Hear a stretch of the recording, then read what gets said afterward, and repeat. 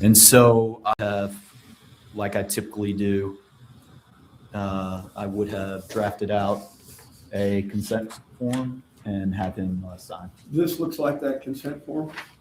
Yes. May I have this?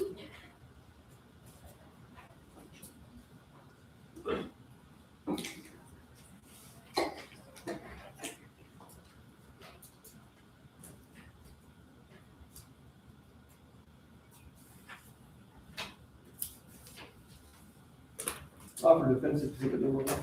I have no objection, Your Honor. Admitted. May I approach the witness? You may. Special Agent Mahan,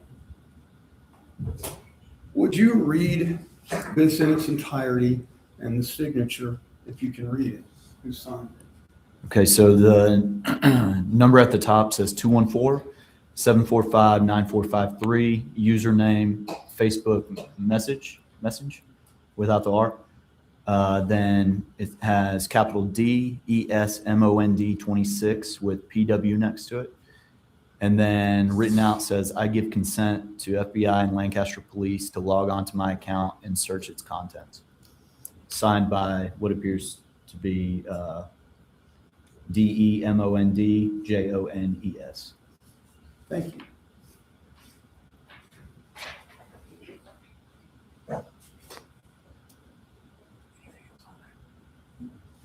Before I forget, let's go back to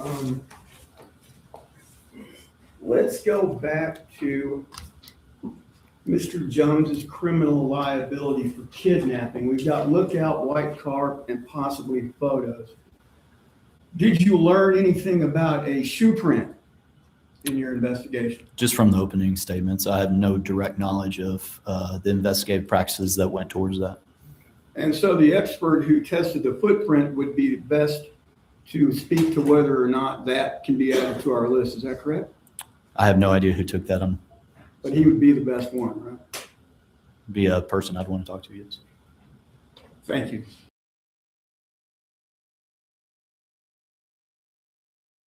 But Mr. Fishburne just talked about helping in the kidnapping. Good morning, y'all. Good morning, good morning, good morning, good morning, good morning. We are just going to finish up the Siobhan Kendall. I say Siobhan Kendall. Siobhan Randall trial, you know. I just woke up, y'all. I didn't brush my teeth or nothing, so don't mind me. But yeah, y'all come on in. We finna finish watching this shit. We finna see what come out. Would doing surveillance the night before for KP's mother of his children, his baby mama, would that be part of helping in a kidnapping? That'd be one piece of it, yes. And for the record, I'm going to be referring to State's Exhibit number 558 for the jury. It's going to be the transcript from July 7th. May I see yours up here real quick? Yes, Judge.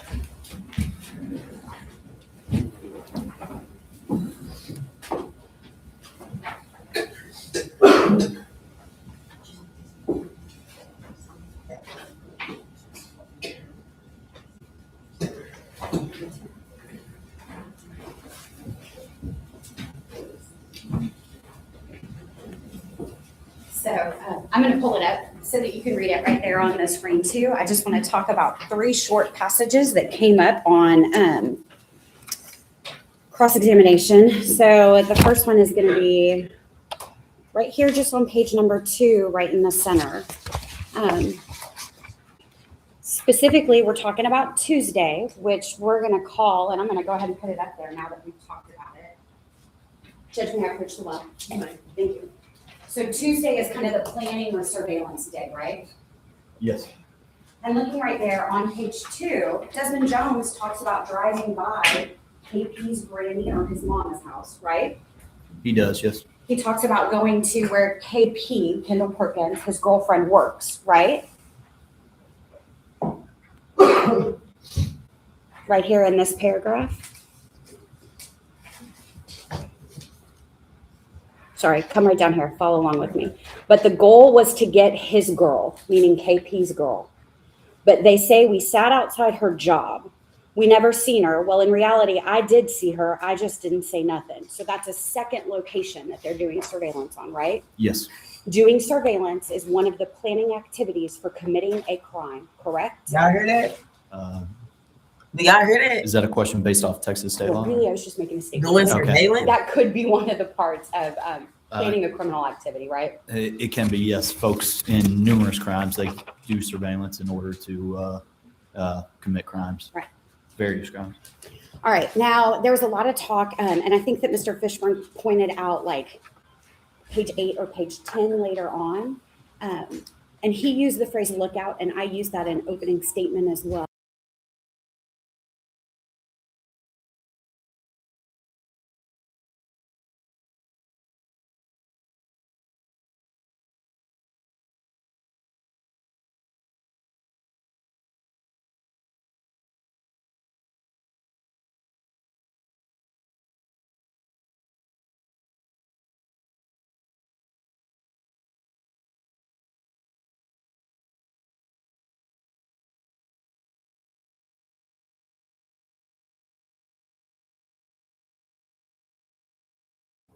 My bad, y'all. I have to pause it. Let me go back. They, meaning him and Devontae, were doing. What do you ask him specifically? I asked him, were y'all like on the street watching? And his response is what? Somewhat, like right there at the top. Okay. Meaning that the top part of the street, right? That is how I inferred his comment. Okay. And then as we go forward, as he's watching, what does he say he could see? You could see they were walking out there. And then another thing that is unrelated to being a party to the offense, but came up in cross-examination that I wanted to hit. Y'all talked about King or Ken. Some of the audio is hard to hear, right? It is, yes. So we have down and even have it in block marks, right? King. Mr. Fishburne was saying it as though it was King's home. How does Mr. Jones describe this first house that Siobhan was taken to after the kidnapping? He describes it as a vacant house. Okay. And he specifically talks about who being in it. Cluckers. Okay. Would it be fair for me to describe that as a trap house or a dope house? Yes. Okay. Were you ever able, during your investigation, to locate that vacant house? I was not personally, no.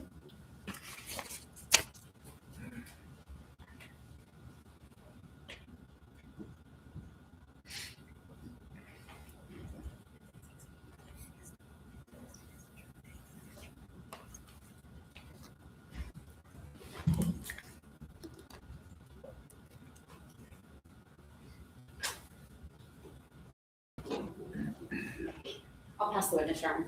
Originally,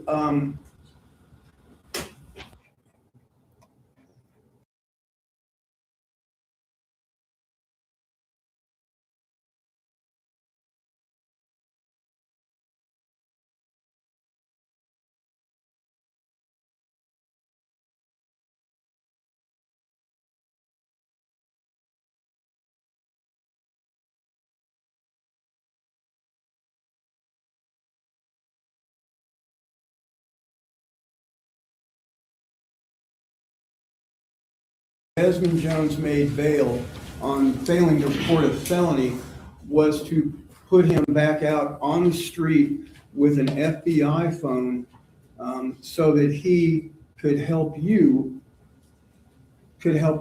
find Owens and Fields. Is that correct, in Wilkerson? No, that's not correct. I can expand if you like. Go ahead. My understanding is that he was going to be released, and so I gave him a phone so I could stay in communication with him. Did you give him the phone?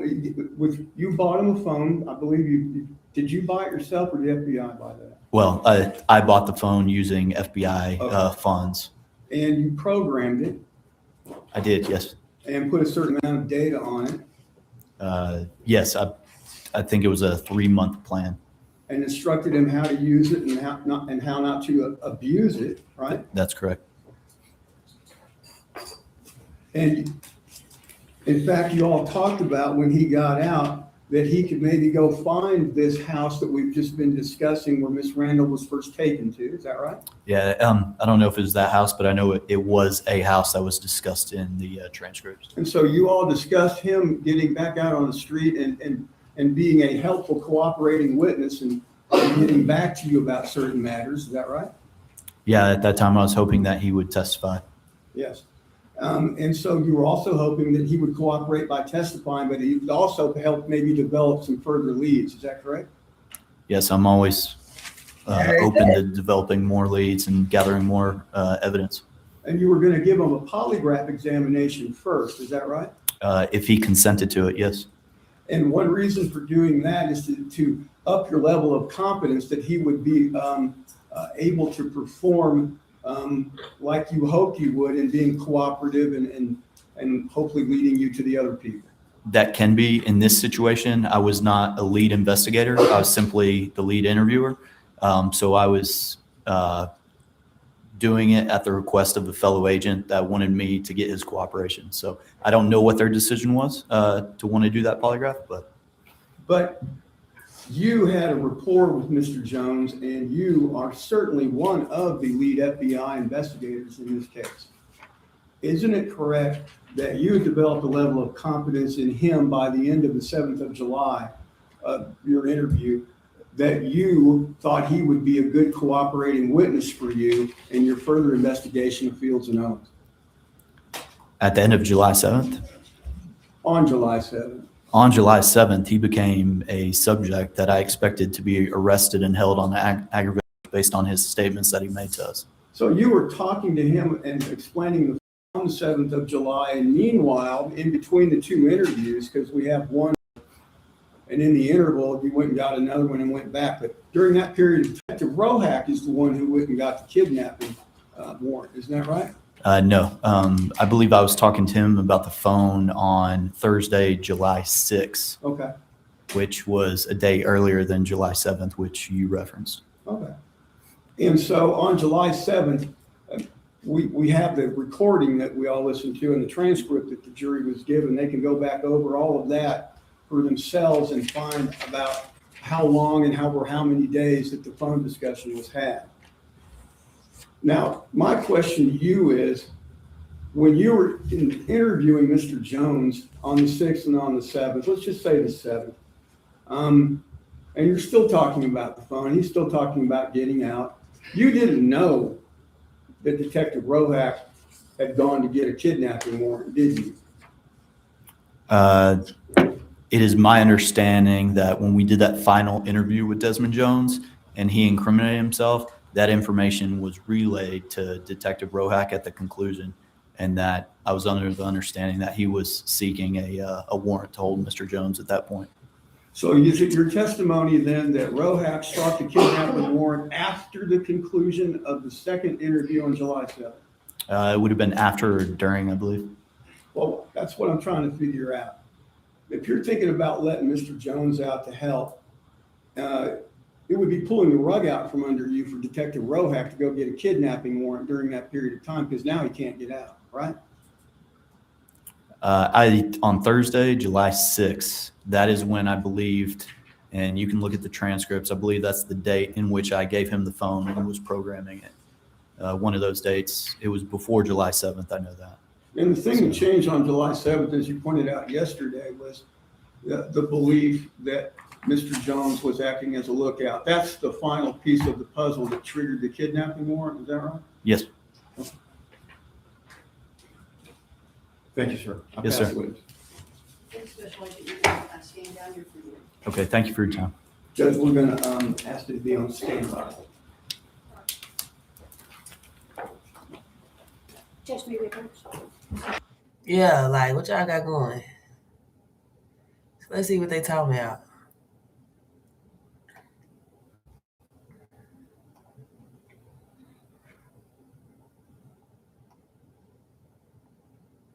I call right before they start talking.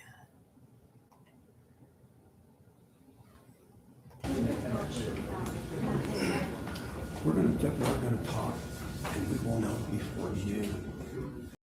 So, but we have one thing to talk about. There, you raised his hand. I have. Okay.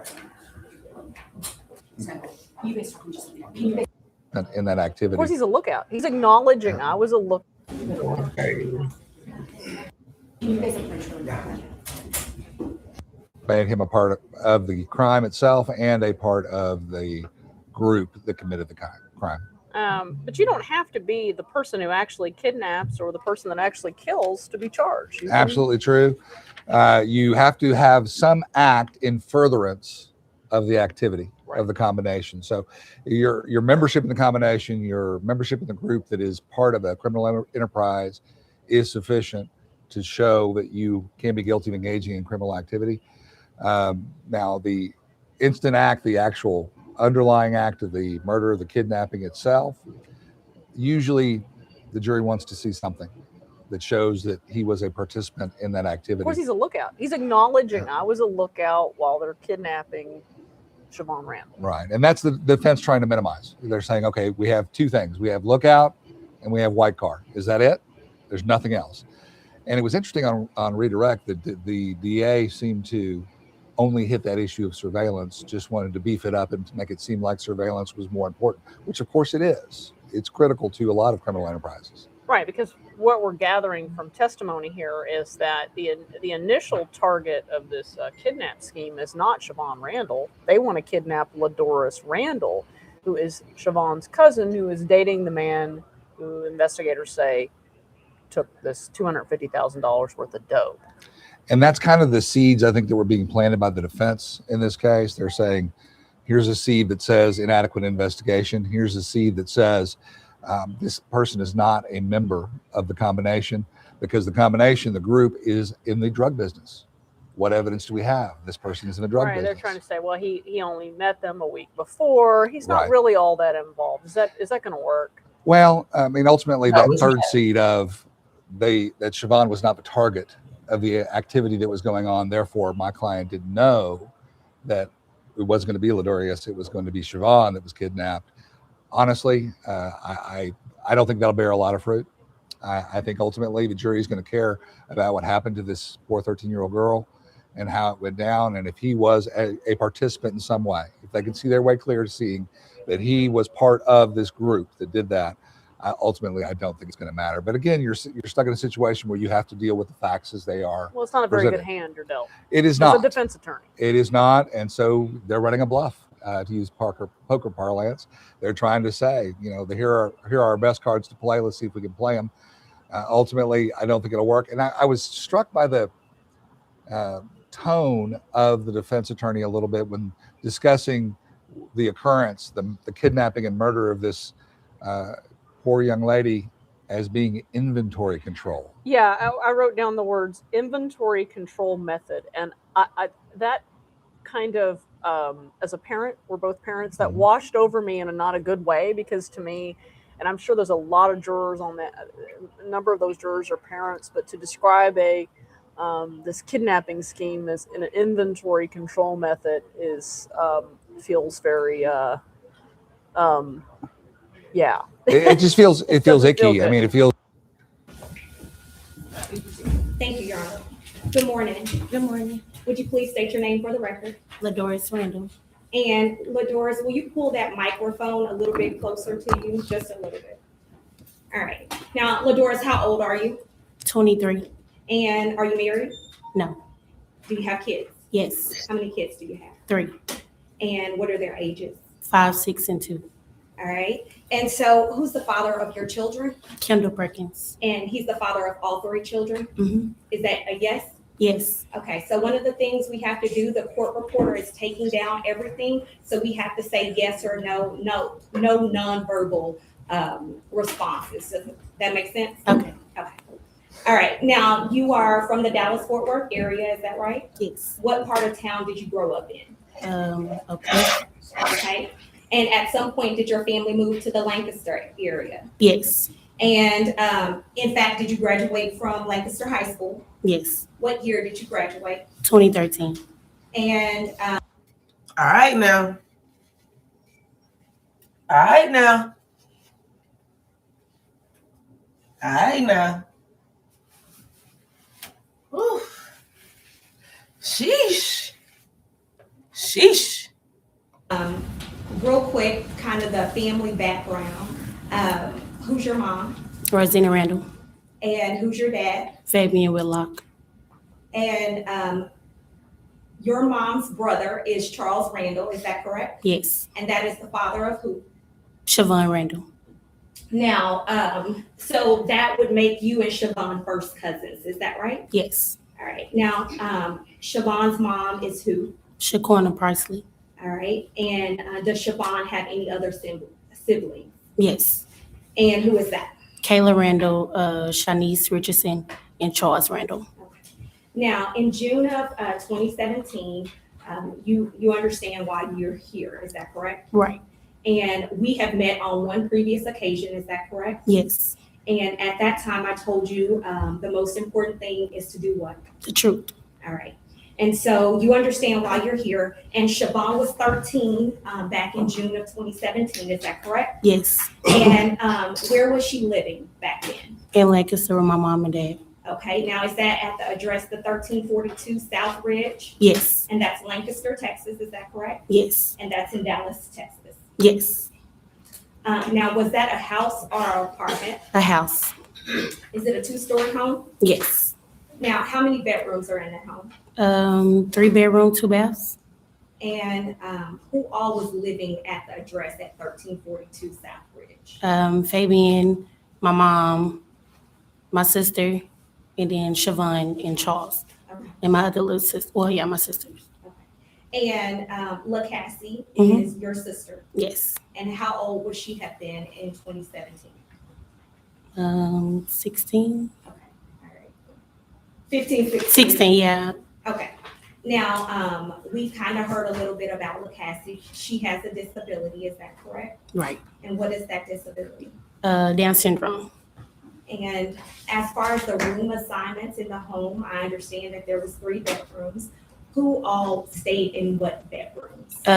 Cassie and Siobhan had 1 bedroom, and then my sister had another bedroom, and then Charles, my cousin, just stay in the room with my little sister.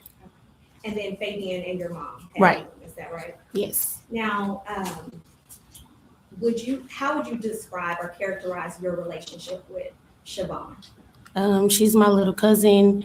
Anything she need, every time she need me, I'm there. We've been through a lot together. It's just like my little sister. Now, would you and Siobhan talk on a regular basis? Yes. All right. In fact, your cousin, she did have a cell phone, is that right? Yes, All right. And in fact, you bought her that phone, is that correct? that's correct. Now, that phone number was 214-434-7377, is that correct? Yes. Now, I want to kind of talk a little bit about Kendall Perkins, the father of your 3 children. Mhm. Is that it? Yes? Yes. Okay. Now, do you call him Kendall or KP? Kendall. All right. And in this trial, we heard him refer to him as KP. Are you okay with me referring to him as KP? That's fine. All right. Now, how long have you known KP? Since 2012, 2013, All right. Now, when did you all start dating? around 2015, Where did you all meet? in Lancaster Okay. High School. So you all went to high school together. Mhm. Is that a yes? Yes. And I guess at some point, you all both would have graduated from Lancaster High School, is that correct? Yes. So that would have been in 2013, Hmm. is that yes? Yes. And in 2013, did you all start living together? Yes. Where were you all living? With my mother. Okay. And at some point, well, how long did you live with your mother? Maybe a couple of months. Okay. And at some point, did you and KP decide to get your own place? Yes. All right. And so back in 2017, would you have only had 2 of the now 3 kids that you all have? Yes. And when you all moved, when you and KP moved with your 2 kids, where were you all living at the time? 900 Riverbend. What city is that in? Lancaster.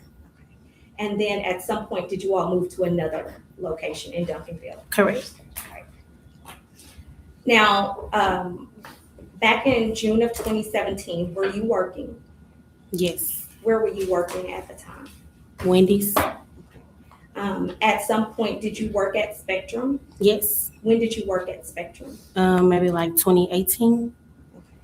Now, you understand that Siobhan was kidnapped and killed in July of 2017, is that right? Correct. All right. And so would you have been working at Spectrum during that time? Yes. How long had you been at Spectrum? Maybe like 7 months. What did you do for them? Customer service. And what does that mean?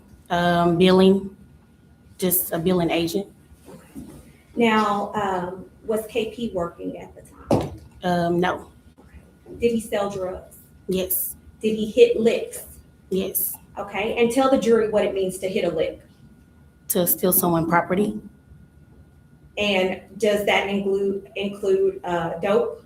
Yes. And by dope, I'm referring to marijuana or other types of drugs. Right. Okay. And what about money?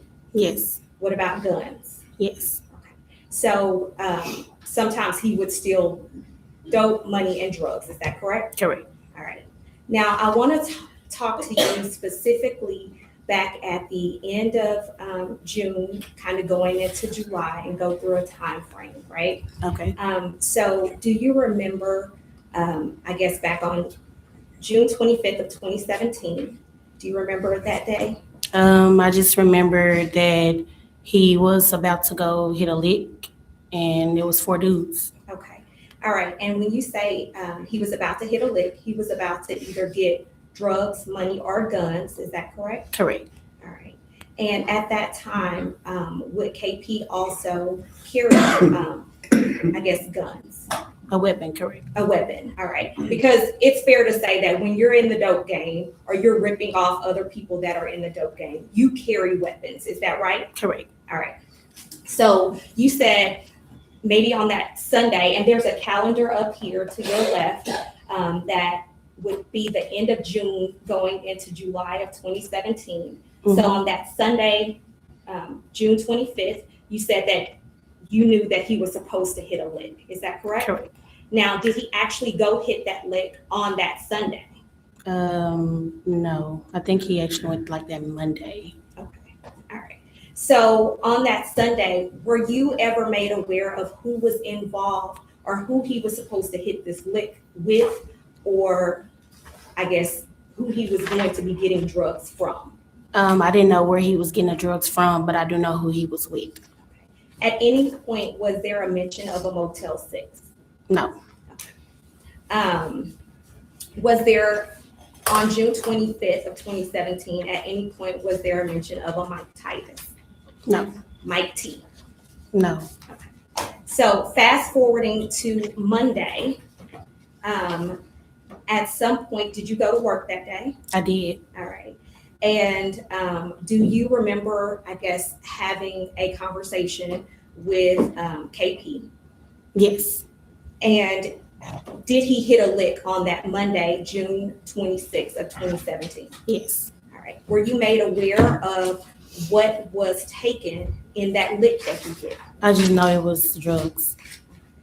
And when we're talking about drugs, specifically what type? Like marijuana. Do you remember exactly how much or how many drugs were No. taken? At some point, you were made aware of this by KP, is that correct? Correct. All right. And so after the robbery of the drugs happens, he comes home, is that right? Correct. And when he comes home, he tells you about this, is that correct? Correct. All right. At the time, were you made aware of any of the parties that were additionally involved with him that robbed the Motel 6? I just like know their name. Okay. Mm-hmm. And how many people were involved? 4. And who were those 4 people? Nell, Black, Kentrell, and KB. All right. And you mentioned a name that we hadn't heard, Kentrell. Is that Kentrell Perkins? Correct. And who is he kin to someone that you know? He's Kendall brother. Okay, so Kendall and KP are brothers, is that Correct. correct? And then you mentioned Nail, Right. all right, and do you know Nail's last name? I don't. Okay, do you know Black? Who is that person? I don't know his real name. So you just know him, I As guess, in his the street. nickname. Right. And one thing I forgot to tell you, Ladora, is we can't talk over each other because she can only take down one of us at a time. So I Okay. apologize. Okay. That's okay. So it was your understanding that KP had robbed the Motel 6, and were you made aware of the contents of the robbery or what specifically went down? I just know that they went in. He said that LaPortia Polly was there, and they walked out. And they didn't just walk out; they did Grab, right, the drugs. Okay, and you now know that it was a large amount of marijuana. Is that correct? Correct. And it's your understanding that this robbery that happened kicked all of this off. Correct. And when I say kicked it off, what I mean is that this was the reason for Siobhan ultimately being kidnapped. Is that your understanding? Correct. Yes. All right. Now, at the time, so fast forward, we are at the robbery on Monday, June 26th of 2017. At that time, on June 27th of 2017, did you go to work that next day? Yes. And was that at Spectrum? Yes. Do you remember what work hours you were working? 7 to 4. All right, so 7 a.m. to 4:30 p.m. Okay. At any point, did you ever work overtime back then? Yes, sometimes. Okay. Do you remember if you worked overtime anytime that week? No. And at some point, were you contacted by one of your coworkers? Yes. And what was that coworker's name? Embrace. I don't know her last name. Okay. Now, you understand that that I know it's some time that has passed in the 2.5 years that this has been going on. Mhm. But were you made aware that her name was Ambrea Session? Yes. Sound about right. And at some point at Spectrum, you all have a conversation, is that right? Yes. And the gist of that conversation, did it involve KP? Yes. And at some point, were you asked if you knew him? Yes. Objection, that's hearsay. So at some point, did you let Ambrea know from your own mouth that you knew KP? Objection, hearsay. Yes. Judge, I'm sorry. Yes. Now, at that time, were you made aware of any names involving anything that happened? Objection, hearsay. Judge, at this point, we would, if we may briefly respond. Judge, it's not hearsay, it's just information that is relied upon going to the effect of the listener as to what she then did next. She can ask what she did. It's implied hearsay.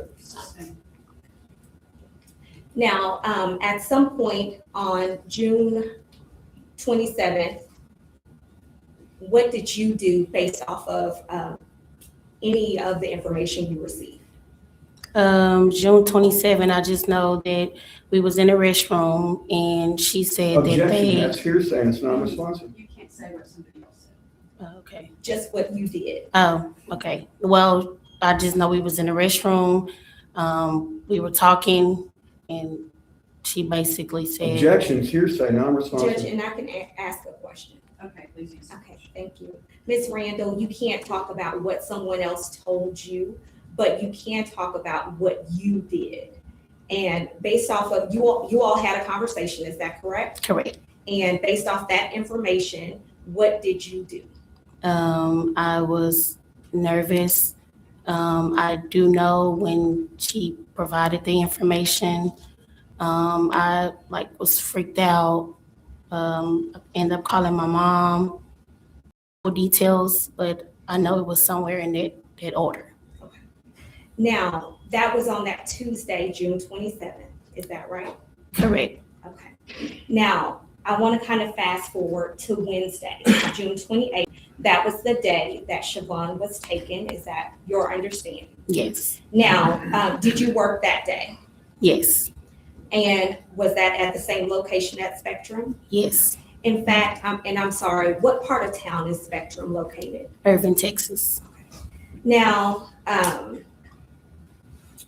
at some point on the morning of June 28th of 2017, did you start receiving phone calls? Yes. All right. And were those phone calls coming from a known number or an unknown number? Unknown number. All right. And so when I say unknown number, it's not, were there digits that showed up on your phone, or it said like blocked caller or unknown? Right. It said unknown. Okay. And at some point, did you answer those calls? Yes. All right. And when you finally answered, I guess, the first call, was it a male voice on the phone? Yes. And did you recognize the voice? No. And at that time,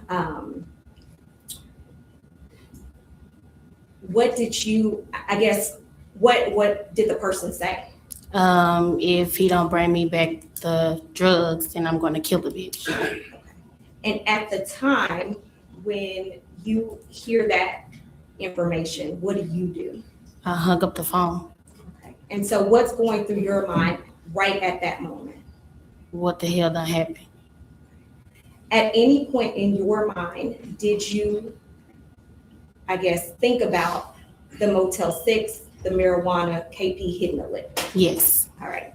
And so as soon as you get that call, do you start to get other calls? Yes. And who do you get other calls from? An unknown number, and then they start calling me from Siobhan's phone. Okay. And so they were calling you from the 214, the 434-7377. Yes. All right. And so at some point, do you answer one of those phone calls? That's fucked up, man. RIP that little girl, man. For real, for real. That's fucked up. Yes. And when you answered that call, was it a male or female voice on the phone? It was a male. All right. And were you able to tell if that male voice was the same male voice that you had heard on the previous call? Yes. All right. So the two people sounded alike. Right. All right. And so what, if anything, what was said in that phone call? When they called back, they was like, you better not get the police involved. Bring us our drugs, and they hung up the phone. Now, I know that you are using language that is appropriate for court. Was any colorful language? And what I mean is, were any curse words used during that time? Yes. Okay. And what were the exact words, if you can remember what was said? I don't know the full details, but I know it was cussing involved. Okay. Maybe And- like bitch. I just know it was cussing involved. Okay. At some point, was there mention of give us our shit back? Yes. At some point, was KP's name mentioned? No. Okay. Was KP's name ever mentioned, to your Yes. knowledge? I'm really not for sure. You said yes, or you're not for sure? I'm not for sure. Like, I don't know if it was mentioned at the time.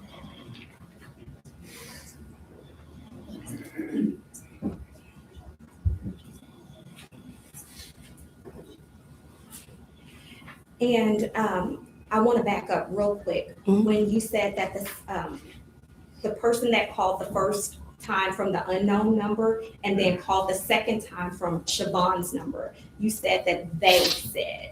And was it one person or multiple people? The person that I was like calling me was one person, but you can hear other people in the background. Gotcha. Okay. And at any point in either one of the phone calls, either the first phone call by the unknown number or the second phone call coming from Siobhan's phone, were specific threats being made? Yes. And what were those threats? We're gonna kill her if you don't bring the drugs back. I'm sorry. We're gonna kill her if you don't bring the drugs back. If he don't bring the drugs. And after you got this information, then what did you do? I end up calling my mom and to see, because I know she worked, and I called her to tell her, hey, mom, something going on, just get to the house. And that's when she got to the house and she wasn't there. And so at that point, do you call the police yourself? No, All right. Do you stay at Spectrum that day? no. All right. Where do you go? I left and went to my mom's house. So at some point, do you meet your mom and I guess individuals from the Lancaster Police Department at your mom's house? Yes, Do you tell them anything about the phone calls that you received? no, And let me back up. You actually mentioned that you did receive phone calls. Is that correct? that is correct. But you don't give them the contents of the phone calls. Is that right? Correct, All right. So you don't mention anything about a Motel 6. Is that correct? correct. KP? No, You don't mention anything about, I guess, getting drugs back specifically. right. All right. Now, why don't you tell the police about that? Because at the time I was scared. I thought maybe if we get something together, then we'll eventually get her back.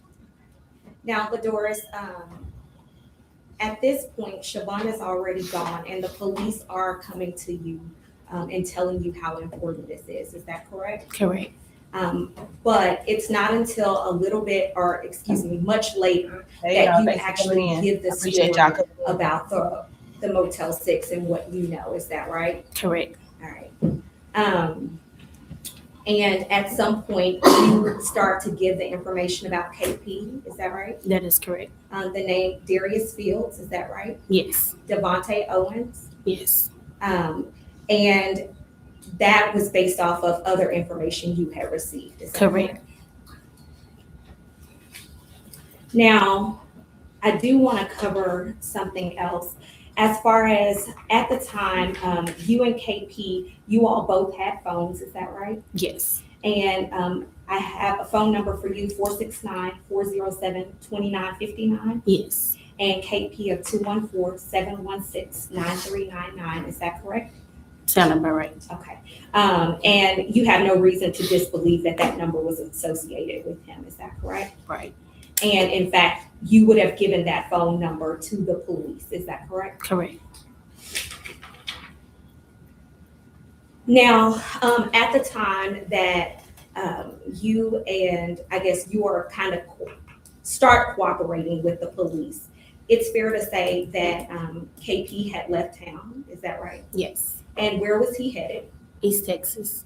All right. And you all were still, and when I say you all, you and KP were still communicating via text, is that correct? Correct, And at the time, there were some concerns from KP, is that correct? correct. All right, that you were talking to too much. Right, And also that you were, and I quote, fucking him over. Is that correct? correct. And in fact, you also had text KP, is that correct? Correct, And you were texting him the names Darius Fields and Devontae Owens, is that right? correct.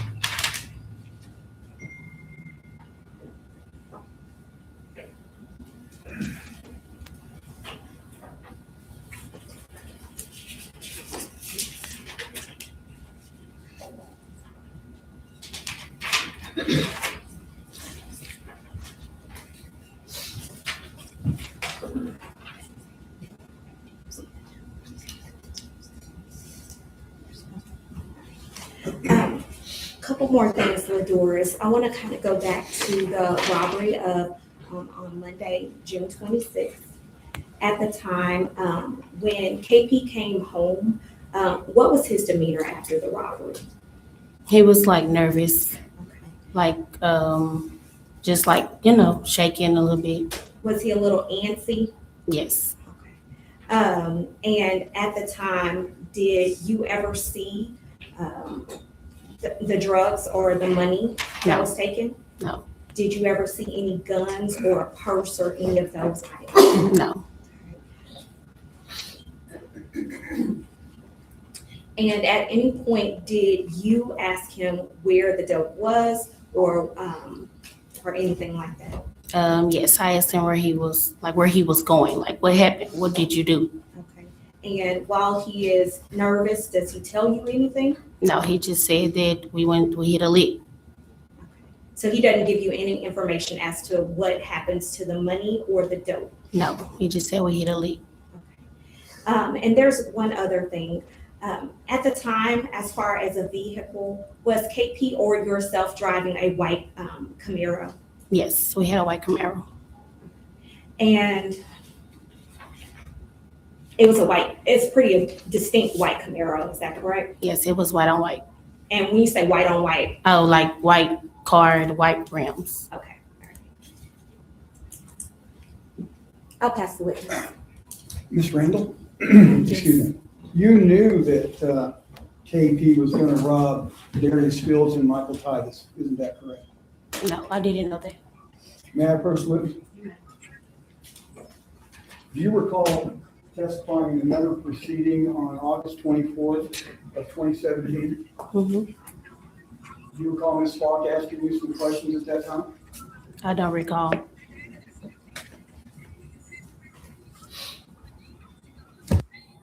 This is an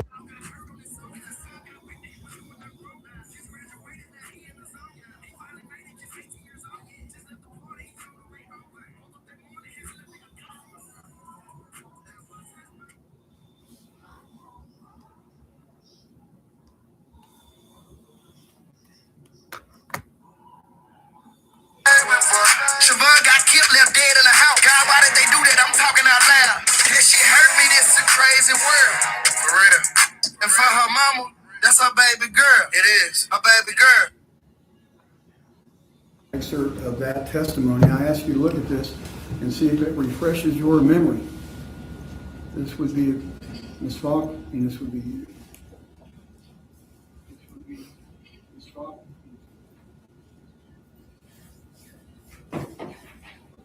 Does that help you remember? Mm-hmm. So you did know, and you did say that Kate, you knew that Kate was going to be robbing Mr. Titus and Mr. Fields, right? No, I didn't know that they were gonna go and rob them. I didn't even know them. Is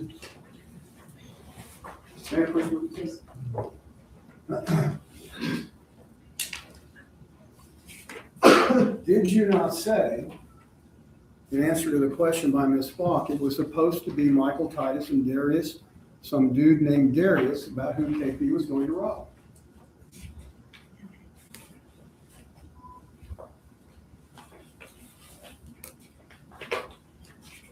Sounded about right. I'm sorry? I said it sounded about right. Okay.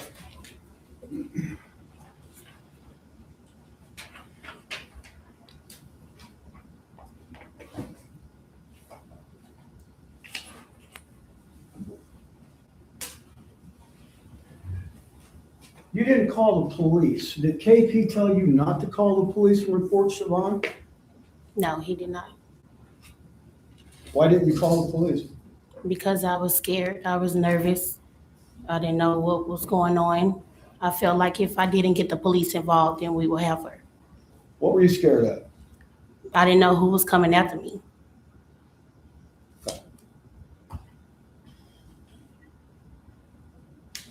When you first started talking to the police, you were afraid to disclose the truth right away, weren't you? Yes, But gradually, when you understood the importance of it, you began to tell more of the truth. Is that correct? correct. And KP never gave the drugs back in order to get Siobhan back from Fields and Owens, did he? No, You said KP was nervous when he got home. Is that right? correct. Was Mr. Perkins always nervous when he came back from robbing people? Yes, So was he unusually nervous this time? yes. Was he afraid of Fields and Owens? I don't know. Were you afraid of Fields and Owens? I don't know them.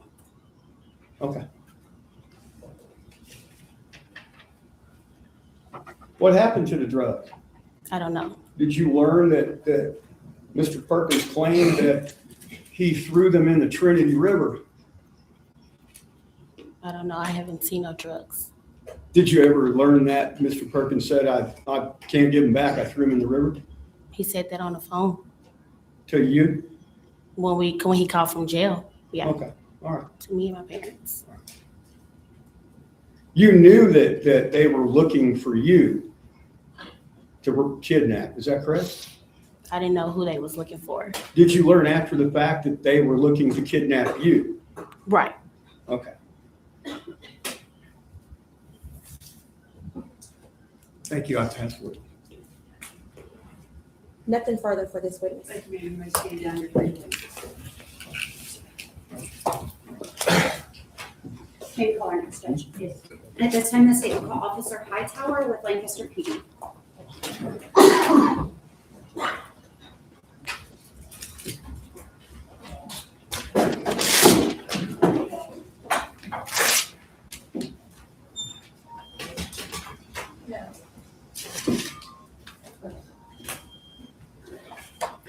Oh, my. Judge, I was wrong. He's not actually out in the waiting room, so at this time we'll call Kiana Bell. Okay.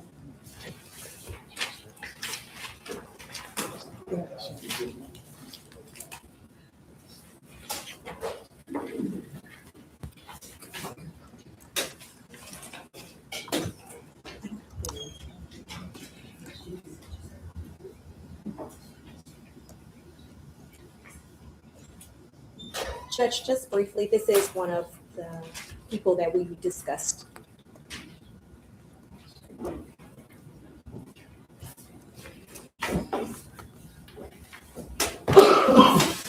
raise your right hand, please. You do solemnly swear or affirm that the testimony you shall give in this cause will be the truth. Yes, ma'am. Thank May I proceed, Your you. You Honor? may. Good morning. Good morning. Would you please state your name for the record? Kiana Bell. And Kiana, you go by Kiki, is that right? Yes, ma'am. All right. And how old are you? 22. And did you graduate from high school? Yes, ma'am. What year did you graduate? 2016.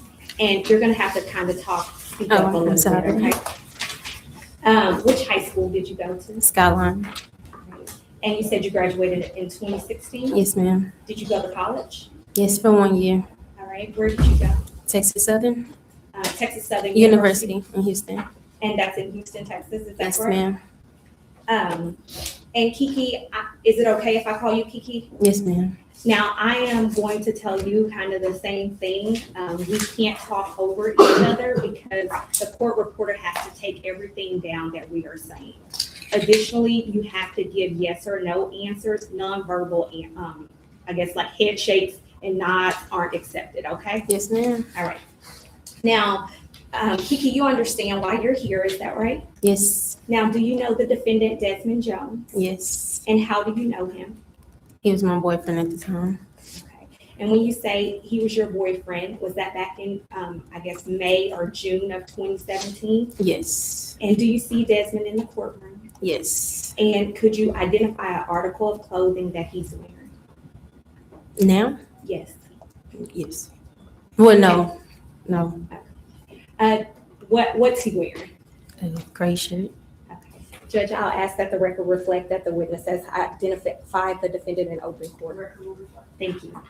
And so you stated that you and Mr. Jones were boyfriend, girlfriend, is that correct? Yes. How did you guys meet? Through my friend and the guy she was talking to at the time, and I guess was his friend. And when you say talking to, do you mean somebody that she was kind of dating? Yes. All right. Now, when did you all meet? When I came home from college, I want to say that weekend. Can't remember the exact date. And would that have been in May or June of 2017? May. So at some point you went to Texas Southern University for a full year, is that correct? Yes, ma'am. And so y'all would have gotten out for, I guess, summer break in May of 2017? Yes. So when you come home, a friend of yours introduces you to the defendant, is that right? Yes. And did you all meet in person or through a social media site? At first it was social media, and then when I came home, we met in person. So is it fair to say at some point that you and Mr. Jones had communicated via social media prior to you all actually meeting face to face? Yes. Now, did you all start out as friends? I get this. Okay, well, you tell me the nature of your relationship. We talked, and then I guess when I came home, that's when kind of like made it official, I'll say. All right.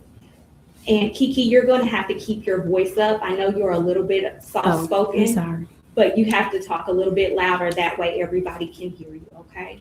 Are you Yes, a little, ma'am. are you a little nervous? Yes. That's okay.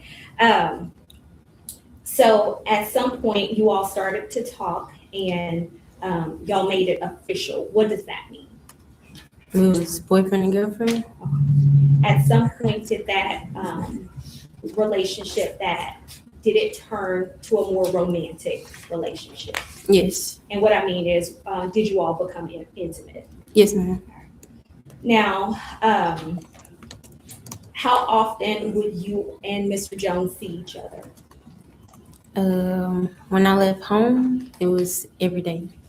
We was with each other every day. And you said when you left home, at the time, were you living at a Robin Road address? No. Okay. Where were you living? Off of Blue Grove, And what city is that? Lancaster. In Lancaster. All right. Now, at that point, I guess you said you left home. Tell the jury what you mean. I was kind of like into it with my mother, not necessarily like arguing or nothing, but like I felt like she tried to control what I did, and I let this get in my head, and I just left home. And so, as far as you all, so at some point you were living with your mom, right? Yes, ma'am. And then you decide to move out of her home. Is that correct? Yes. All right. Where do you decide to go? At the time, I didn't know. I was just with this. So you say you were just going. I was just with this. Okay. And when you say Des, we're talking about the same person, Yes. Desmond Jones. Is that correct? Yes, ma'am. But you refer to him as Des. Yes. All right. So I'm gonna refer to him as Des as well. Okay. All right. So at some point you leave your mom's house, and then you and Des decide y'all are going to be together. Is that right? Yes. All right. When you leave home, do you have a car at the time? Yes. All right. What type of vehicle did you have? I'm gonna say it was a 2005 Ford, but I can't remember the model. Okay. And what color was it? It was white. All right.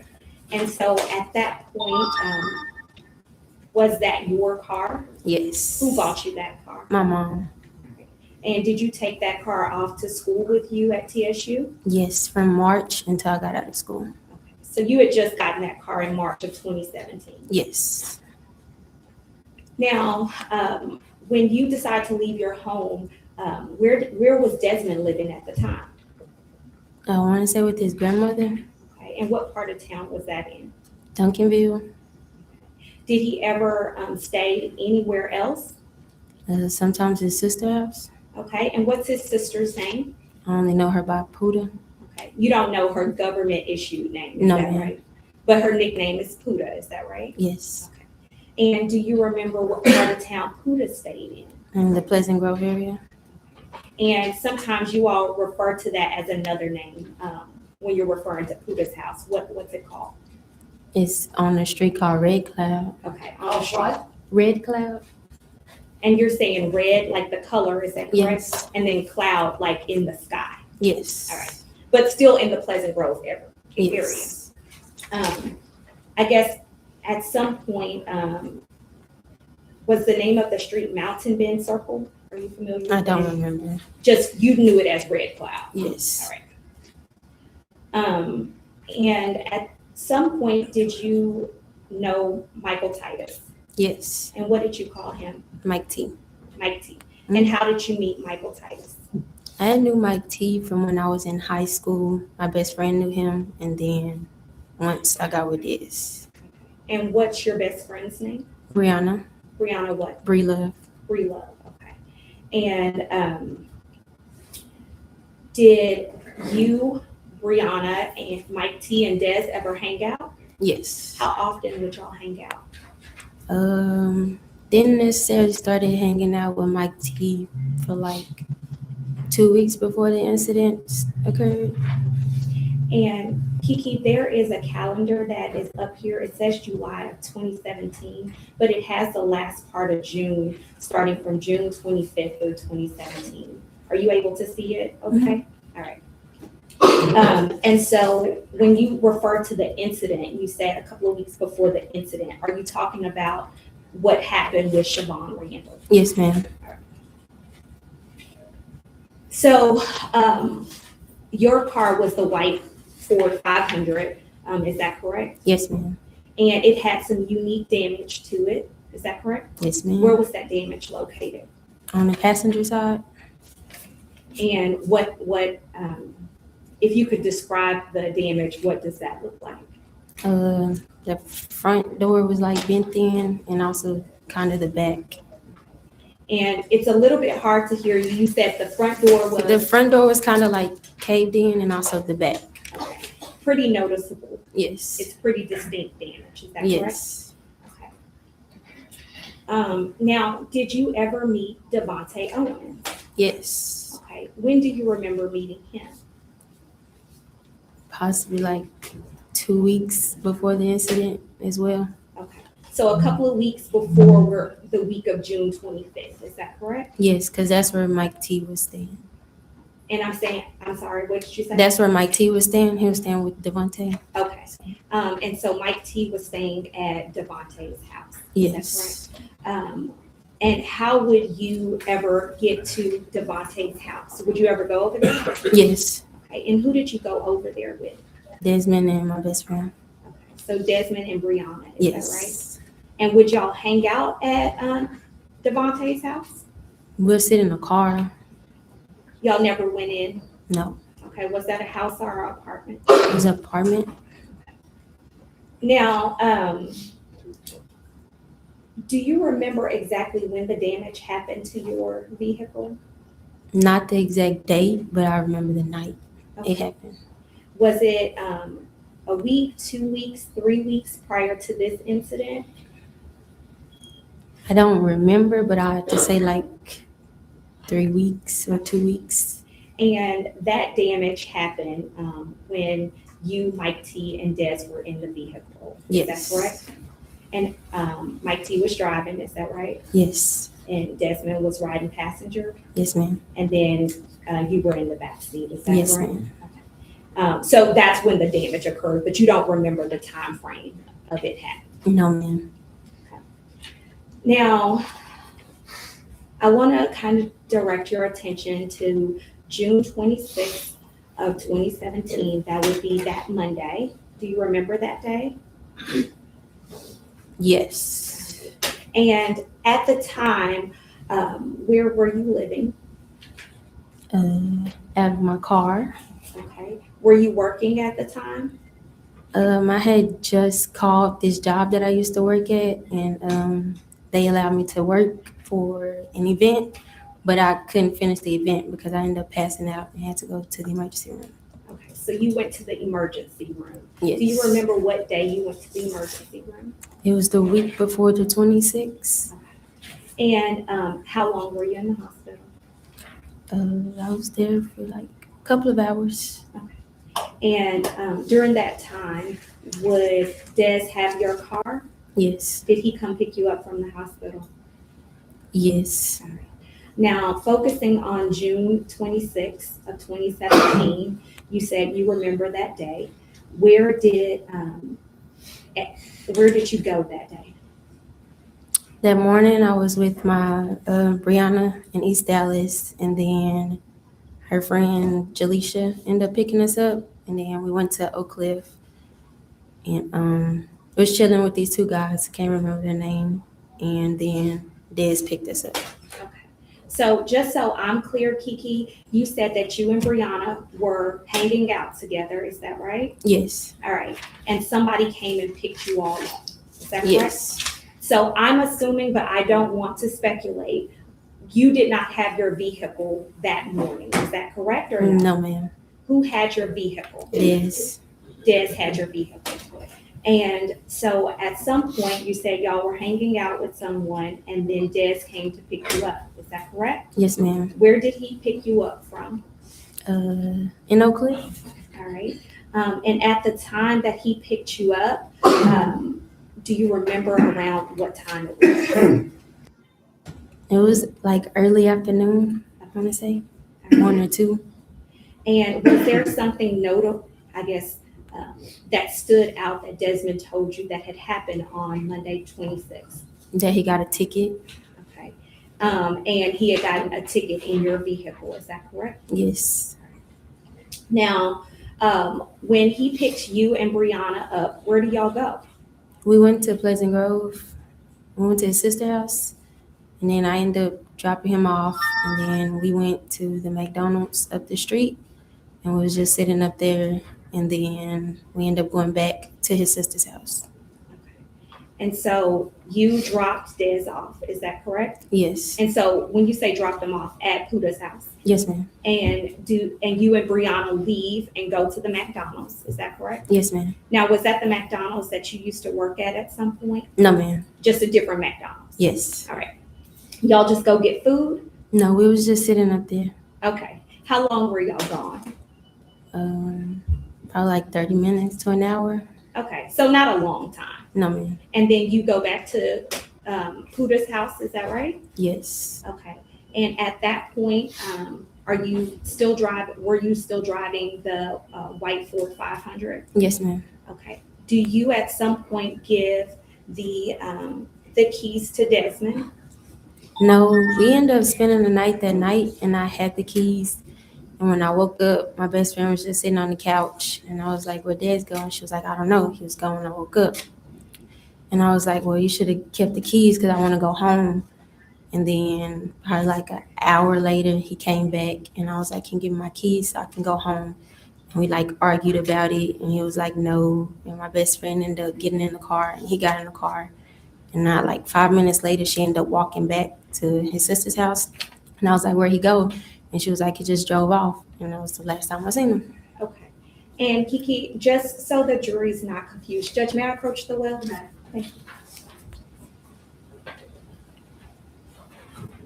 Now, Kiki, we were just talking about June 26th of 2017. That was that Monday, is that right? Yes. And you mentioned that Desmond had gotten a ticket that day, is that correct? Yes. You said that y'all stayed the night on June 26th at Judah's house. Yes. And so the next day of events that you were just referring to, did that happen on June 27th, that Tuesday? Yes. Okay, so the last time that you saw Desmond in your car was June 27th of 2017.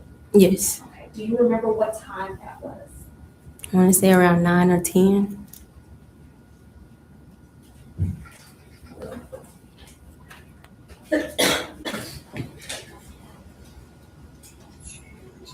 Judge, may I approach the witness? And Kiki, this has already been previously admitted. I'm showing you what State's Exhibit 75. And on here, these are 2 paycheck stubs. Is that correct? Yes. All right. And you're able to tell the names on those? Is one of them your name and one of them Brianna Breedlove's Yes. name? Also, is there also a Des received that he told you about on June 26th of 2017? Yes. Judge, permission to publish State's Exhibit 75 at this time? You may.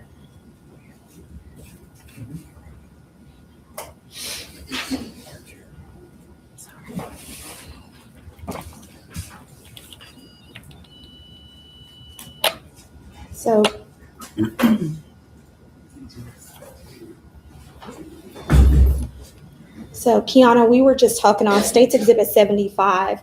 It says Brianna Breedlove, is that correct? Yes. And then there's also one here that says Kiana Bell, is that correct? Yes. And then there's a ticket here for Desmond Jones, is that correct? Yes. And that shows 6/26/2017, and it has 1440, which would have been 2:40 p.m. Is that right? Yes. Okay. So would the ticket have happened before or after he picked you guys up? Before. Because that way he could have told you guys about it, right? Yes, ma'am. All right. So the last thing I think we were talking about before I skipped to this was on June 27th of 2017. You all, that was the last time that you saw Desmond. Yes. Is that correct? And your vehicle, is that right? Yes. Now, at the time, Kiki, you mentioned, well, let me back up. Were you at all trying to communicate at any point with Desmond? Yes. All right. And did you have a phone at that time?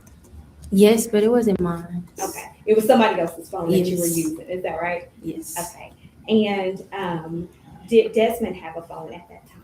Yes. All right. Now, do you remember that phone number? I remember it starts with 318. Okay. And as far as the last digits of the number, do you remember it being 9766? No. Would it refresh your memory well, let me back up. At some point, your car is reported missing or you call the police, is that correct? My mom did. Okay. Your mom saw your vehicle on the TV, is that correct? Objection, Lady Your Honor. At some point, you said that your mom called the police. Before the incident, she kept telling me that she reported it stolen, but I didn't believe her because I was still in the car.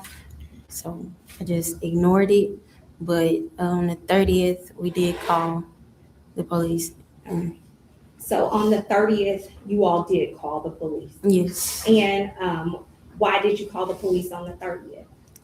That evening, his sister called me and told me they stole that little girl in your car. And I was like, you lying? And she was like, no, you can look at it on the news. And so I ended up Googling it, and I just looked at the description of the car, and I called my mom. Because when you saw that description, you knew it was your vehicle. Objection, Lady Your Honor. Judge, may I approach the witness?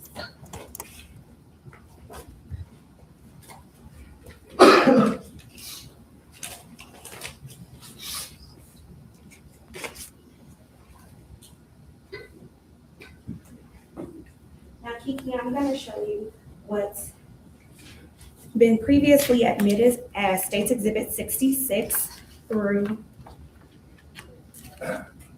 State's Exhibit 74. Do you recognize these photos?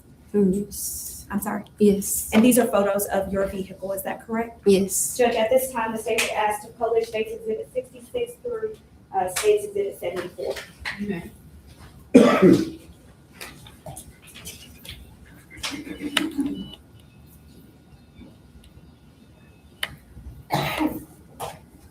And Kiki, I'm showing you what's marked as State's Exhibit 66. Is this your vehicle? Yes. This is the front view, like if I was standing right in front of it, is that right? Yes. State's Exhibit 67, is that just another angle? Yes. State's Exhibit 68, that would be the driver's side, is that right? Yes. State's Exhibit 69, that's the back side of the vehicle? Yes. On the driver's side, is that correct? Yes.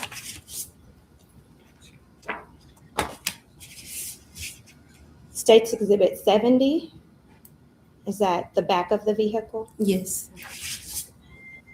71 is just a different angle. Is that right? Yes.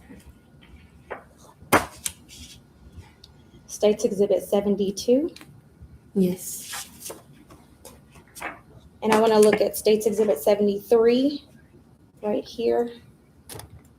Is this the damage that you were referring to? Yes. And then State's Exhibit 74, that's just a different view of it. Is that right? Yes. Now, at some point, had you been trying to get in contact with Desmond. Yes. Tell the jury about that. I was calling and texting through Facebook and was like, can you just bring me my car? I'll take you back to wherever you're trying to go. Can you just bring my car? And at one point, I actually talked to him, and he was like, well, we're going to bring your car. And he was like, here, Mike T, tell her we're going to bring her car. I'm sorry. Can't hear you. I'm sorry. I was texting and calling, and I got in touch with him, and then he was like, we're going to bring your car. And then he was like, Mike T, tell her we're going to bring you your car. We're going to bring her car. And then Mike T was like, Kiki, we're going to bring you your car. And then it sounded like the phone was snatched from Mike T, and Devontae Owens got on the line and was like, they got my money taken, so they got to get it back before they can come back, basically. And that was the last time I spoke to any one of them. And do you remember what day that was? It was either the 27th or the 29th. I'm sorry, the 27th or the 28th. I don't remember. You just don't remember. Do you remember if it was light outside or dark? It was daytime. So it would have been early day, not like early 1, 2, 3, or 4 o'clock in the morning. No. All right.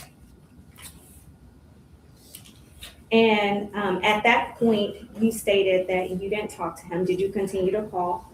Call and text, and then I want to say on the 28th, even his sister even tried to contact him. She even lied and was like, the housing authority gonna come take my house away if you don't bring this girl her car, her mama here, and it's just a lot going on. And we also tried to get the lady that he called his other mom to call him and get in touch with him. It didn't work, and then and then she was like, you just gonna have to call your mama. And so I ended up calling her. I couldn't talk to her, so my best friend told her what was going on. And then my stepdad ended up picking us up. And then I went home. And then later on that night, his sister was like, the car here, y'all can come get it. And my mom, and then went to go pick it up. And from that day, it was just parked. Okay. And so just for our time frame purposes, you left on Wednesday. Would it have been Wednesday, June 28th? It was either the 28th or the 29th because the car wasn't in my granny house that long. Okay. All right. Because basically you all, I guess once your mom called it in, it was pretty quick after that the FBI or law enforcement came and got it. Is that right? Yes, they came like an hour and a half later.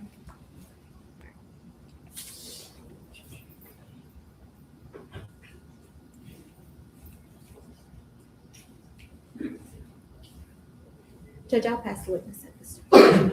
May, Your Honor. Thank you. Ma'am, my name is Jeff Lehman. I represent Mr. Jones. If I ask you a question you don't understand, just say I don't understand. And I'll do my best to work with you to rephrase the question so that we can have a conversation. Yes. It will be brief. Okay. You said that your mom reported the car stolen. Yes. Is that because y'all were not getting along? Yes. Did Desmond know that your mom had reported that car stolen? Yes.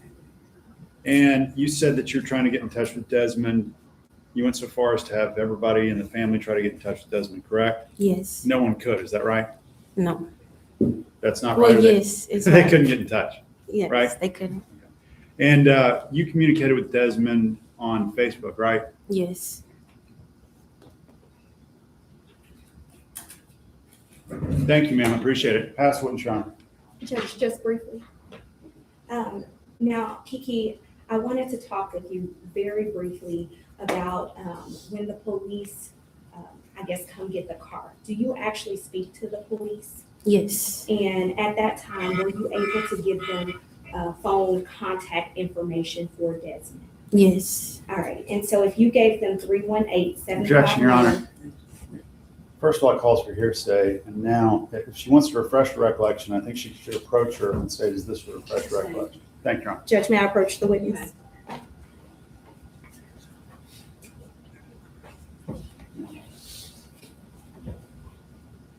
Now, if you would just review this and review it as to the. I'm sorry, can you keep your? Oh, I'm sorry. Kiki, if you would just review this and is that the number that was provided to the police that you had for Desmond Jones at the time? Yes. Does that number refresh your memory? Yes. And do you remember that, giving that phone number? Yes. And would that have been the phone number that you all were using, I guess, to call him, Desmond, on at the time? Yes, if it was on. Okay. Pardon me, yes, what? If it was on, If the phone was on? yes. Okay. And that number is the 318-759. Objection, Your Honor, she's reading from an exhibit, not in evidence. And do you remember the phone number after refreshing your memory? Not by memory, but yes. Okay. Will you look at it again and see if that refreshes your memory? Yes. Okay. And what was the phone number? 318-759-9166.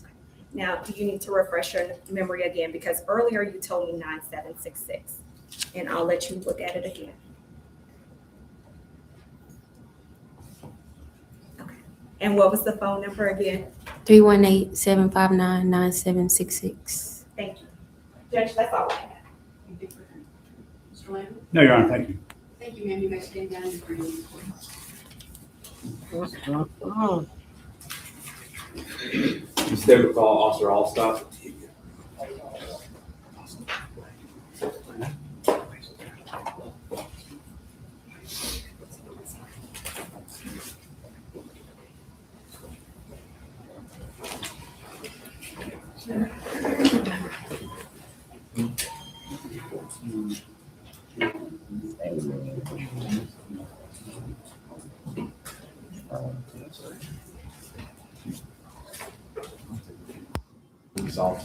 A little over 16 years. And prior to your employment with the Midlothian Police Department, I think this would be a good segue. This would be a good case to watch and see how they doing and stuff. That's what I think. where were you employed? City of DeSoto Police Department, How long have you worked for the City of DeSoto Police Department? a little over 14 years. And I want to draw your attention back to June of 2017. There's a calendar here in the courtroom that says July 2017. But those dates are going to be the end of June flowing into the beginning of July. Does that make sense? Yes. All right. I don't have a whole lot of questions for you today. You know, I've had the opportunity to talk, but were you working as a police officer back in June of 2017? Yes, I was. And specifically, were you working on Monday, June 26, 2017? Yes, I was. And what capacity were you working for the DeSoto Police Department? I was assigned to the traffic unit. And what were some of your job responsibilities and duties as working in the traffic department for the DeSoto Police Department? Traffic enforcement, working accidents, working hit and run accidents. I also did commercial vehicle enforcement as well. Okay, and were some of those duties, when you say working traffic and enforcement, is some of that just general writing tickets? Yes. Probably not the jury's favorite thing to hear, but what were you doing specifically that day on the 26th? I was assigned to traffic, driving through the typical areas where we have a lot of traffic incidents. At the time, I running license plates as well, checking for speeders and that such. Okay, and when you say checking license plates, explain that process to the jury. We run license plates. They show various things. They show if the registration's out of date, if there's insurance on the car, if a vehicle is stolen, the license plate is attached so we can find stolen vehicles as well. And did you run a vehicle that came back, a white Ford 500 that came back with paper tags? Yes. And did you effect a stop in that situation? Yes, I did. And what was the reason for contact? It was a dealer tag. There was no vehicle return information with that. Every license plate gives a year, make, model, even on paper tags. When I ran the dealer tag, it showed up no year, no model, no nothing. So it indicated to me that it was a bad tag. Okay, so you pulled this vehicle over? Yes. And made contact with the driver? Yes, I did. And what was the brief conversation that you had with the driver? I told the driver why he was being stopped. I told him he had a dealer tag on his car. I asked to see his driver's license and proof of insurance. Okay, and were you able to obtain a driver's license and proof of insurance? Proof of insurance, yes. Driver's license, he did not have anything on him. At that point, when you don't have a driver's license, what do you do next? I asked for name and date of birth. Okay, and were you able to obtain a name and date of birth for the driver of that vehicle? Yes, I was. And what was the name and date of birth, if you remember the date of birth, but what was the name of the individual driving the vehicle? Desmond Jones. Okay, and since he had no driver's license, how do you go about verifying that that individual was in fact the individual you have in the vehicle? We can run the name and date of birth through the computer system.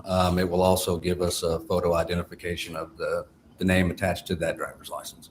And were you able to verify that the name and date of birth in the photo that came up in your system corresponded to the individual driving that white Ford 500? Yes. And you recognize, I know it's been 2.5 years, but you recognize that individual in the courtroom today? Yes. Can you identify him by an article of clothing that he's wearing? The grayish shirt over there.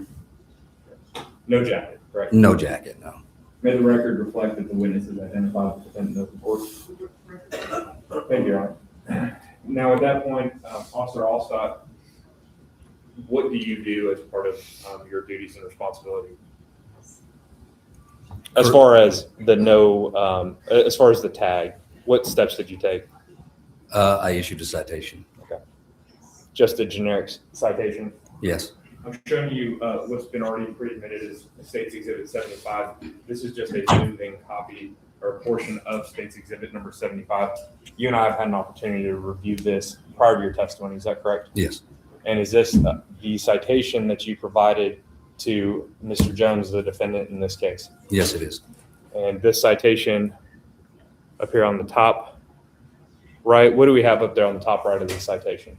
That is the citation number, the date, and time that the citation was issued. And what was the date and time that the citation was issued? June 26, 2017 at approximately 2:40. 2:40 in the afternoon? Yes. And just for the record, or for purposes of this jury that's looking at this blown up calendar in the courtroom, that would have been Monday, the 26th of June. That's correct. The individual identified the violator per the ticket was Desmond Jones. Yes. And then down here we have, after the identifying information of him, what do we have down here below his identifying information? It is the vehicle with the year, make, model, the license plate that was on there, and also the VIN number attached to that vehicle. And all of that is located here, kind of in the top Yes. middle portion. Mm-hmm. And then down a little bit lower, we have the location, your information, whether a search was performed, all of that additional information that might be needed later on. Yes. And what was the exact location that you performed that stop? It was in the 1000 block of North I-35 Service Road, And what city? DeSoto. Now, just so we're clear, DeSoto, that is a suburb here in Dallas County. Yes, it is. And DeSoto is kind of the southern sector of Dallas County. Is that fair? Correct. Are you familiar with Lancaster, Texas? Yes. With Lancaster, Texas, and Dallas County? Yes. And as we move up through the southern sector of Dallas County, we get into the southern city of Dallas. Is that fair? Yes. Now, as far as your role and your involvement in this case, you're here just to testify about traffic. Is that fair? Yes. Nothing else exciting about that day took place? No. A citation? Yes. I'll pass the witness. Officer Allstott, was Mr. Jones by himself in the car? I believe he was, yes. Did you run him for warrants?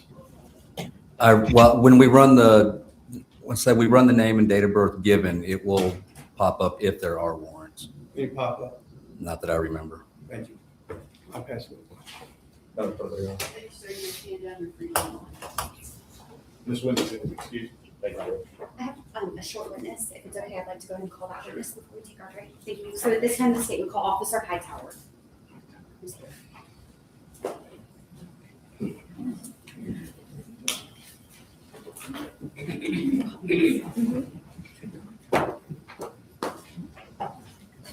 Come on.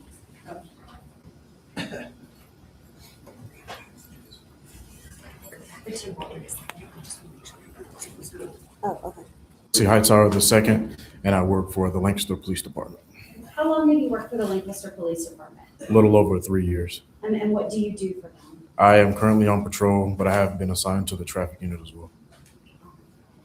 Taking you back, so June of 2017, you know what case you're here to talk about today, right? Yes, ma'am. If you have now worked with Lancaster for 3 years, how long had you worked back at the end of June of 2017? During that time, I was currently a recruit in my first phase of FTO. So on June, I just kind of want to get to it because we've heard a lot of testimony today, but on June 26, 2017, you responded to a robbery call, right? Yes, ma'am. Was that one of the first robbery calls you ever responded to? I don't recall. Okay. Did you have a partner with you? Yes, ma'am. Because you're still training, right? Yes, ma'am. At that time. Yes, ma'am. The very first thing I want to talk to you about, where did that robbery occur? We were called to Motel 6, which is located at 1750 North Interstate 35 Service Road. So you said North Interstate 35 on the service road? Correct. And what was the block number? Block number is going to be the 1700 block. You're familiar with that area, right? Yes, ma'am. Geographically, is that very close to the 1000 block of I-35 service road? And it's not too far from it. Okay. It would be like under a mile, right? Yes, ma'am. Okay. What time of day did you respond to that robbery call? It was at 21:14 hours, which would be 9:14 p.m. And when you got to the Motel 6, did you meet with someone who reported that robbery? Yes, ma'am. What was her name? LaPortia Polly. And how did you know that that's who she was? That's who she was able to identify herself as. And I believe after the report, I went and pulled a picture up of her on my MDC. Now that you've worked on the streets for 3 years, do sometimes people lie about who they really are? All the time. But in this situation, you had no reason to believe that LaPortia was lying, right? No, ma'am. Now, you can't tell us everything that LaPortia told you because that would be hearsay. Yes, ma'am. But what was her demeanor when she was reporting this robbery? To me, it seemed a little nervous. I couldn't really tell if she was telling the truth or not because of how early I was in my career, but I could definitely tell that I was only being told certain stuff. So looking back, you can tell now, you said that you were only being told certain stuff. What do you mean by that? Which means I wasn't being told the whole story. There was definitely certain parts of the story that was left out. Ultimately, did she report a robbery? Yes, ma'am. And you said that you made it to the Motel 6 at what time? I believe I got the call at 9:14, so it would probably be around 9:20 or so when I got there. PM, right? Yes, ma'am, that's correct. Did she tell you what was the time of the robbery? She did not inform us of the time, but she did say there was a delay because she was in shock. Were you able to go view video from the Motel 6 to kind of piece it together what happened? Yes, ma'am. And I'm not gonna, it was a lot of different cameras, right? Correct. Were you able to view all of them in order to put it a little bit together? Yes, ma'am. And Your Honor, at this time, I would like to publish what we pre-admitted as State's Exhibit number 61. So I'm not going to ask you to identify anything that we see on the video. We're just going to sit and watch it. And hopefully it's going to play for me this time. Yes, ma'am. We've had that issue.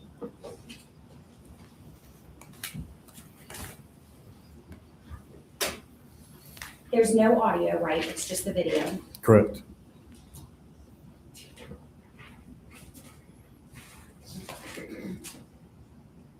Are you a car guy?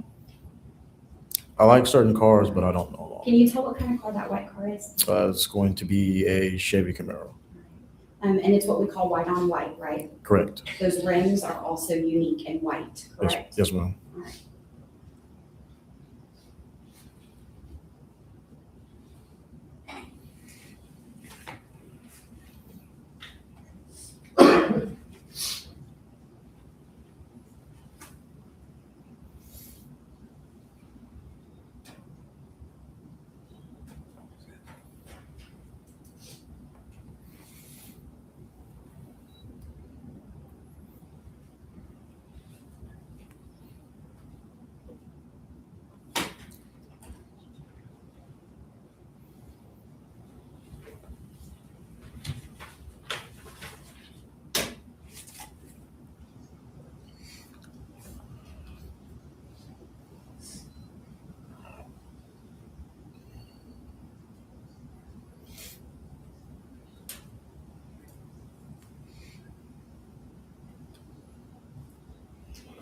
back in the back, can you see what that person's doing up at the center and the top?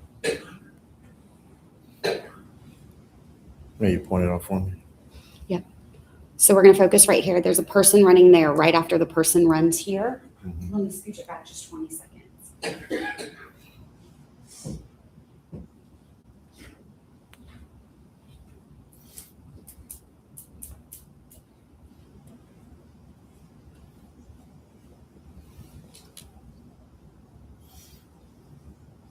You see right there in the center? Yes, ma'am. It appears to be he's putting stuff in the back of a trunk of a car. Okay.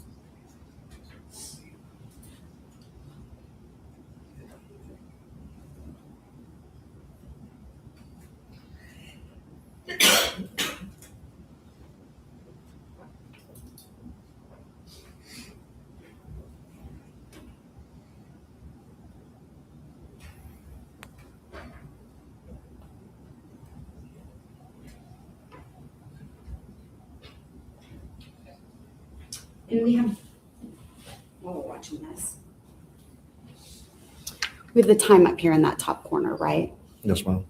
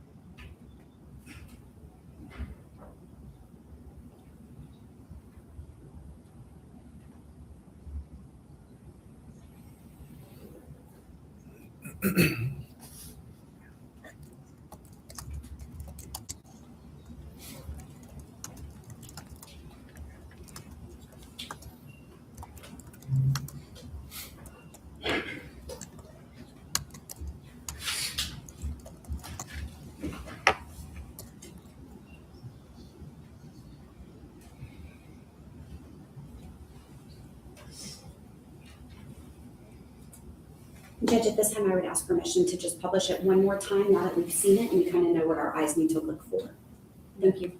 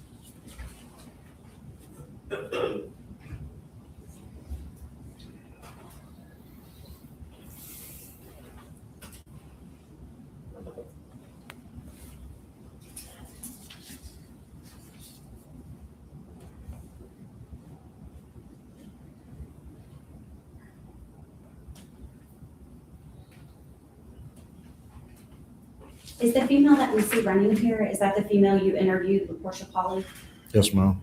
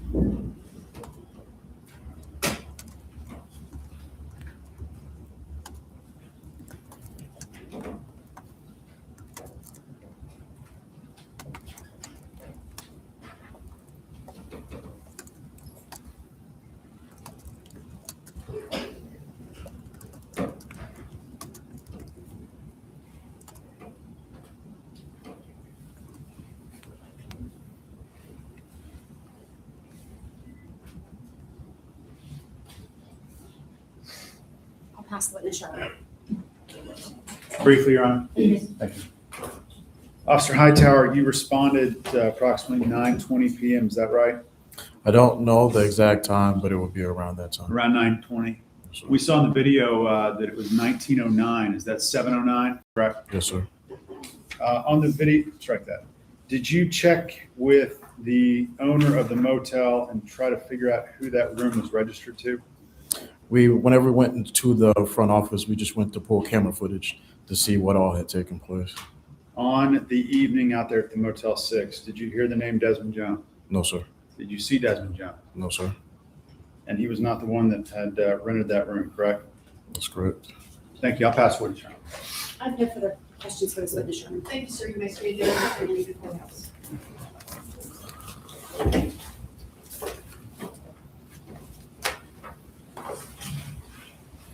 Ladies and gentlemen, it's about lunchtime, so let's have our lunch break. It's, Dallas Public Schools on campus support staff for middle school. All right, and is that, you said it's in Dallas, what part of town? Oak Cliff, Where were you raised? South Dallas.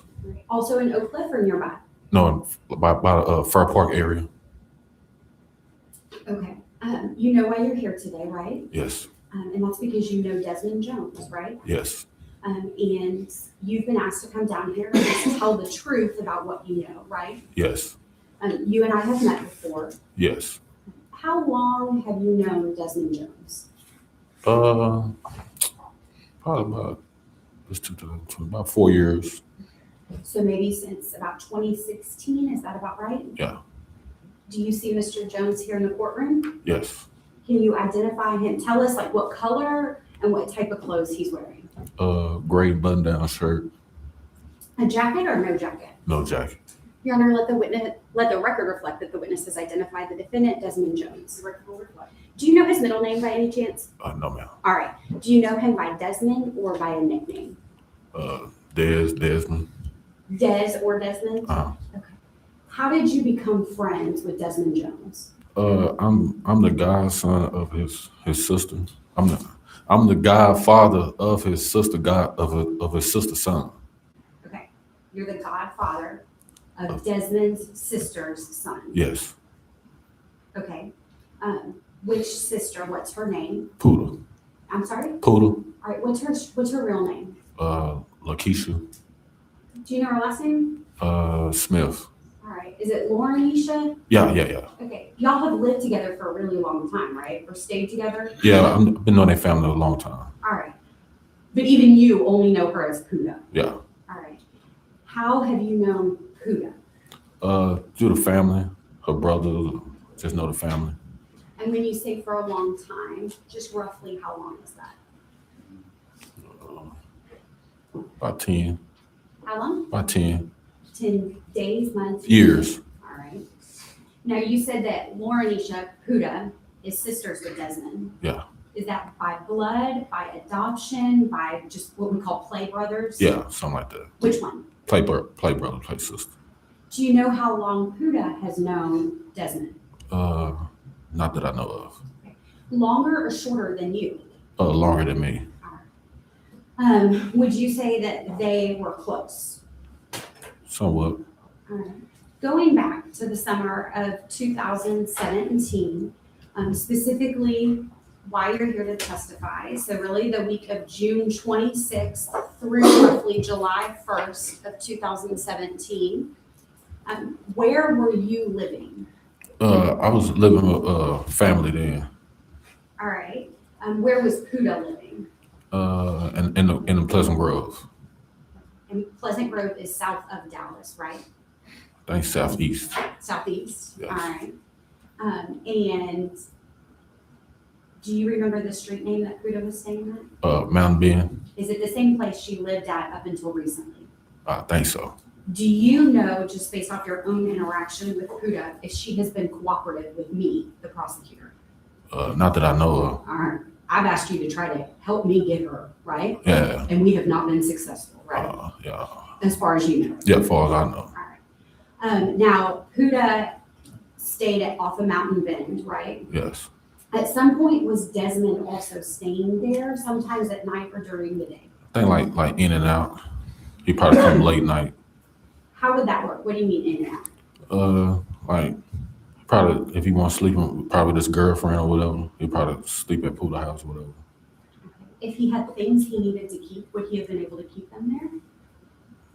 No, Puda she don't play that. What do you mean? Like she's not gonna let nothing illegal go on. Okay, I meant things like a toothbrush, a hairbrush, a razor, clothes. Oh yeah, he probably brushed her or something. Okay, and she would be okay with that, right? Yeah. Now, were there times back in the summer, so I keep pointing to the calendar so you can help me follow days. June and July of 2017, were there times where you were staying with Puda at that same house? Yeah, I stayed with a couple times. All right, and were there times where you were staying with Puda and Des, or Des's girlfriend, would stay over there too? Yeah. At some point, specifically during the week of June 26, 2017, so that's gonna be a Monday, did Desmond bring over a girl named Kiki who had a white car? Yes. Do you remember Kiki's real name, her street name, or her legal name? No. Did you know her by Kiki? Just Kiki. And the white car, did you see that white car? Yes. Just generally what kind of car was it? Like an SUV, a truck? It was a car. Okay. How was it that you met or saw Kiki with the car with Des that week? I can't recall that. I just know she was at the house. You said she was at the house? Yeah. Was Des over at the house too? I remember I think when they first came by the house, he was with her. Because it wouldn't make sense for her to just show up, right? Yeah. All right. At some point, did Des leave, but Kiki stayed at the house? Yeah. What vehicle did Desmond leave in when he left Kiki at the house that week? Yeah. During that week, at some point, so June 25th, 26th, 27th, 28th, 29th, 30th, so kind of the late June, start of that week, was Kiki still kind of stuck over in the house? Still here? Yeah. Tell me about that. How'd that work? He took me to the barber shop. Then after that, Who took you? Des, In what car? the white car, Took you to where? to the barber shop. Okay, was Kiki with y'all? No, Where was she? still at the house. Okay. After he took you to the barber shop, where did he take you? He didn't come back and pick me up. Okay, he dropped you off at the barber shop. Yeah, he dropped me off at the barber shop. Do you remember what day of the week that was? I want to say Tuesday. I used to get haircuts on Tuesdays. All right. Your Honor, may I approach the calendar? You may. So we now know, right, and why you're here today to testify is because there was a kidnapping that happened of a little girl out in Lancaster, right? Mm-hmm. Yes? Yes. And that was on Wednesday, June 28th. Yes. So when Desmond took you in the white car to the barber shop, that was before this Wednesday. Yes. Where was Kiki when Des, took you to the barber shop? At Puda house. All right. And you think that would have been on Tuesday? I believe so. Would you normally get your hair cut in the morning or the afternoon? In the morning. And once Des took you there, who picked you up? I didn't get a ride back from Des. I think I probably took the bus or a Lyft. Was Desmond supposed to take you back? Yeah. And he just didn't show up? Yeah, I was calling. He didn't answer. And this was on Tuesday, the 27th, right? I believe so. When you last saw him when he left, who was he with? You talking about? It was When he me. left you at the barber shop? It was just him. Okay, and what car was he in? The white car. All right, so the white sedan. Did that car have some damage on it? If you remember? Not that I remember. Okay.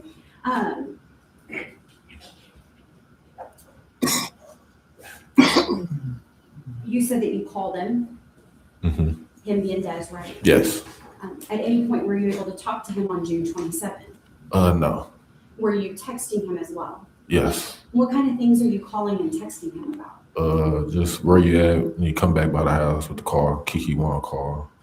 Where was Kiki at that time? At Puda house. All right, without her car? Yeah. How long had she known Puda and you? I had just met her. Okay, like a day, right? Yeah. At some point, does Des actually text you back No. and say, did you actually screenshot your text messages at one point? Yes. And you and I sat down and went through them, right? Yes. Your Honor, may I approach the witness? So if I show you, some of the text messages turned out really blurry. Do you remember that? Mm-hmm. But they're still legible. So if I show you them, do you think maybe that would help you remember the dates and what was said? Yes. Yes? Okay. All right, so let's look at June 27th, 2017 at roughly 9 a.m. So we can't just read from this document, but did you text Des at that time? Yes.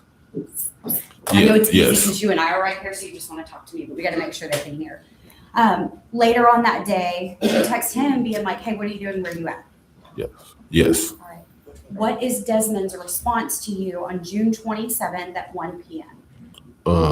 Cliff handling some business. What does Cliff mean? Oak Cliff. All right. I'll leave these up here for you for just Oak Cliff. But Des does text you back that day, right? Yes. And he says he was handling what? Some business. All right. And then if you need to look at those texts, you can. But basically, you and Puda Mm-hmm. called him a couple times, right? Mm-hmm. Is that a yes? Yes. All right. And you text him a couple times over the course of the next day, right? Yes. And the gist of it is, come get Kiki and give her her car back, right? Yes. Does Desmond ever show back up with Kiki? I mean, show back up with the car? Yes. Okay, when is that? I want to say Wednesday.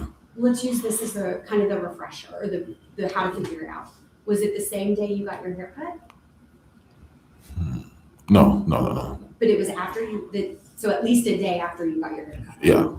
And who was he with when he brought the car back? I can't remember the dude's names. It was another guy? Yeah. Was it a guy you never met before? Yeah, I had never met them dudes. If I say a name, do you think you might remember it? Probably so. Was it Darius Fields? No. Was it Devontae Owens? I think it was him. All right. Was the guy light skinned or dark skinned? Dark skin. Would you say, so you're tall? Yeah, I'm tall. So would you say tall like you or short? He probably about a couple inches, about 6 foot tall. Would you say skinny or thick? Skinny. Now the guy that was with Des, what was he like? He was just, cause when they came with the car, I was just out there for a minute. Then I went in the house, but I didn't really just say much or have interaction with him. Did he seem real aggressive? You tell there was something going on, we just come pinpoint it. And Des was acting funny too, wasn't he? Yeah, a little bit. At any point, did you see this other male with a gun? No. Did you see him threaten Des that day? No.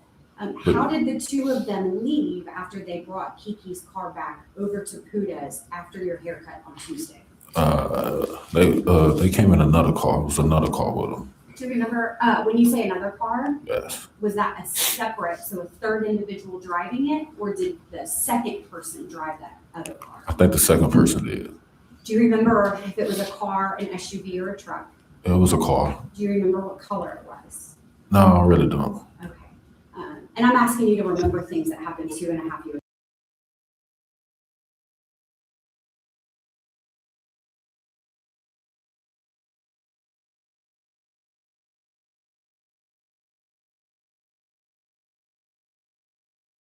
that day that he was with someone else? Yeah, we had never seen him. Seen him, that other person? Yeah, we had never seen the other person. So that brings me to another name that we've heard. Do you know a guy named Michael Titus or Mike T? Yes. How do you know Mike T? I met him one time. How do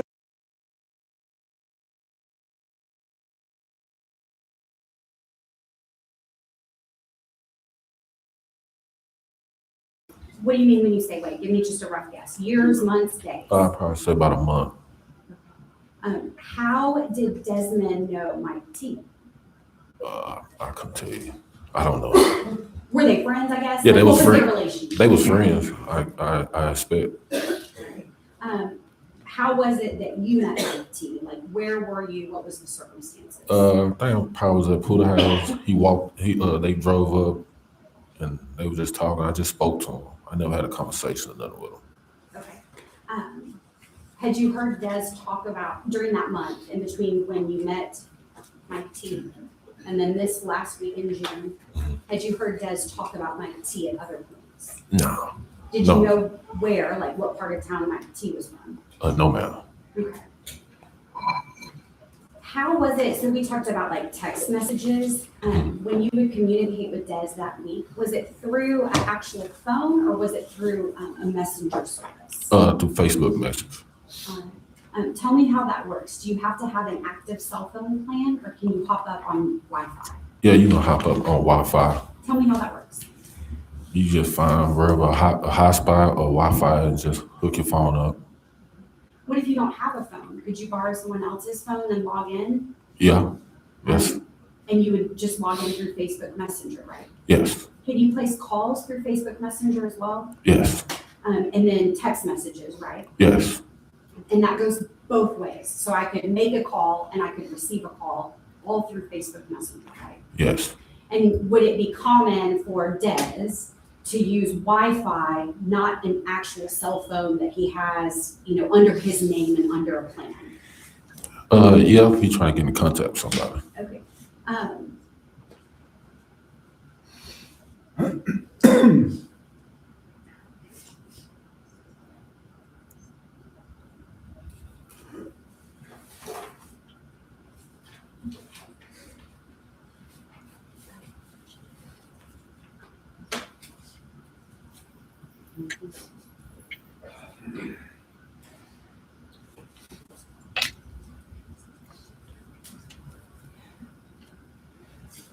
Sorry, Judge.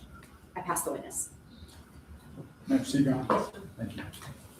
Mr. Green, good afternoon. Good afternoon. How are you? All right.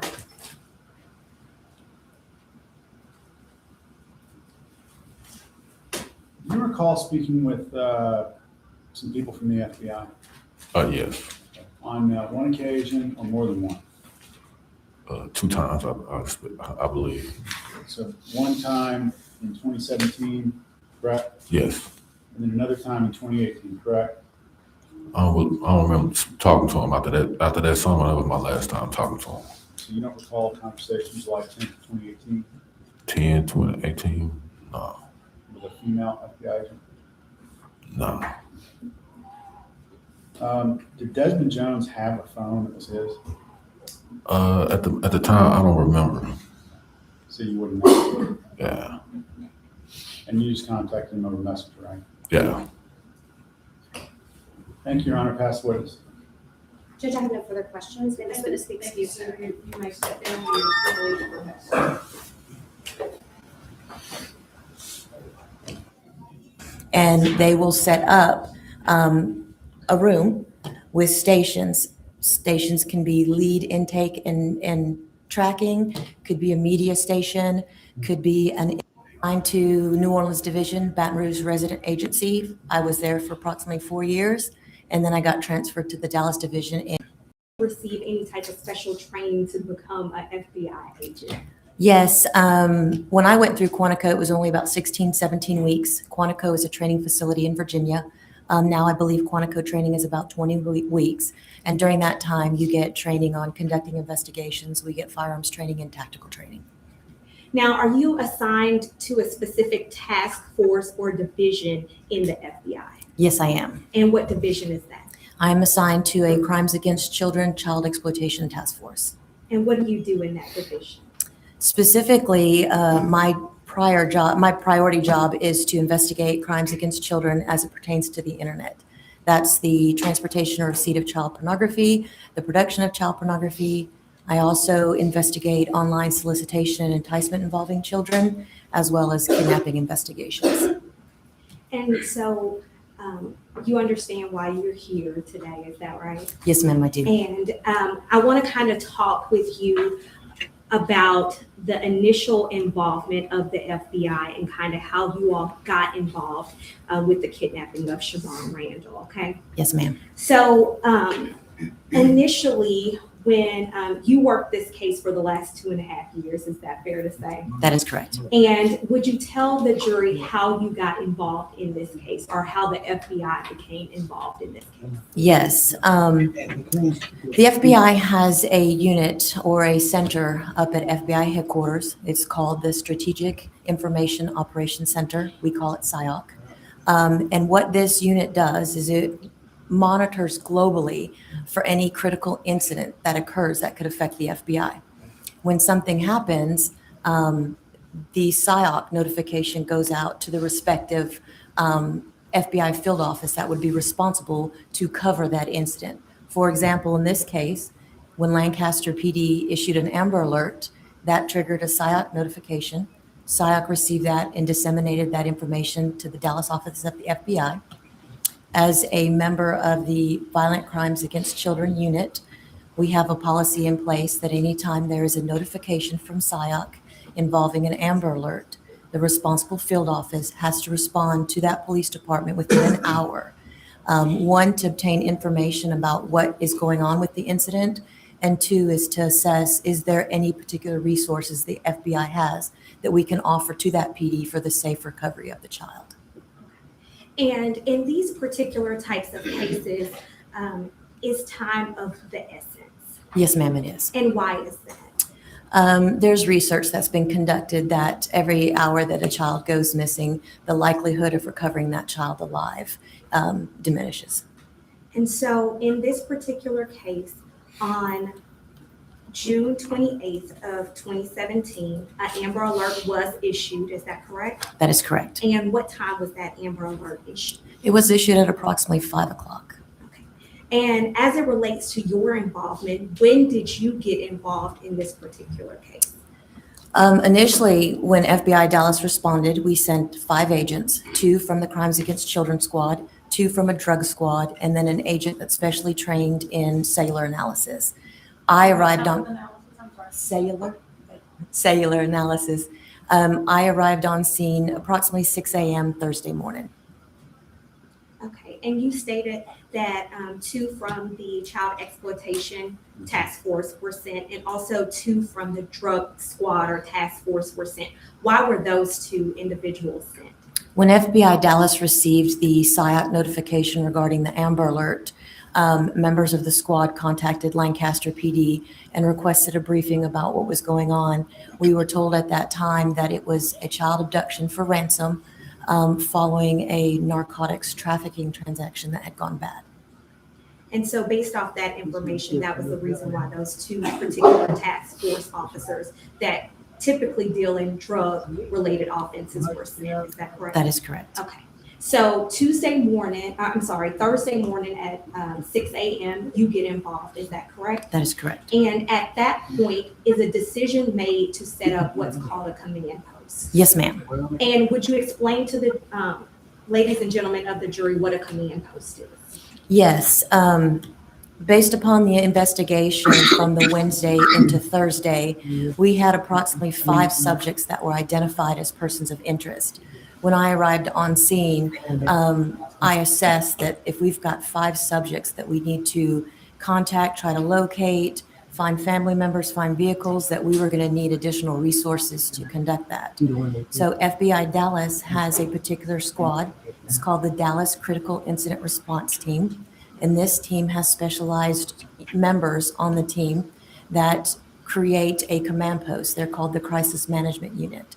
And what they will do is they'll come down in this particular case to Lancaster PD, and they will set up a room with stations. Stations can be lead intake and tracking, could be a media station, could be an intelligence station. There's different stations based upon the need of the event that's going on. And what they'll do, in this particular case, we also set up a 1-800 number because Lancaster PD could not handle all the phone calls that were coming into the police department regarding the Amber Alert. So we set up a 1-800 number, and this command post unit helped facilitate receiving those calls, getting them documented and disseminated to myself.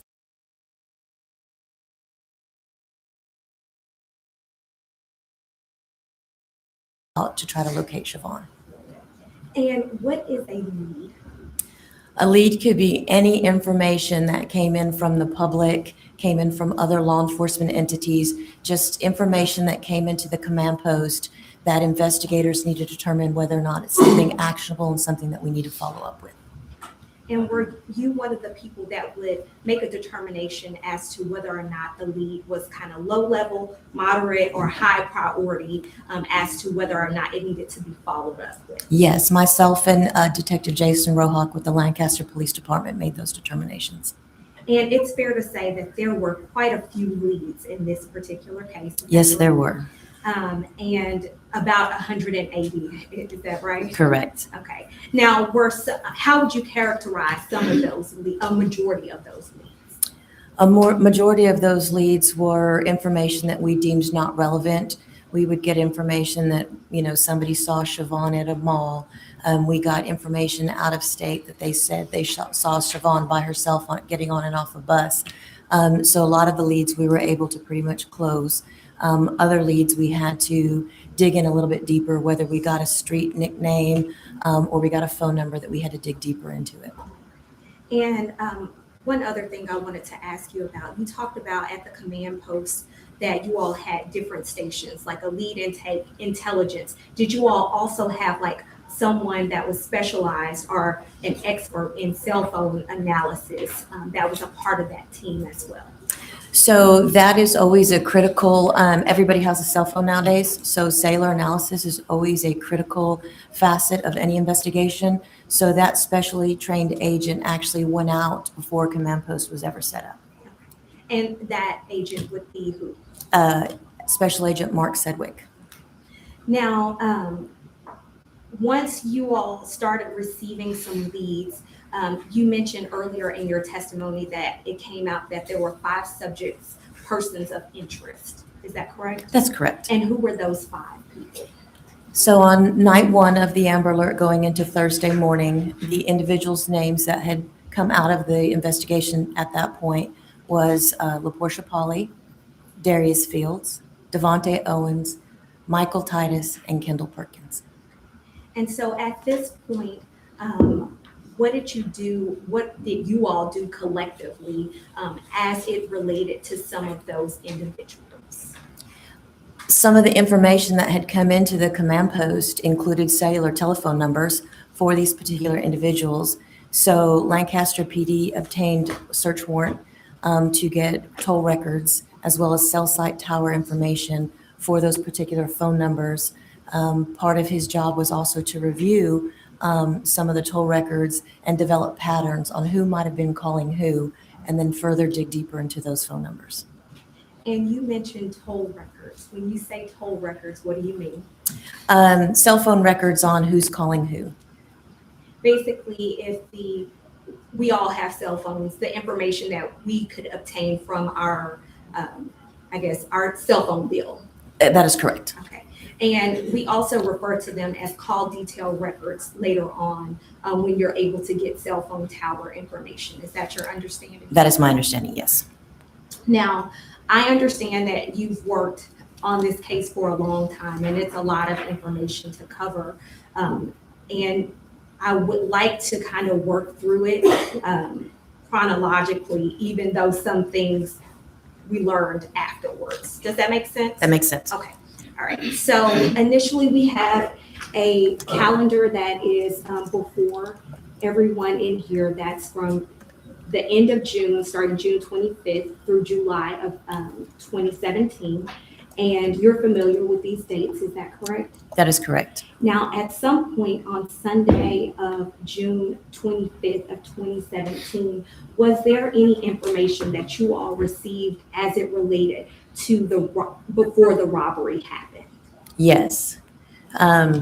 We received information from Kendall Perkins that he had gotten a phone call from Michael Titus. Michael Titus had some drugs that he was looking to sell, and that they were going to set up a narcotics transaction for the following day, the 26th of June. Judge, may I approach the will? And so it's your understanding that the dope was delivered on June 25th of that Sunday? I believe the dope was actually delivered the day before because we found subsequent records that showed that the LaPortia Polly and Darius Fields had rented a hotel room across the street from the Motel 6. In a briefing with LaPortia Polly, she identified that they had to move the marijuana from that hotel to the Motel 6 because the smell of the marijuana was overpowering and they didn't want anybody to report them at that hotel. So on the 25th, they moved the narcotics from the Days Inn across the street to the Motel 6 in Lancaster. Judge, may I approach? So basically, that there would have been dope delivery the day before, but that the dope would have been moved to the Motel 6 on that Sunday, June 25th. That is correct.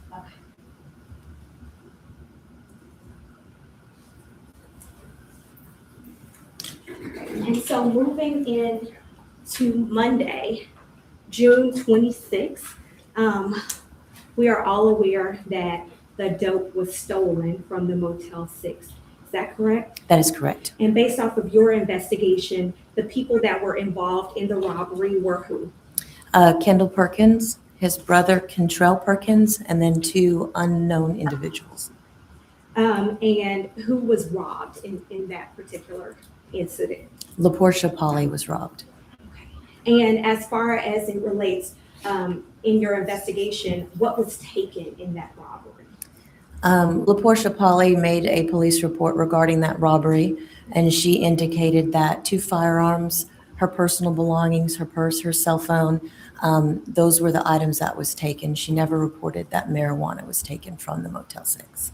But now we know in hindsight that, and we also have video, that there were tons of pounds of marijuana that was taken. Is that correct? That is correct. And you have also been able to review the surveillance video during of the Motel 6 robbery. Is that correct? Yes, that is correct. And that was during the course of your investigation? Yes, ma'am.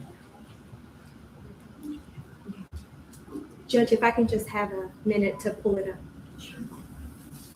And Special Agent Mulliken, there's a couple of things that I want to go through with you on that video.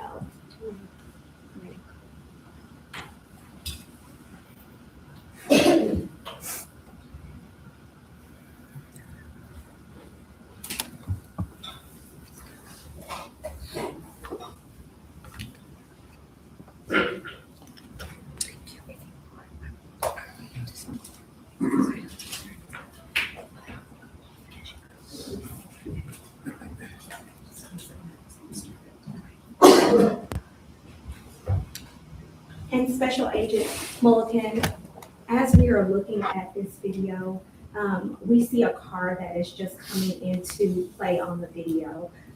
Were you able to associate who that car belonged to or who was driving that vehicle?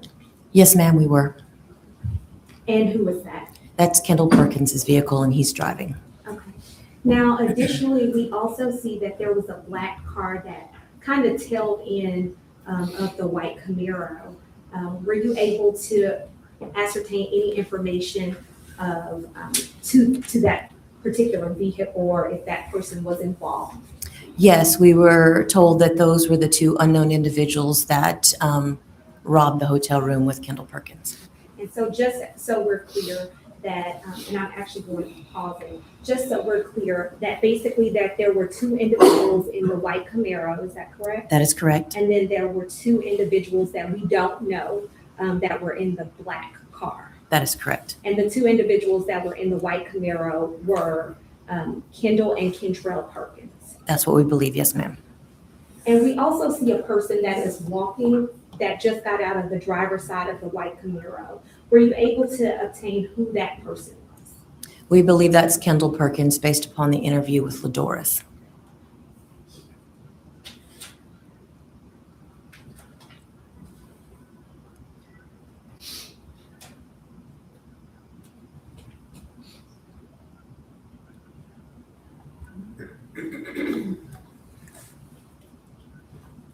And we see a person that just left out running. Who is that person? That is LaPortia Polly.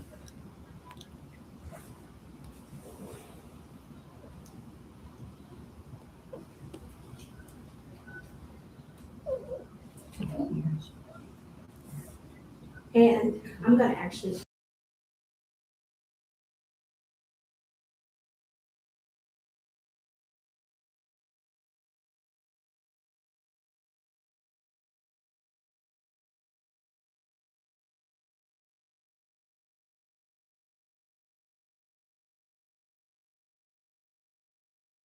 Telephone from the Motel 6 office.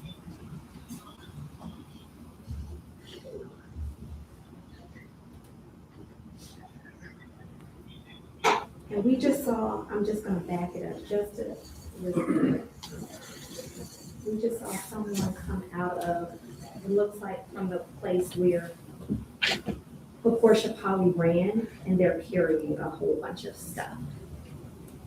That is Kendall Perkins and Kentrell Perkins and the other two unidentified individuals removing pounds of marijuana from room 116 at that hotel.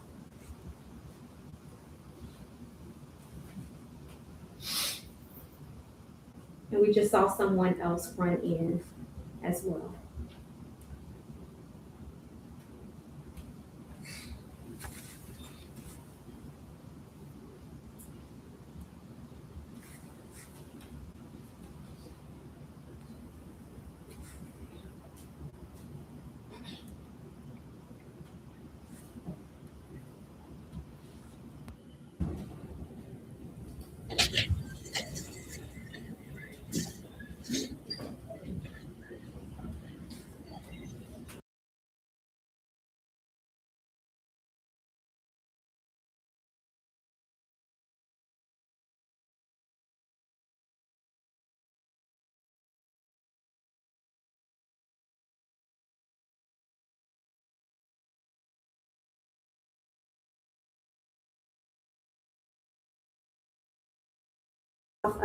There's a timestamp at the top of the video. It reads 1920.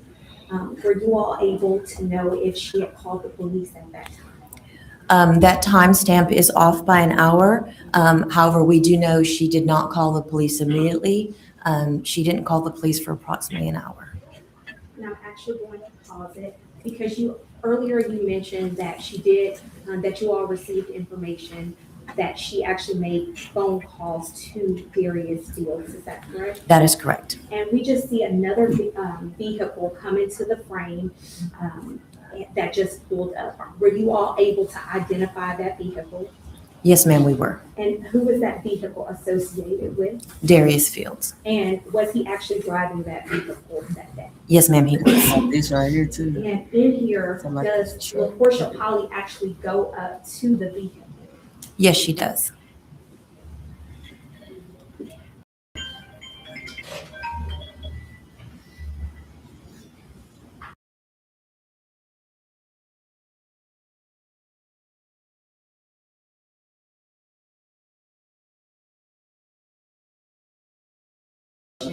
Or the demeanor of the people that were involved? It's kind of difficult to see, but if you continue watching the video, you'll see the male driver, who we identified as Darius Fields, punching his fist on the top of the roof of the vehicle.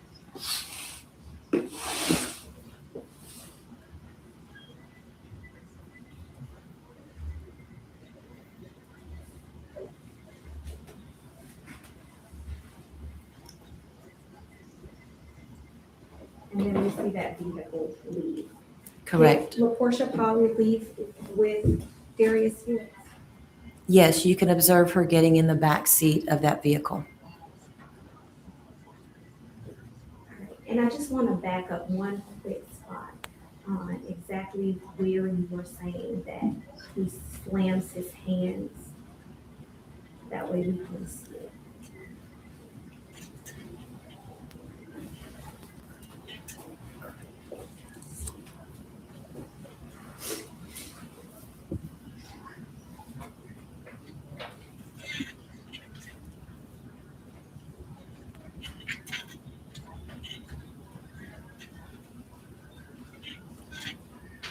Judge, if we can just have a minute.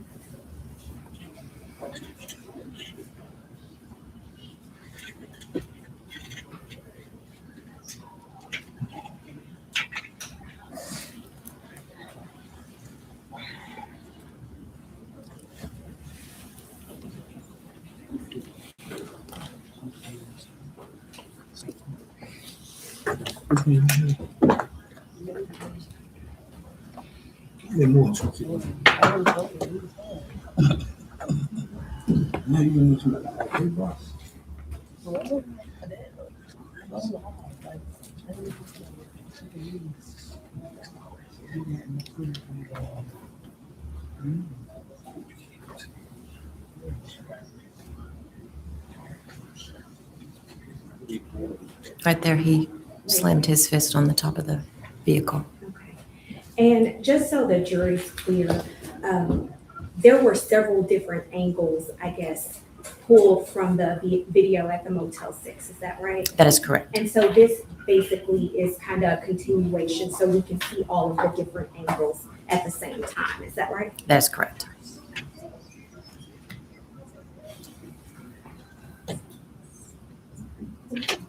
And also, there is a situation in which this video kind of skips just a tad bit in order to, it doesn't play continuously. Is that right? That is correct. Okay.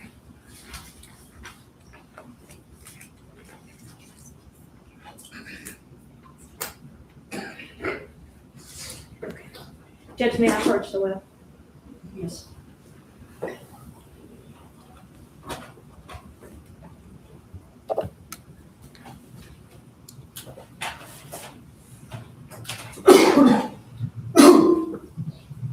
Special agent. That ain't me, y'all.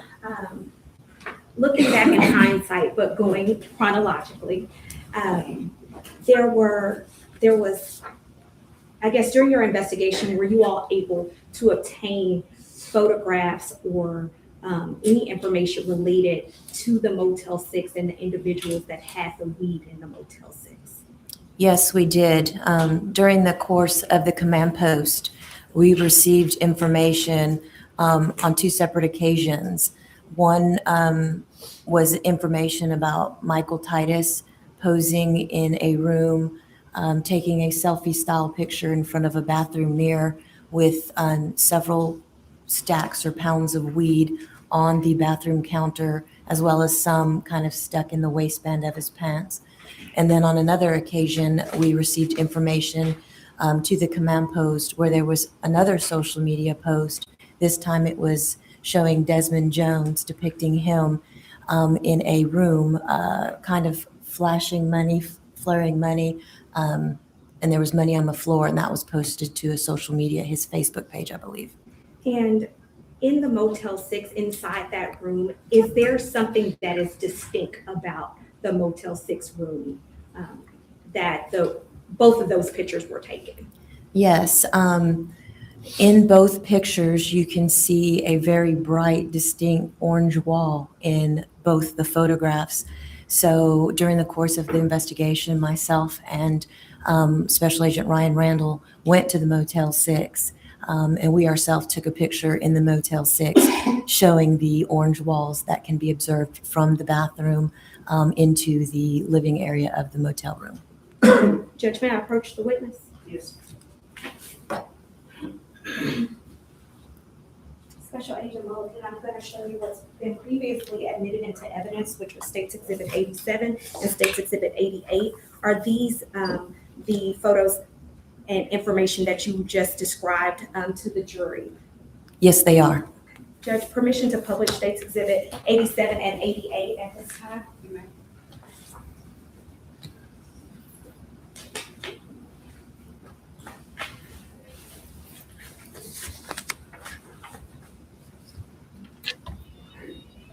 So we're looking at State's Exhibit 87. Is that correct? Sorry. Yes, ma'am. Okay. And this first photo, what are we looking at?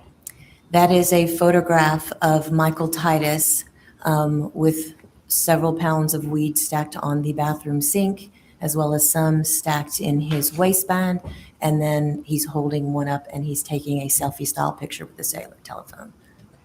And this is the weed that we believe that was taken on June 26th, that Monday, by KP. Yes, ma'am, we do. Okay. And then over here in the, I guess, to the left of this photo, there's something kind of reddish orange in there. What is that? That is the orange wall of the Motel 6 room. And then State's Exhibit 88. Same thing. That's the image I described of Desmond Jones kind of flashing money. Money's on the floor, and that reddish orangish wool is the same orange wool that's in the Motel 6. This one right here. That is correct. That was in the previous photo of State's Exhibit 87. That is correct. Now, as far as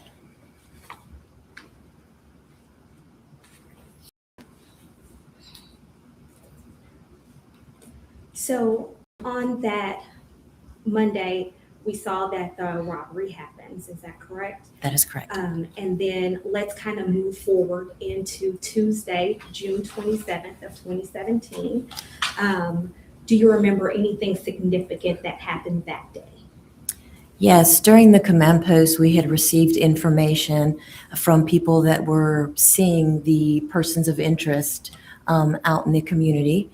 We received information that at an arcade on Village Fair, that several of the individuals of interest were observed meeting there together. So we sent personnel out to that Village Fair location to obtain surveillance camera footage. And that would have been at 4607 Village Fair. That is correct. Sometimes we refer to it as the arcade. That is right? correct.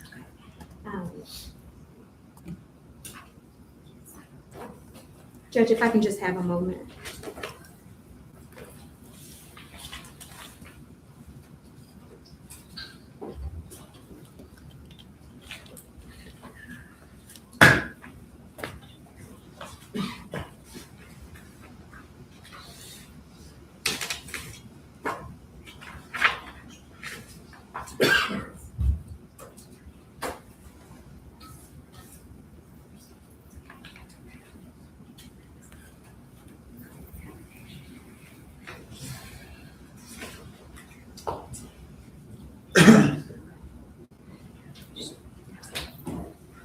Judge, may I approach the room?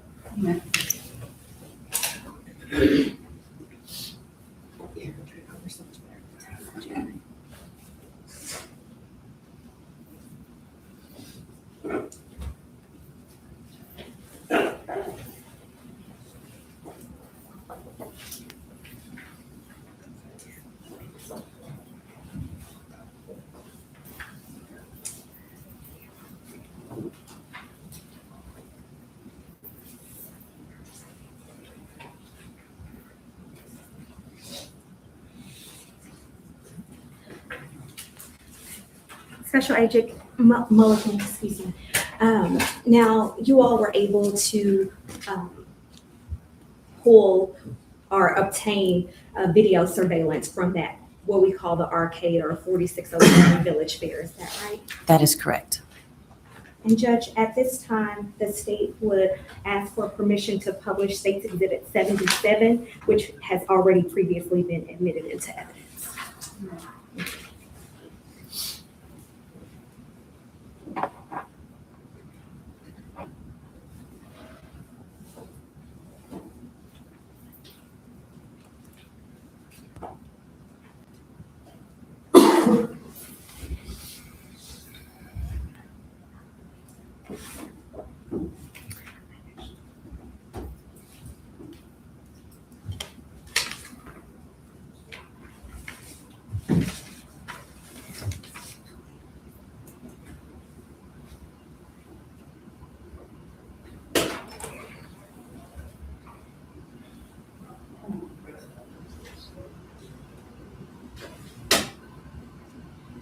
And Special Agent Mulligan, there are two different camera angles that I want to focus on. Right now, we're looking at camera 7, and the timestamp currently playing is at 12:26:17, and it's continuing on.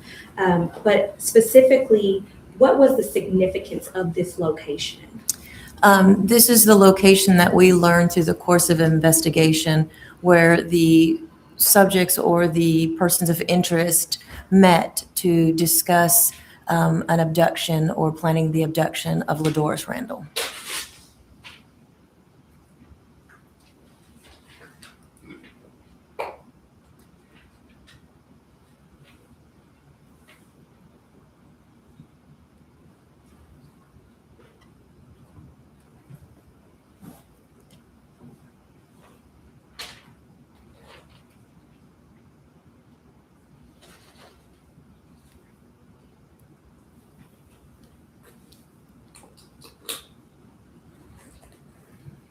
And Special Agent Mulligan, we're looking at a vehicle that just came into play, which was, it looks like a Chrysler, as well as there looks like a blue car and a white car. Were there any significance to any of these vehicles that we're discussing? Yes, also during the course of the investigation, we learned that Devontae Owens drove a Chrysler. We learned that there was a white car, which was the car that was part of the Amber Alert that was loaned to Desmond Jones by his girlfriend. And then Darius Fields was driving the blue Ford.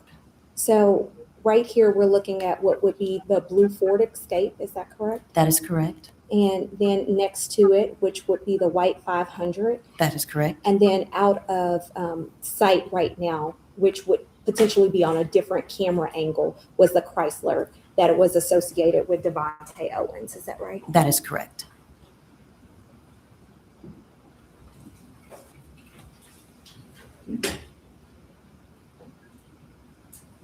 If you'll stop it right here. And right here, are we able to see that this has distinct, unique damage to the right passenger side of that white Ford? That is correct.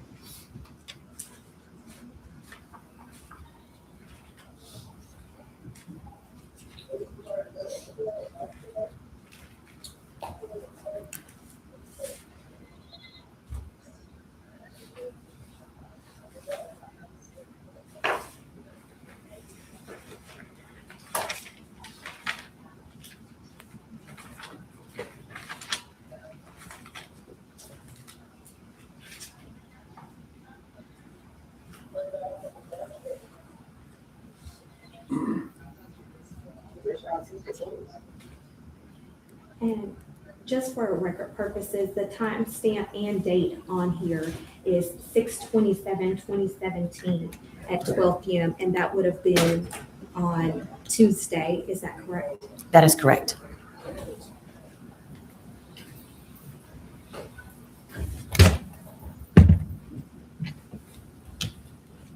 So right here. Is that right? I know it's kind of hard to see. That is correct. Okay.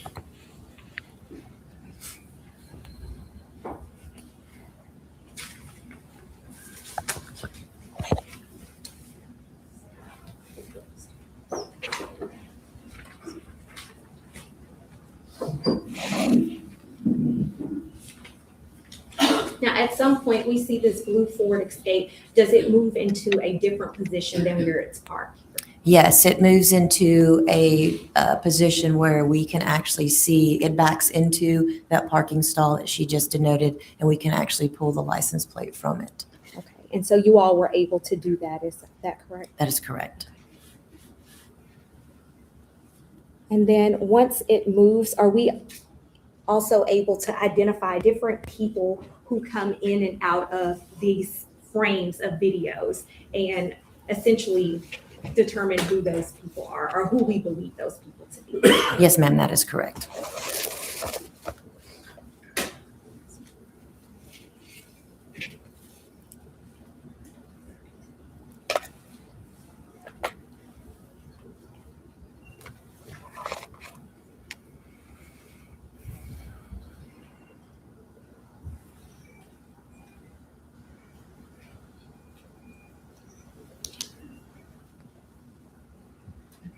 And so now we're looking, and that blue Ford Escape has moved to where you just described, is that right? That is correct. And we see the door opening. And who do we believe that that person is? That is Darius Fields.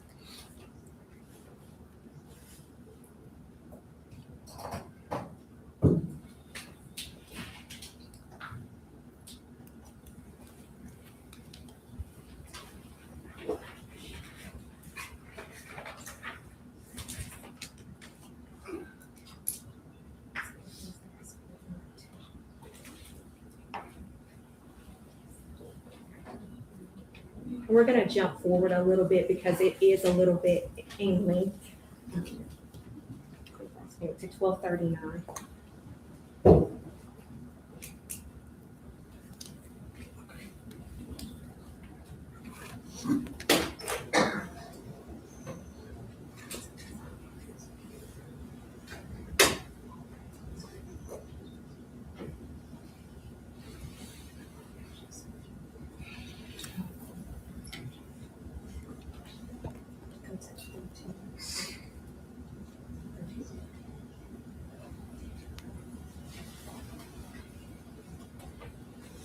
And we're going to fast forward to about 1303.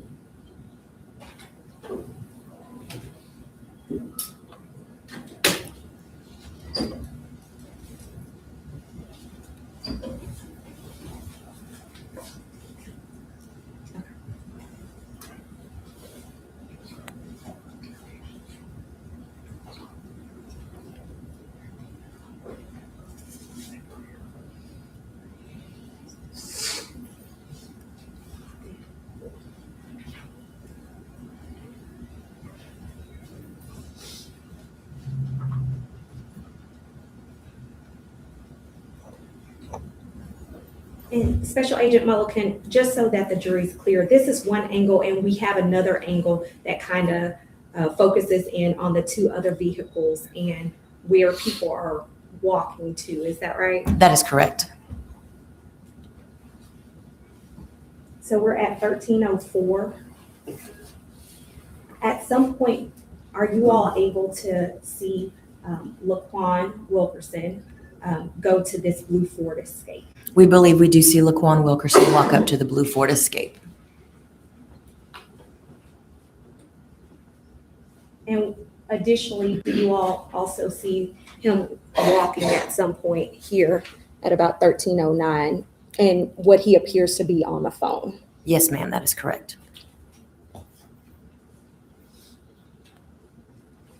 And just imagine this 2017.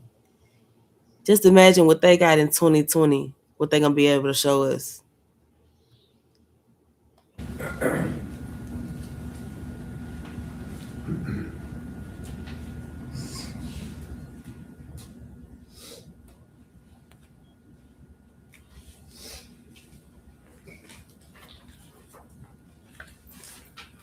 Is the video playing? It is.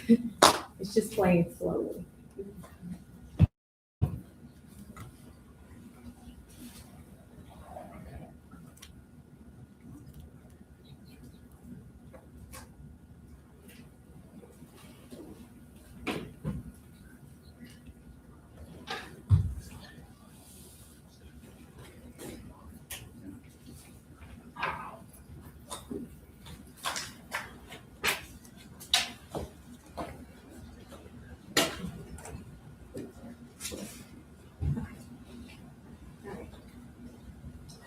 It's at 1311.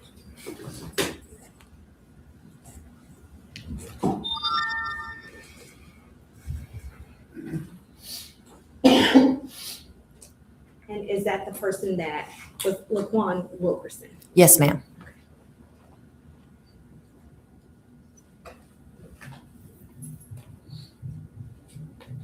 And I kind of want to switch over to camera 10.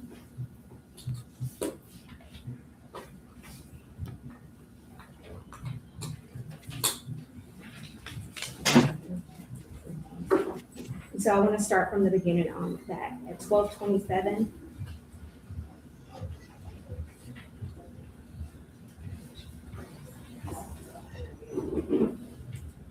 And on this video, is it fair to say that sometimes when things leave camera 7, they come into camera 10?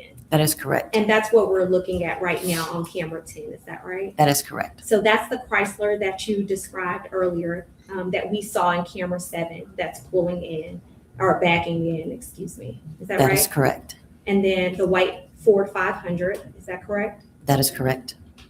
And then the blue Ford Escape would still kind of be out of the view of this camera. Yes, ma'am.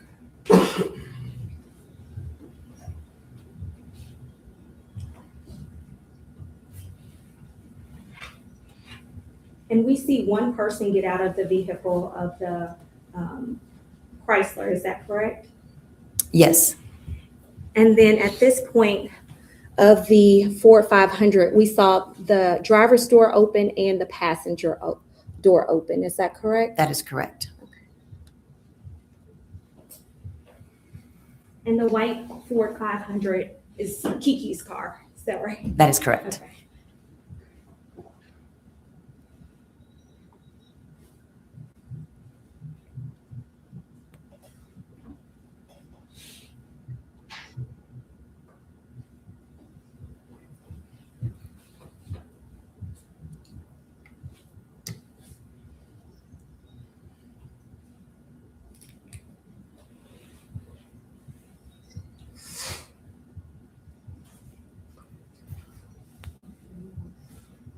And for record purposes, I'm gonna fast forward to 12:40, between 12:40 and 12:42. 12:41.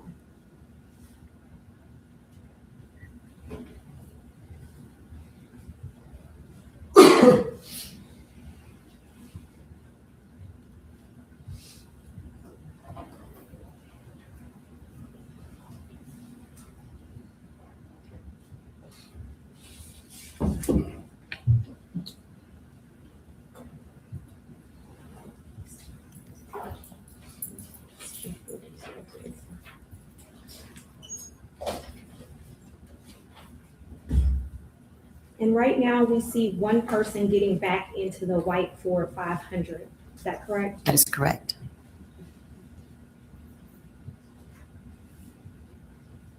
And then that vehicle leaves. Is that right? Yes, ma'am. Now, are the other two vehicles still present? The Chrysler and the blue Ford vehicle are present. And for record purposes, if we'll fast forward to 12:54, the timestamp on the video.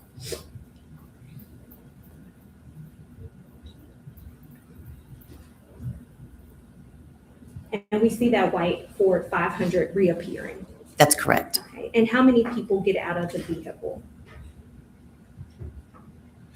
I saw just one in that frame that you showed.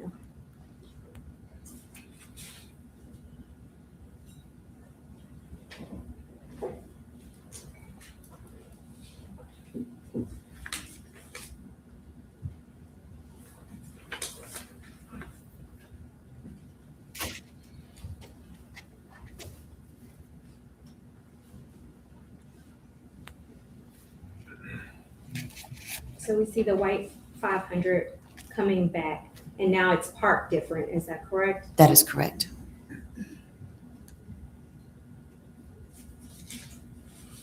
Let me see the Lord's up here, please.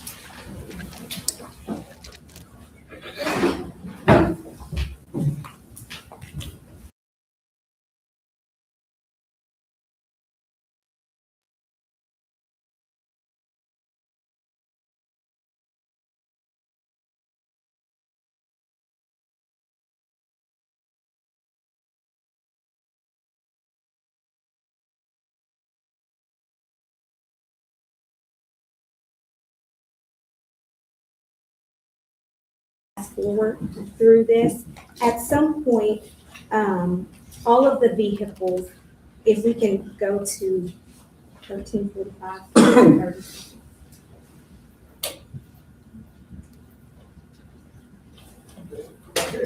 Do all of the vehicles leave at the same time? In close proximity, yes.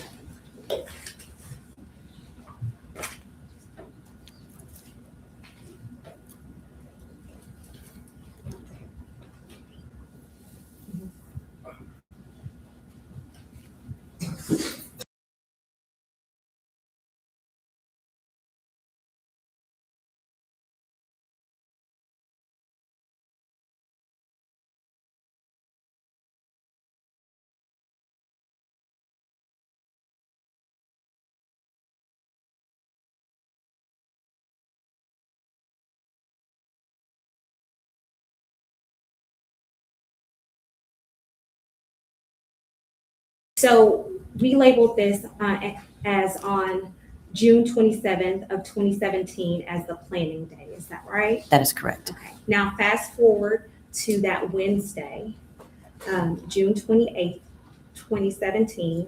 That's the day that Siobhan Randall is kidnapped. Is that correct? That is correct. And what time does that call come out? The 911 call for that, the first responding officer arrived at approximately 11 a.m. And after that, you all are made aware of certain information, and then basically the FBI doesn't start to get involved until after PSYOC, as you explained earlier. Is that correct? After the Amber Alert is issued, the FBI becomes involved. And then what are some of the next steps that you, as part of this team of agents, what do you all do? We began reviewing, we set up the command post. We began reviewing the information that Lancaster Police Department had collected over the 12 hours of the Amber Alert. Special Agent Sedgwick starts conducting the phone analysis, and we start basically putting the pieces of the puzzle to determine who all the main players were, because our main priority right now is still to locate Siobhan. And so you all have at least 5 names that you mentioned earlier that are already involved, and there's cell phone analysis that's being done. And at some point, do you all hone in on a few of the suspects, excuse me? Yes, we do. Okay, and who are those suspects that you all hone in on? That was Darius Fields, Devontae Owens, Laquan Wilkerson, Desmond Jones, and Michael Titus.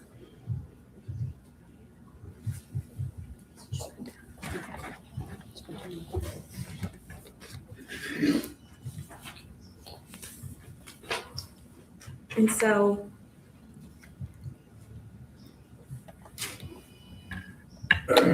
these are the people that we're talking about. Laquan, also known as Chuck, is that correct? That is correct. Darius Fields, is that right? That is correct. Devontae Owens, Yes, ma'am. Michael Titus, Yes, ma'am. Desmond Jones, Yes, ma'am. and LaPortia Polly. That is correct. All right. And so we basically get this information. We had this information on Wednesday. On Thursday, what is your involvement? Running down information of Michael Titus being observed hiding out in apartments. So we would send personnel to those apartments to try to determine if Michael Titus was actually there. Thursday, we were still attempting to locate LaPortia Polly and Darius Fields, as well as Devontae Owens, Laquan Wilkerson. Now, on Thursday, were you all able to locate Darius Fields and LaPortia Polly? Yes, we were. Would you tell the jury about that?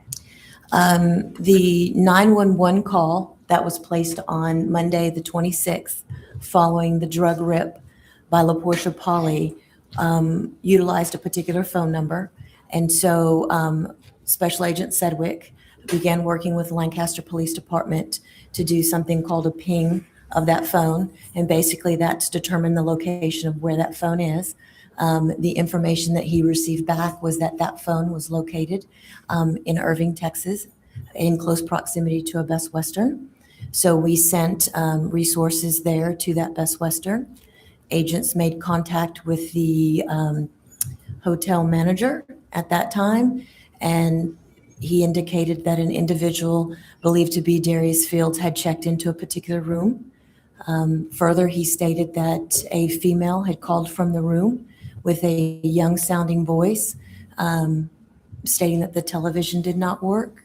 So we had our agents make contact with the assistance of the manager with that room to determine if Siobhan was in that room and to try to locate Darius Fields and LaPortia Polly. And Siobhan was not in that room, is that correct? That is correct, she was not. And Darius Fields and LaPortia Polly both were arrested, is that correct? That is correct. And at the time, were there, I guess, seizure of items? Yes, there was. Did that include a vehicle? Yes, it did. Okay. Did that include a phone? It included 2 phones, yes. Okay. And as it relates to those 2 phones, did Darius Fields claim either of those 2 phones? Darius Fields claimed one of the 2 phones. And tell us about the any other seizures that were done. There was a large amount of money that was seized in there.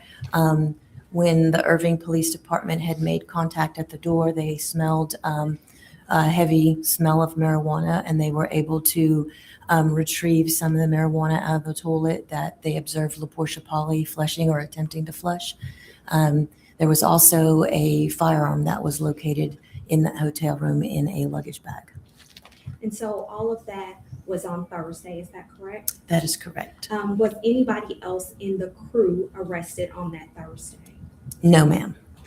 At that point, what were the next steps that you, as one of the lead agents for the FBI, what did you do? Later on that night, after Darius Fields and LaPortia Polly were arrested, we were into the command post. It was forwarded to myself, and it was identifying that the white Ford 500 had been dropped at a particular residence in Dallas, and Kiana Bell, Kiki, had driven to that residence and picked up her car, and it was now at her home location, and she was wanting to report that to law enforcement. And what day was that, I guess, what day was the vehicle actually recovered? The phone call came in late Thursday night, early Friday morning, just after midnight. So it was recovered the morning of the 30th.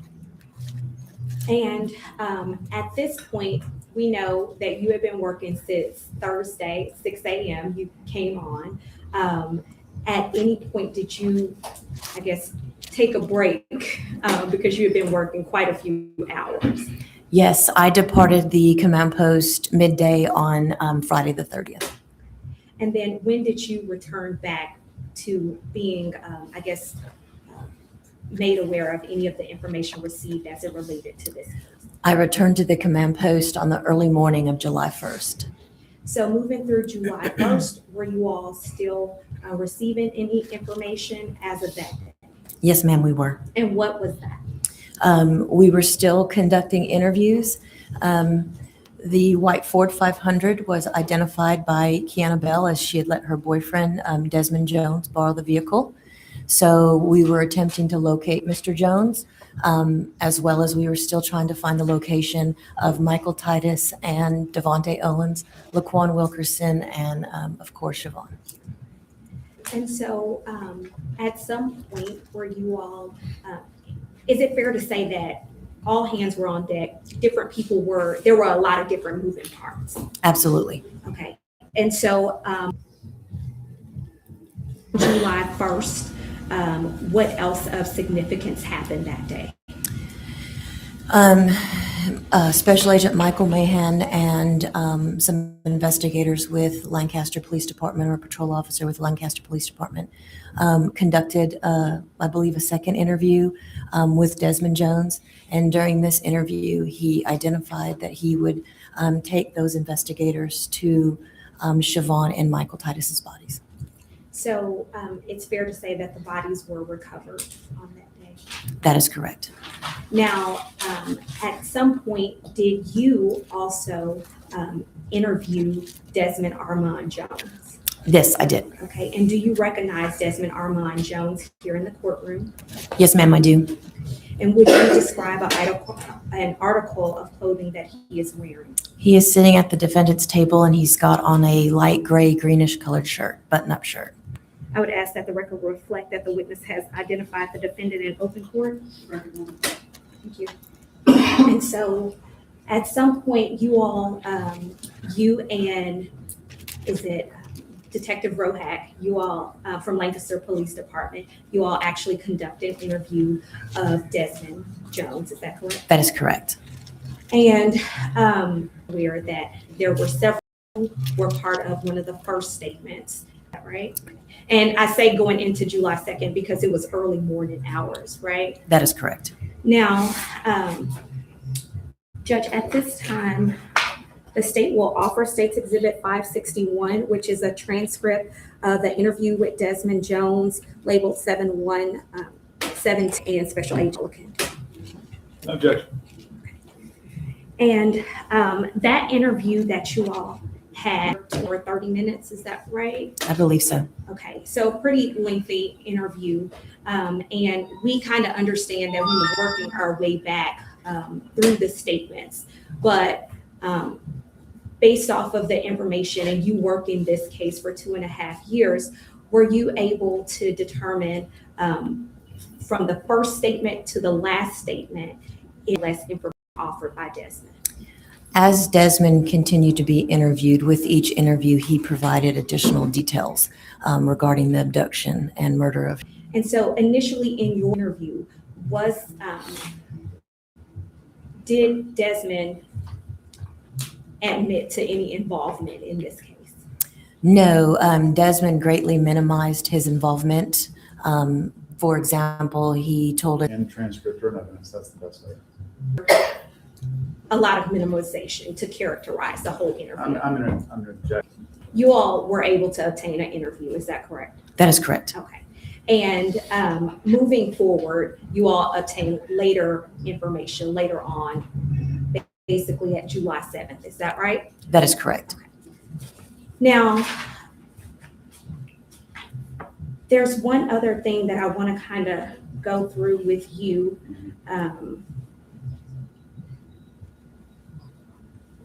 You mentioned, and I kind of jumped around and I apologize for that, on June 29th of 2017, when Darius Fields and LaPortia Polly were arrested, were you able to ascertain important phone numbers in this particular case? Yes, we were. In fact, you understand that Special Agent Sedgwick has created a presentation and you're aware of all of that information, is that right? At this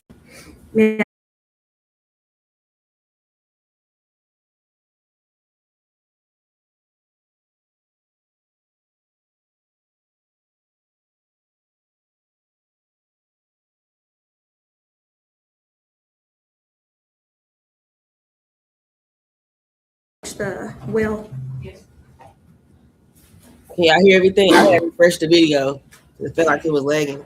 Y'all hear everything right? Let me know.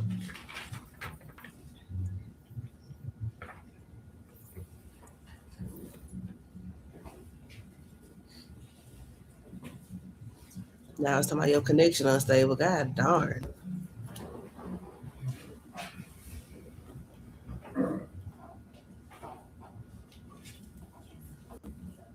It's almost over. There ain't a lot left. Sedgwick's presentation, which has already been admitted, several different phone numbers of interest, is that right? That is correct. Now, you all were able to ascertain each of those phone numbers and connect different people with those phone numbers for your investigation, is that correct? That is correct. And will you explain Y'all to can the hear, jury right? how you all are able to do that, based off your background and training? We're gonna take a break right now. It's 25 after we got to the jury. All rise.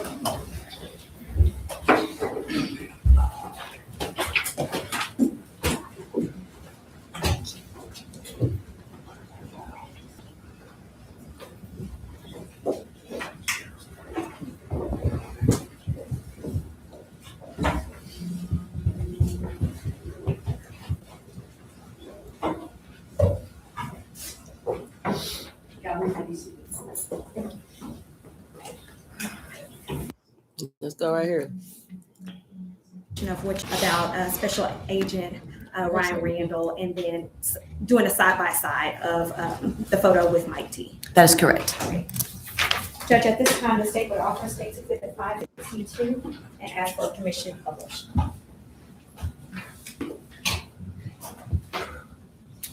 Judge, I'll object. Y'all can hear? It's also duplicative. I'm sorry. It's duplicative in the relevance. Yes, yes.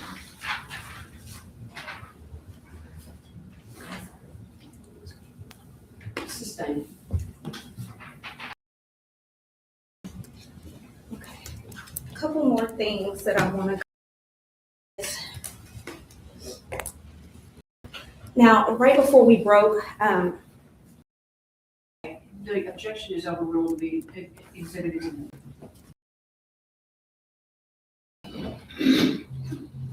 And Special Agent, That is the side-by-side image, the image of Michael Titus that was obtained by the command post, as well as the image that was taken by my partner, Special Agent Ryan Randall.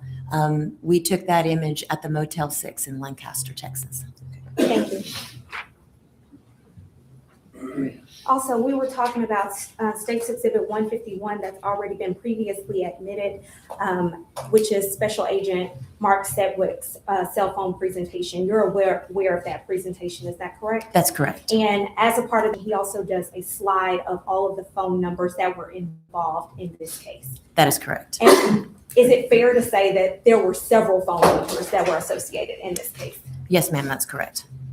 Judge, at this time, the state would ask to just publish just one page of State's Exhibit 151 to discuss with Special Agent Mulligan. All right. And so if you'll describe to the ladies and gentlemen of the jury what we're looking at. So during the course of the investigation, certain numbers became priority numbers, and that information was given to Special Agent Sedgwick for him to conduct cell phone analysis on the toll records. And so these are numbers that he conducted that analysis on. Okay. And for time purposes, we've already 9399 with KP. We've already heard that Siobhan's phone was the 214-434-77. We've already heard that Desmond Jones had the 318-759-9766. And also we knew that the 469-416-2826 was associated with LaPortia Polly, and 469-407-2959 was associated with LaDoris Randall. And so there's a few other phones that I would like to just go through real quick. Were you all able to ascertain information that showed you all that these phones were associated with the following people? Yes, we were. Okay, so for example, the phone number ending in 8681 and the phone ending in 0333 and then 8658. So phone number ending in 0333 was the phone number that of a phone that was found in the hotel room with Darius Fields. Darius Fields, in the presence of his attorney, gave us the passcode to that phone, and we had the contents of that phone forensically extracted.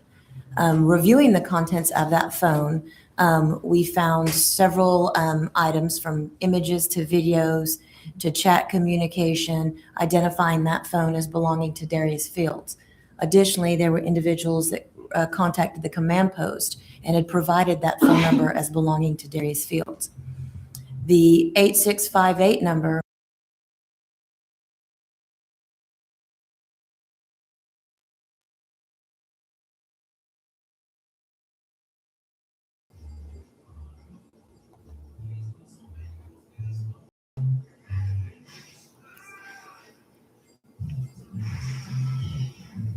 Okay, y'all. So I had to refresh my video. Can y'all hear me now? I wasn't on mute. I just need to know. Let me type again.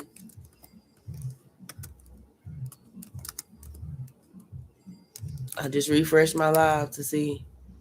Okay. All right.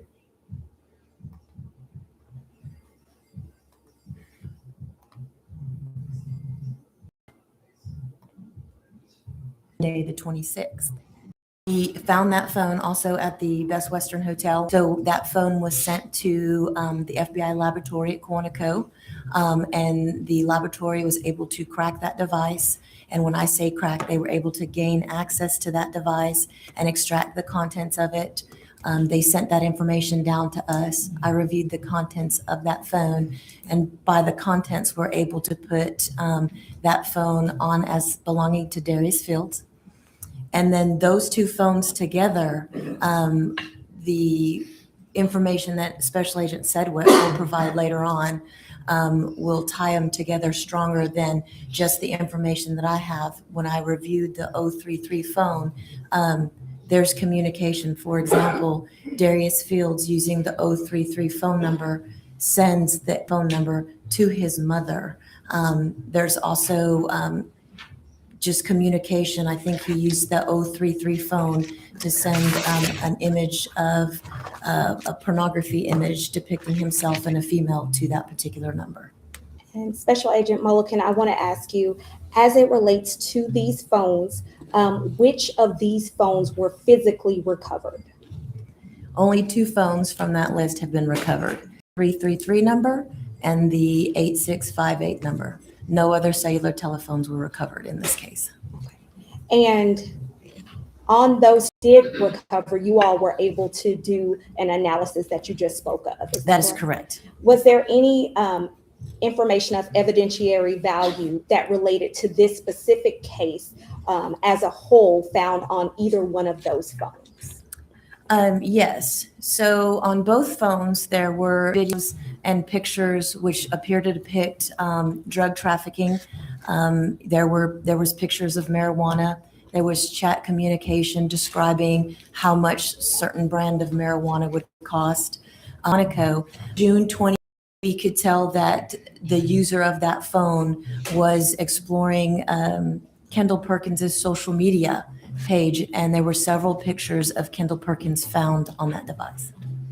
So that was prior to the actual kidnapping. Correct. Now, based off of your 16 years as an FBI agent, is that correct? Correct. And being involved in this investigation as a whole, were you able to form an opinion as to the reason why Siobhan Randall was kidnapped? I do have an opinion, yes, ma'am. And what is that?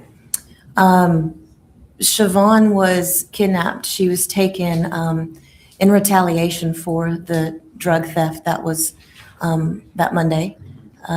Additionally, I believe that she was also kidnapped to send a message.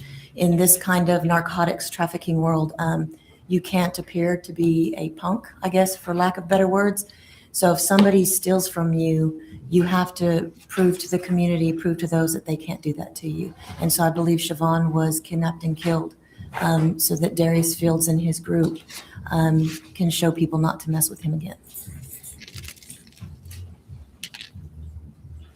Judge, I'll pass the witness. Thank you. We're going to reserve her, Your Honor. Yes, sir. Thank you. You may stand down and you'll be on standby. Thank you, Your Honor. Your Honor, at this time, the state will call Sean Henderson.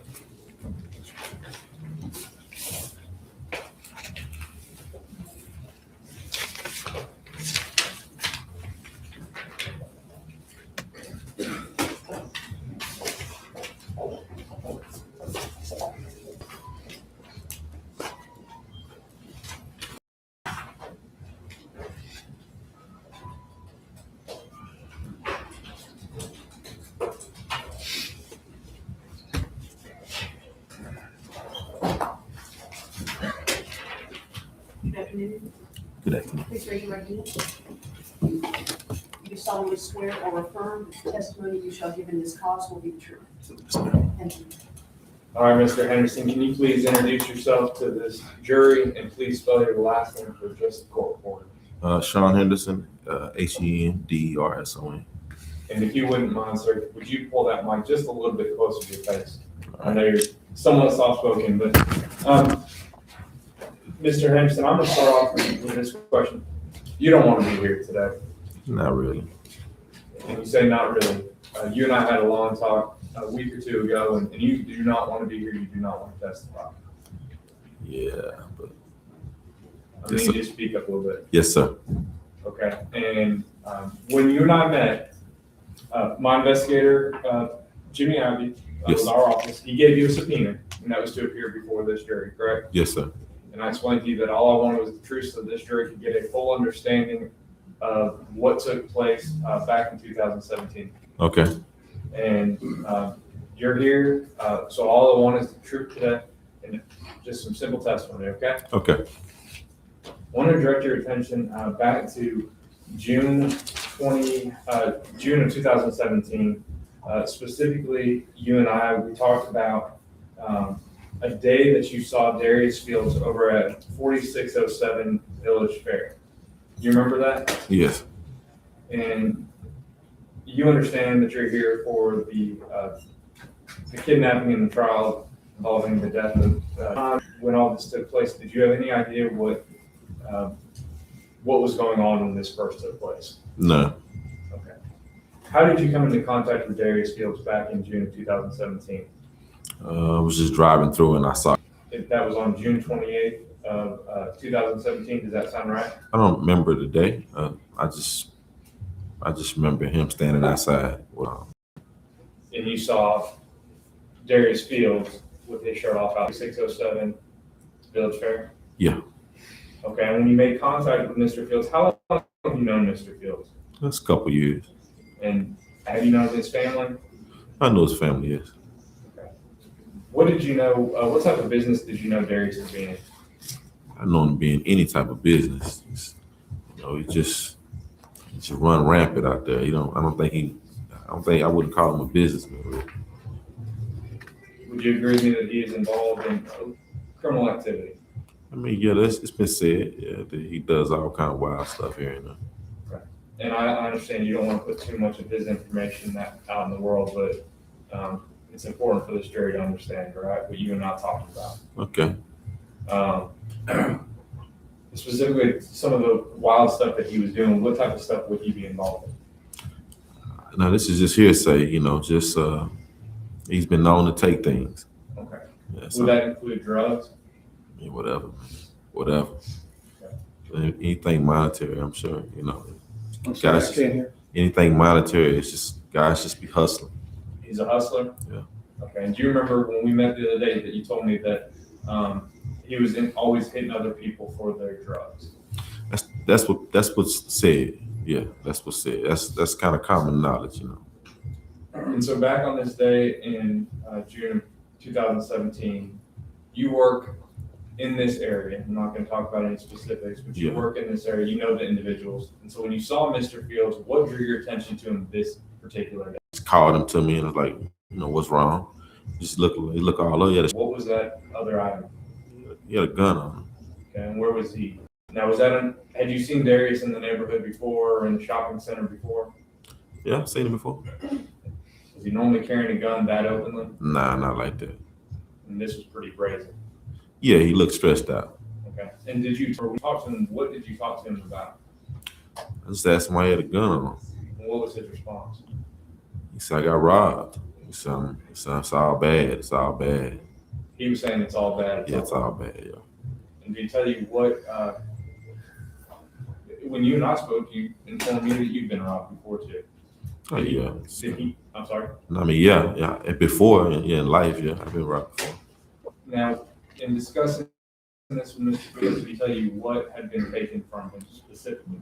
No, he didn't. He said some marijuana, but didn't say like any great specifics or anything. But he said it was some green that got took from him. Do you remember? And you said some green. That's what he said. A large quantity? Yeah, he said it was a lot. Do you remember telling the FBI or the investigators that you spoke to that it was 100 pounds of kush marijuana? Do you remember that? I don't remember exactly, but that could be right. A large amount. Yeah. His demeanor and his appearance that day when you saw him in 2017, how would you describe it? Something like, why are you out here?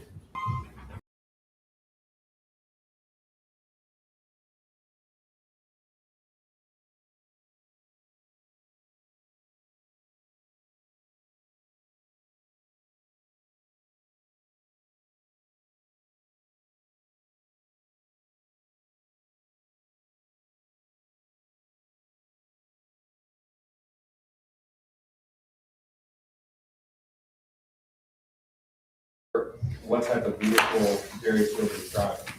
That I do not remember. Okay. I never saw him drive a vehicle. I encounter was really brief. I just pulled up and like I said, I saw him, not looking like his normal self. And I just asked him what was going on with him. That was it. Something was clearly up there. Yeah. As far as other individuals, were there other individuals that were present during that time period?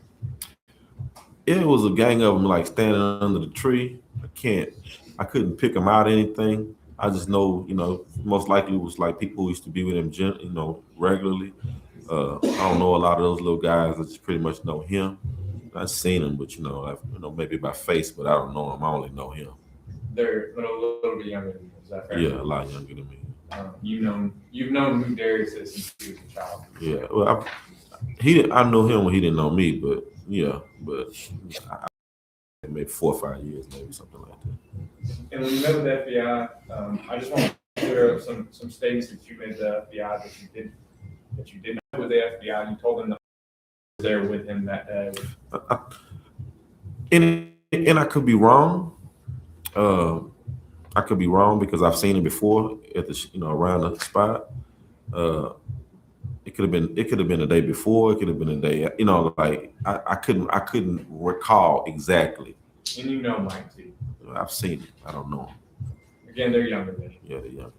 I just want to clear that up because when you saw me or when we met, you said that you weren't sure if you saw him out there. So. Yeah, I wasn't sure. And that's fine. I appreciate that.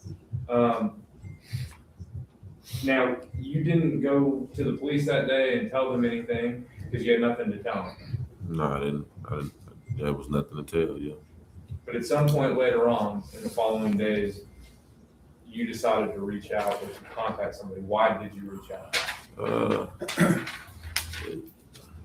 don't know. I got a daughter, I guess. It was like, and it didn't connect till later on. And what made this all connect? Because the stuff they were saying on the news, and the little stuff that was coming out in the street, I was like, it's the same situation. This bad situation.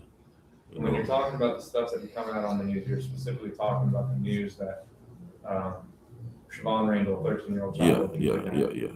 Yeah. You were able, that's in your mind. Yeah, you kind of put the pieces together, Okay. Now, Mr. Henderson, I'm not going to spend my time doing this because you're not on trial here, and I'm not going to try and embarrass you. But, sir, and we talked about this. Yeah. You're a convicted felon. Yes. You're on paper right now. Still on paper. You told me you got 2 years. Yeah, a little less. I'm not going to get into your whole criminal history. If the defense wants to ask you, I'll allow them to. That's fine. They can ask me. But you've been to TDC. Yeah, a couple times. You own a business now. You're a working man. You've moved on from that lifestyle. Is that fair? Yeah, I have. You'll own up to your past today. Every bit of it. Thank you, sir. I appreciate you being here. Okay. I'll pass with this. Mr. Henderson, you're afraid of Darius Field, isn't that correct? I ain't afraid of nobody. Why do you want to be here to testify then?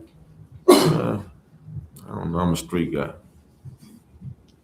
So you weren't afraid to testify, you just didn't feel like it? I'm a street guy. And you don't want to get into too much about Mr. Field's business because that might be bad for you, is that correct? Relevancy. Well, let's assume it's relevant. You don't want to testify because you don't really want to talk too much about Darius Fields, isn't that right? I don't want to talk too much about anybody.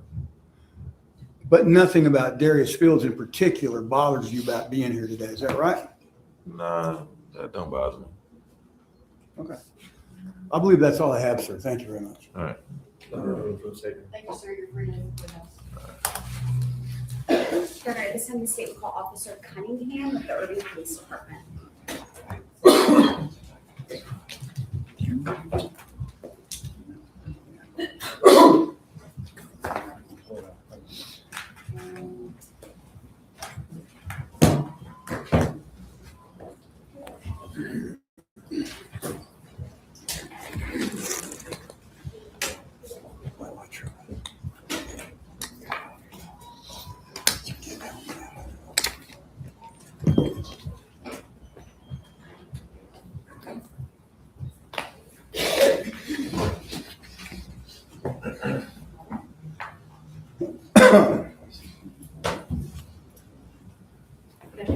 Do you solemnly swear or affirm the testimony you shall give in this cause will be the truth?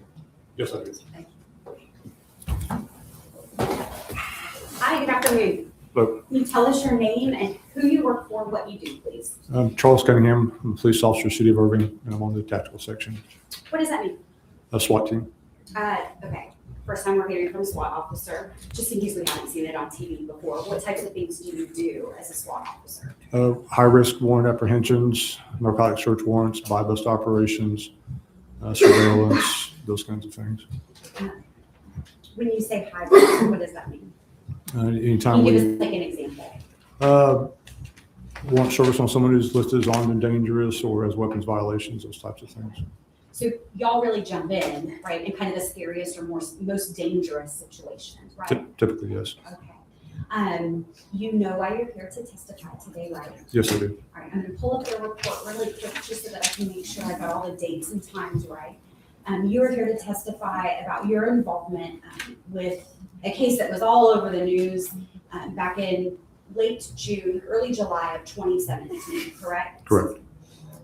And specifically, your involvement was with regards to a suspect named Darius Fields and LaPortia Paul, correct? That's correct. And tell me how it was that you and Irving Police even got involved in this case. We were in the area looking for a robbery suspect when I was flagged down by a couple of plainclothes officers who informed me they were looking. Let me stop you there. Sure. Just Tommy and I. Themselves. I don't recall their exact names, but they said they were in the area pinging a phone looking for a kidnapped victim. I wasn't familiar with the case, pulled it up on my phone, saw the pictures and all that, notified my supervisor that we may be needed if they find the location the phone was pinging. Okay. Did you Yes, shortly after that, we received a call from the FBI that they were pinging the phone in a particular room, the location for Mr. Fields and Ms. Pollard. Let me finish scribbling this down because I'm going to add it to that calendar up there. Was this on June 29th, 2017? Yes, ma'am. And approximately 11, maybe 10:45, 11 o'clock at night. Does that sound right? That sounds about right, yes. And then the two suspects that you named were who? LaPortia Paul and Darius Fields. Your Honor, may I approach the well? You may.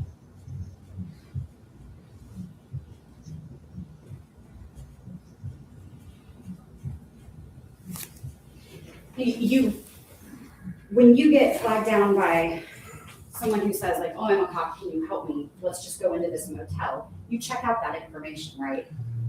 Right, where we check out who the source of the information is more than the information itself. And then you guys generally, so law enforcement, FBI, maybe Lancaster Police, if they were involved in bits and pieces, and Irving PD, you guys do a quick staffing to make sure everybody's going to be safe going in, right? Right. And did y'all do that in this case? Yes. And that was at the Best Western? Yes, just around the corner. All right. Where, and so we were talking about, I said Thursday, June 29th, right? Correct. Okay. I know this is in Irving. Can you give us like the major cross streets or highways that this Best Western is near?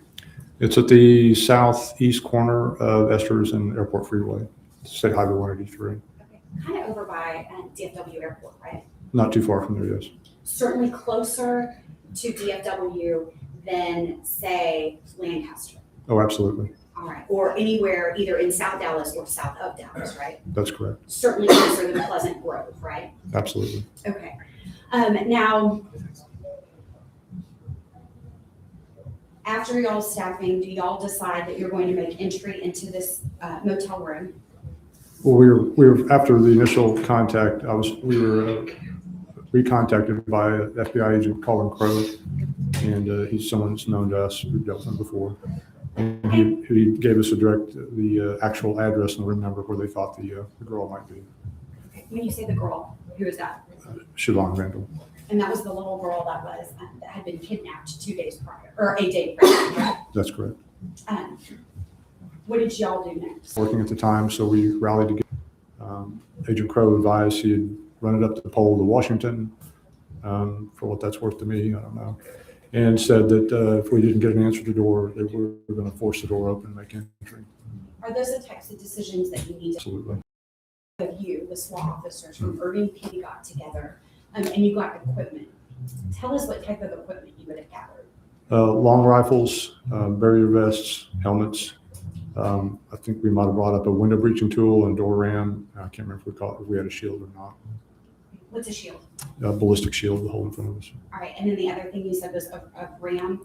A door ram and a window breaching tool. Okay, tell us what both of those are. Door ram, I think we can kind of figure out. It's like the battering ram that busts on the door, right? Right. What's a window breaching tool? It's just a long metal pole with some spikes on the end that we can break a window out and pull the curtains out of the way so we can put a gun in through the opening and cover the room because hotel room doors are notoriously hard to knock open. So a guy with a battering ram, as he's hitting the door, he's pretty exposed if someone starts shooting through the door. So typically, if there's a window in a hotel room next to the door, we'll break that out, put a rifle in there to cover the room to protect a rifle through the opening to protect the officer who's breaking the door down. And is this the type of, I feel like there's a distinction between a motel and a hotel, but this Best Western, is it the type of motel that has outside doors? Yes, it is. So the parking lot is just right there up against the door into the motel room, correct? That is correct. And ultimately, after we walked through your investigation, crime scene came out and took a ton of photos, right? That's right. And I could have him testify, but you were there and got to observe all the same things as him as well, right? That's correct. Your Honor, at this time, I just asked permission to start publishing some of the photos as we talk about his involvement. So specifically, sorry, I don't know how briefly, this we're talking about, right? Yes, ma'am. So we've got Dallas over here where my finger is, and then, all right, now I was talking about, you said that the window breaching, where would that be used? Standing directly in front of my partner, Sergeant Cutler, was standing directly behind me. Actually, he was to the far side of the window with the tool. And if we didn't get an answer to the door, he was just going to take the window out, pull the curtains for me to put my rifle in. Did you have to do that in this No. case? Okay, and as we can tell, the curtains are all still right there and the windows don't appear to be broken in this photo. That's correct. So tell us what happened. Once we got our team together, Agent Crow led us to the door. He pounded on the door, yelled FBI, opened the door. A few seconds later, we heard a message to the effect he was coming to the door. Fields was standing there, said, "Don't shoot." Let me pause you there. You said that the door came open. Did it open from the inside? It opened, Mr. Fields. A little bit. There was a male right inside, right? That's correct. Who was later identified as whom? Darius Fields. All right. You didn't know Darius Fields before this, No, I did not. other than the staffing to prep for going in, right? That's correct. So you heard the male voice say, "I'm coming out. I'm coming out," right? Correct. And then the door opens. And how is Mr. Fields dressed? I don't recall exactly. I believe he said just casually dressed. What was his demeanor like? Cooperative, docile. And forthcoming, right? Right. I mean, he said, "I'm coming out" himself, correct? Correct. Be back in the motel room at that time as you're making entry. No, we couldn't. Okay. So what do y'all do once that door, and you can see here it's Crappen's next. We called out for Was there an additional person in the room? a few seconds after that. Portia probably walked from her, from the direction of the bathroom and the bed, came into the living room and surrendered. And she was the female that was back in the room, right? That's right. Prior to this investigation, did you know LaPortia Polly? No, So when she approaches, she's a female, but then later, correct? that's correct. Were there any other individuals in the room? No. I know you said from the back of the motel room, but where specifically was she? Well, the room is shaped more or less like an L. So you come in the front door and you go directly in towards like a desk or sitting area. And then the room branches off to the left. There's a bed. Past the bed is the bathroom. And she was coming from either the bed or the bathroom in that direction. At some point, did you learn or figure out what she was doing back in the bathroom? We had our suspicions. Okay, and what is that? Once we did a protective sweep to see if anybody else was in the room or to look for the kidnapped victim, in the bathroom, there's water splashed on the floor around the toilet, and there was marijuana floating in the bowl. Did it appear as though Miss Polly had been literally flushing the drugs down the toilet, some weed? That's what it appeared, yes. Were you able to recover, I think there's we'll see photos here in a second, but basically a couple nuggets of marijuana? Yes. And it was wet? Yes. So I want to walk through the room. We're going to go generally, and then we'll go kind of back just as crime scene would and look at the specific particular areas. Even though you didn't take it, you saw all of it. So when you first walk in the motel room, is this what you see? Yes. And that L shape, is that what we have back here? Yes. If you walk to that desk and go the direction of the area, that would take you past the bed to the bathroom. Okay. Now you mentioned that you guys do a protective sweep. What's the purpose of doing this protective sweep? to make sure there are no other suspects inside that might be the little girl who'd been kidnapped. Okay, and for the record, because I wasn't where I had been talking about, the first photo was 153, which is just a photo of the front door. 154 is what we talked about, immediate entry, and to the left being that L shape. And then here in 155, kind of orientate us on this one. Where's this room? Okay, if you walked in from the front door to that desk and then took a left, that's what you would see is the opening to the bathroom just past the bed. And then just immediately within the bathroom here in State's Exhibit number 156, tell us what we're looking at on the floor, not necessarily right in the actual commode. Wet in the puddle. Number 157, what is it right here up on top of the commode? It's one of the drinking cups from the hotel that Sergeant Cutler used to fish some of the marijuana out of the bowl with. Okay, so that marijuana was actually floating in the commode, and you said Sergeant Cutler fished it out? That's correct. All right. And then here in State's Exhibit number 158, is this just a close-up of that? Yes, it is. All right. Now, who was it that came from that back bathroom? LaPortia Polly. After you collectively do that protective sweep,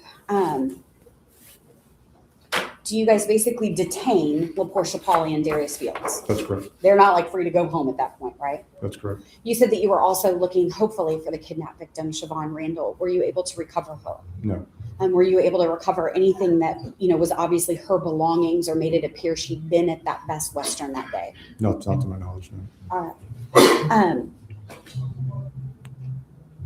Let's start with the photos of the Best Western. So Officer Tall is actually the crime scene officer that took all the photos, right? That's right.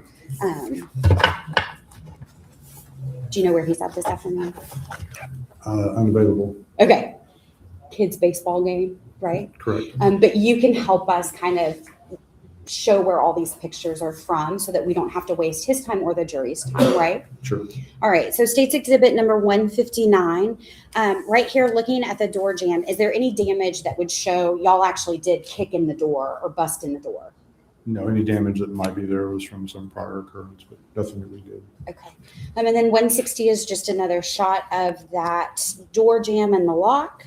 161, where is this TV that's here on the left and this little coffee table? Just inside the door. That view would have been taken probably from just inside the door, looking into the room. And then right here where I'm drawing, just underneath the lamp, but where I'm drawing that arrow, that's going to be the hook around where this desk is, and then there's a bed over there on the left, right? Correct. Now here in State's Exhibit number 162, what are we looking at there? A cell phone. All right. Did you know whose phone that was? No. All right.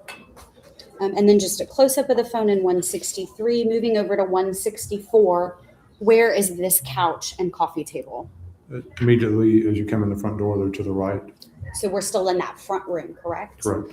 All of these belongings here, the sneakers, the duffel bag, the stuff that's on the coffee table, do you know who they belonged to? I'm pretty sure the bag and the clothing were all male. The items on the coffee table, I'm not quite sure. Okay. And when you say male, you mean adult male, right? Adult male. Now, 165 is just a close-up of the kicks or the sneakers and then the duffel bag, correct? Correct. And now looking at 167, is this just a different angle or view from that front kind of living area before you get back to the desk in the bedroom? That's correct. And then we can actually see the bed back there as well. Yes. Okay, now moving forward, the desk that is here, can you tell whose belongings or like adult or children property is up here? Appear to be adult. Looking at 169, is this just a different angle of that same desk with the backpack and all the stuff on it? Yes. Here, and it's kind of course, it's like the one photo I don't have a close-up of. Is there an additional, it looks like a Louis Vuitton backpack sitting in this bag? In that chair. Yes. All right. Here is just another angle in States 170 of the bedroom. Was the bed already like unmade? Yes. So you guys didn't change it, go through, change the belongings or where they were when you made entry? I believe we lifted the mattress up just to check. Okay. Why would you check under a mattress? A lot of times the hotel rooms, the mattresses sit on an actual plywood box, and we actually found people hiding in the box underneath the mattress. And it's important for your safety that we make sure no one is hiding, right? That's correct. And it's important when we're looking for a missing child that we look in any place where a person might be, right? Yes. So nothing located here, correct? Correct. And then just a close-up. Can you tell us what it is that we're looking at here underneath the nightstand, just in front of it? It's a bunch of cash. All right, and is that how it was when y'all got there? Yes. And then looking specifically at 172, this just shifts the angle over so that you can see the Louis Vuitton backpack, a Louis Vuitton duffel bag, another backpack, and then a whole bunch of cash on this side, meaning on the table or desk, and then also on the ground, correct? Correct. Do you recall how much cash there was total? No, I was never responsible for handling cash or I probably have some photos of all the cash here in a minute, right? Because that's the type of thing Toll would take. That's correct. So looking, again, we've got shoes and then personal belongings in this duffel bag in 173. These are all adult belongings, right? Correct. And in fact, in 173, it's male belongings. It appears to, yes. And again, male shoes with a bunch of 20s around it. Yes. Now here in states 175, I want to focus on this for a second. We're going to flip it this way. What is this box sitting here on the nightstand in 175? It's a kind of box that when you go to Metro PCS to get a cell phone, that's the kind of box that would come in. Was there actually a phone in it? Can you see a phone inside of it? There's no phone in it, no. And then on the notepad, where's the notepad from? Best Western. Okay, and then we see 1, 2, 3, 4, 5, 6 different phone numbers, right? Correct. And then there's a little scribble of like another, it just says 5502 on the side. So it could be a phone number, could be a PIN, could be a password, right? Correct. Did you have any idea what those were or what they were for? No. Now moving forward here to number 176, this is just a close-up of those, right? Yes. And even you can see someone has written POP by the bottom phone number ending in 8328, correct? Yes. All right. A crime scene kind of processing officer or photographer, his job is to take a picture of every single thing in case at some point later it becomes important, right? That's right. And even though that's not your field or your expertise, you're certainly familiar with it. Yes. Now, turning to 177, is this just a photograph? This is in the actual bathroom, right? Yes. Can you tell what that is there in the sink? I don't recall looking at that when we were in the room. All right. I couldn't say. All right. And then here in 178, we can see kind of some specks here in the actual commode in the water. What do you believe that to be? It looks to be marijuana. And that would be consistent with that Cutler had pulled the marijuana out of there, right? Right. States number 179, this is just a picture of the bathtub, right? Yes. And then states 180 goes back, and it appears that we've now collected all the money. And by we, I mean law enforcement collected the money to start organizing and accounting for it. I believe so, yes. All right. States 181 is just another close-up, right? Yes. And then states 182, again, a close-up kind of the assortment of all the things on the desk, right? Right. And this is the desk that's at the end of the L right before the bed here. That's correct. All right.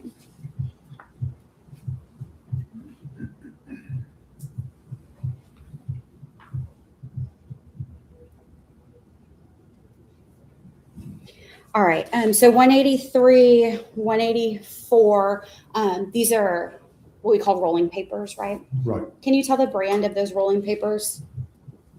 What does it say right there? Raw, and the other one I can't read. All right. The other one, if I said Elements, does that look about right? Yes. Okay. Now 185, this is some ammunition for what, we'll have a firearms expert later, but for a 5.7, right? 5.7 pistol or carbine, yes. Did you guys actually recover a 5.7 pistol here? Yes, we did. 186 is just an open that shows the type of ammunition that was in that box, right? That's correct.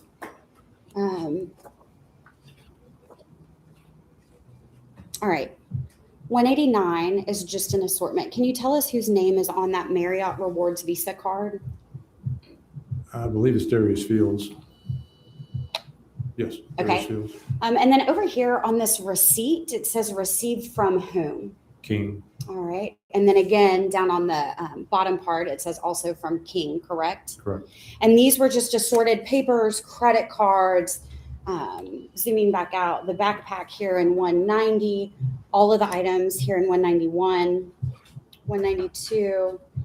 Those were all items found in the property in the motel room, right? That's right. Now, looking at states 193, whose birth certificate is this? Devontae Owens. All right, but it was in Fields' property? It was in somebody's property room. I don't know exactly from whose. I'm sorry, I didn't understand why. It was in somebody's property. I'm not exactly sure whose. Here in 194, this is an accounting of all the money, correct? Correct. And it's important that you guys inventory all of it, right? Yes, Take photographs, account for it, log it appropriately. that's right. It's a lot of cash, right? Yes. Paperwork, business cards that were, even says Desmond Jones with a date of, well, maybe a date of birth, but it says August 16th, 1995, right? Yes. And then again, we have multiple credit cards, a lawyer's business card, and then that King receipt, correct? Yes. Zooming out to 196 is just more of the assorted items. 197 is this, you said Darius Fields, this is the person who you found in that room, right? Yes. With his photo. Yes, it is. Here on 198, tell us what this is. It's a codeine cough syrup.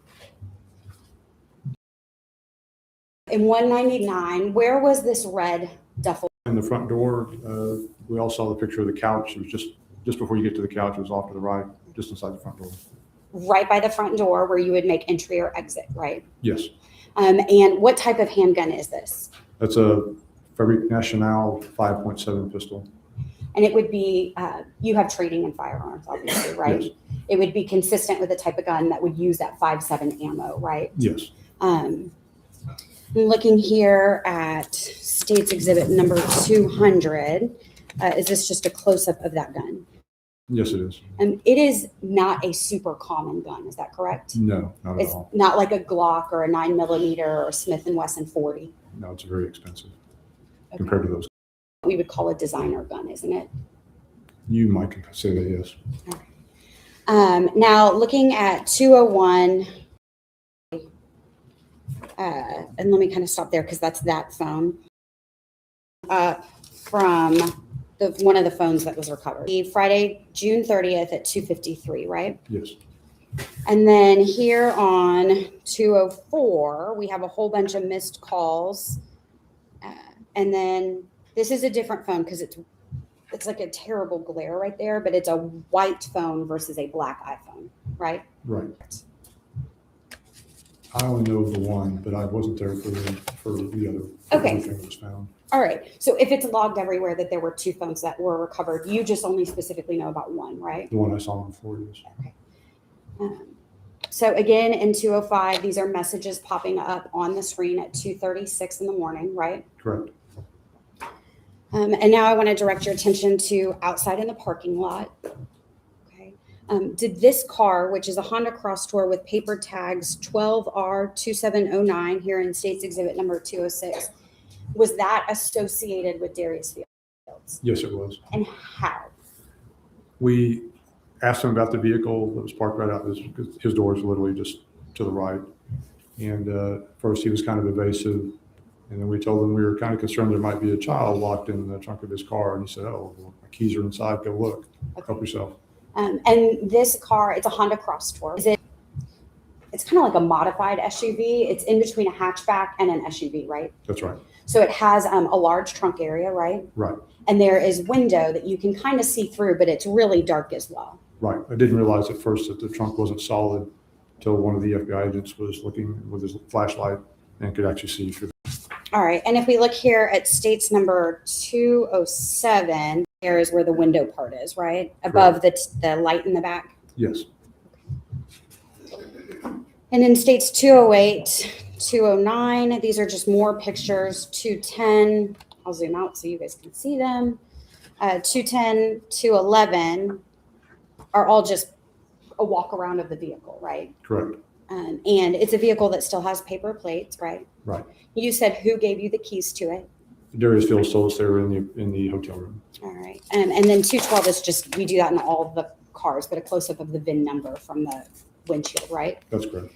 When you said that one of the agents flashed his light inside the back part, so the hatchback part of the Honda Cross Tour, what, if anything, did you see in it that caught your attention as an officer immediately? Underneath some clothing was what appeared to be a pistol grip of an AK-47. Okay. How could you tell that it was a pistol grip of an AK-47? They're pretty distinctive looking. There's really almost all Soviet bloc weapons have the same kind of style grip. Can you tell the jury, just in case we don't know, what an AK-47 or what that style gun is? It's a semi-automatic. When you buy them in the United States, they're usually semi-automatic rifle based on the Soviet main battle rifle. How is it different than, say, a handgun like that Fabrique Nationale 5.7 that we saw? Well, I actually believe that it turned out to be a handgun because the part I could see was just a pistol grip. But if you cut the shoulder stock off that, then it can gun for ATF rules. And I believe once they finally got into the vehicle and searched it, that's what they found, was that it was an AK-47 pistol. And when you say they, this car was taken and it was actually processed by the FBI, right? That's correct. I filled out an impound sheet and it was towed away. So we would have an FBI agent who could come in and testify and show us pictures of the gun and all the inside stuff. That's correct, because we didn't open the vehicle for fear of contaminating any DNA or any trace evidence. Now, you said that it had a unique pistol grip. Can you tell us what you mean when you say that? How is it unique? Well, I'm a firearms instructor. I'm an armorer. I know a lot about guns. The style of grip that the AK-47 has, there's no other gun out there I'm aware of that has the exact same shape when it's in its true factory form. So to me, it's as identifiable as if you saw a penny on the ground, you say that's a penny. If I saw this grip, I know it's an AK-47. So seeing a penny versus a quarter, you just know, right? Right. If we look at states number 200, how would the grip in that other gun found in the Honda Cross Tour, how is it different than this right here in states 200? Well, the FN57 in the picture, the magazine is contained in the grip. It's a 20-round magazine. The AK-47, the pistol grip is just a hollow plastic shell with a bolt going through it to attach it to the receiver. It's just something you hold the weapon with. There's no magazine inserted in it. Your Honor, I pass the witness. May I proceed, Your Honor? Thank you. You're on the SWAT team? Yes, sir. You're a firearms instructor? Yes. You're an armor? Yes. The only questions I have for you are about guns. Is that okay? Sure. Tell me about, and tell the jury about what is special in. Well, first, from a law enforcement perspective, it's very expensive, so you don't see very many of them on the street. I think retails around $1,300 or $1,400. The 5.7 round that it shoots has a reputation on the street as being armor piercing, that it'll go through body armor, which you can buy specialty rounds if you're law enforcement, that it will do that. Most of the rounds you can buy at the sporting goods store will not penetrate body armor any more than any other handgun round will. It does have a 20-round magazine, which is kind of unique for a pistol that size because the rounds are so small. It uses a lightweight bottleneck cartridge, right? That's correct. It propels the rounds, they're lightweight, it propels them at very high speeds, correct? Yes. Relative to other pistols, correct? That's correct. And when we're talking about lethality and body armor, speed kills, correct? It can, yes. Yeah. And so it's a serious firearm, right? Yes. And when you said that it's difficult to acquire armor-piercing ammunition, you can in fact buy it out on the street, can't you?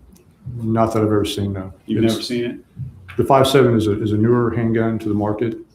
Not very many militaries have adopted it. To my knowledge, all the armor-piercing 5.7 ammunition manufactured by Fabrique Nationale comes into a bonded warehouse, and you have to have a letter to release it from the warehouse. So typically only law enforcement government's going to have that. And that's the red tip stuff? I'm not sure exactly how it's marked. Okay. Now let's talk about the AK. That also is, even though ATF classifies it Draco, which is what this was, you know, you're familiar with it. Yes. Even though they classify it as a handgun, It has a 10.5-inch barrel, correct? Around that? They vary from 8.5 to 10.5, right around there, yes. And it uses a 30 caliber or 7.62 millimeter round, correct? 7.62 by 39. And it's also something that is concerning for law enforcement because it does have a tendency to penetrate or over penetrate, correct? Yes. Okay, including going through cars. Depends. Maybe not the whole car, but a good bit of it, right? More than your average handgun would, yes. And so again, this is a serious weapon. Yes. Fast witness. Judge, I have no further questions. May this witness be excused? Thank you, sir. You may stand down and agree with the court. Judge, may we approach?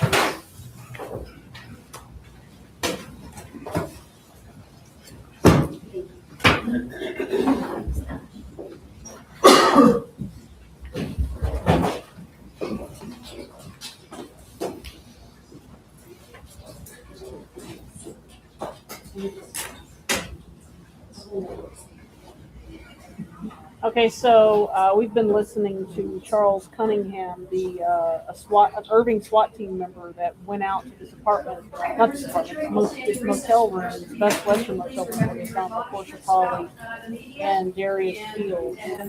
Thoughts on what we heard so far, Judge? Well, there was a description of what the room was like when they entered the room.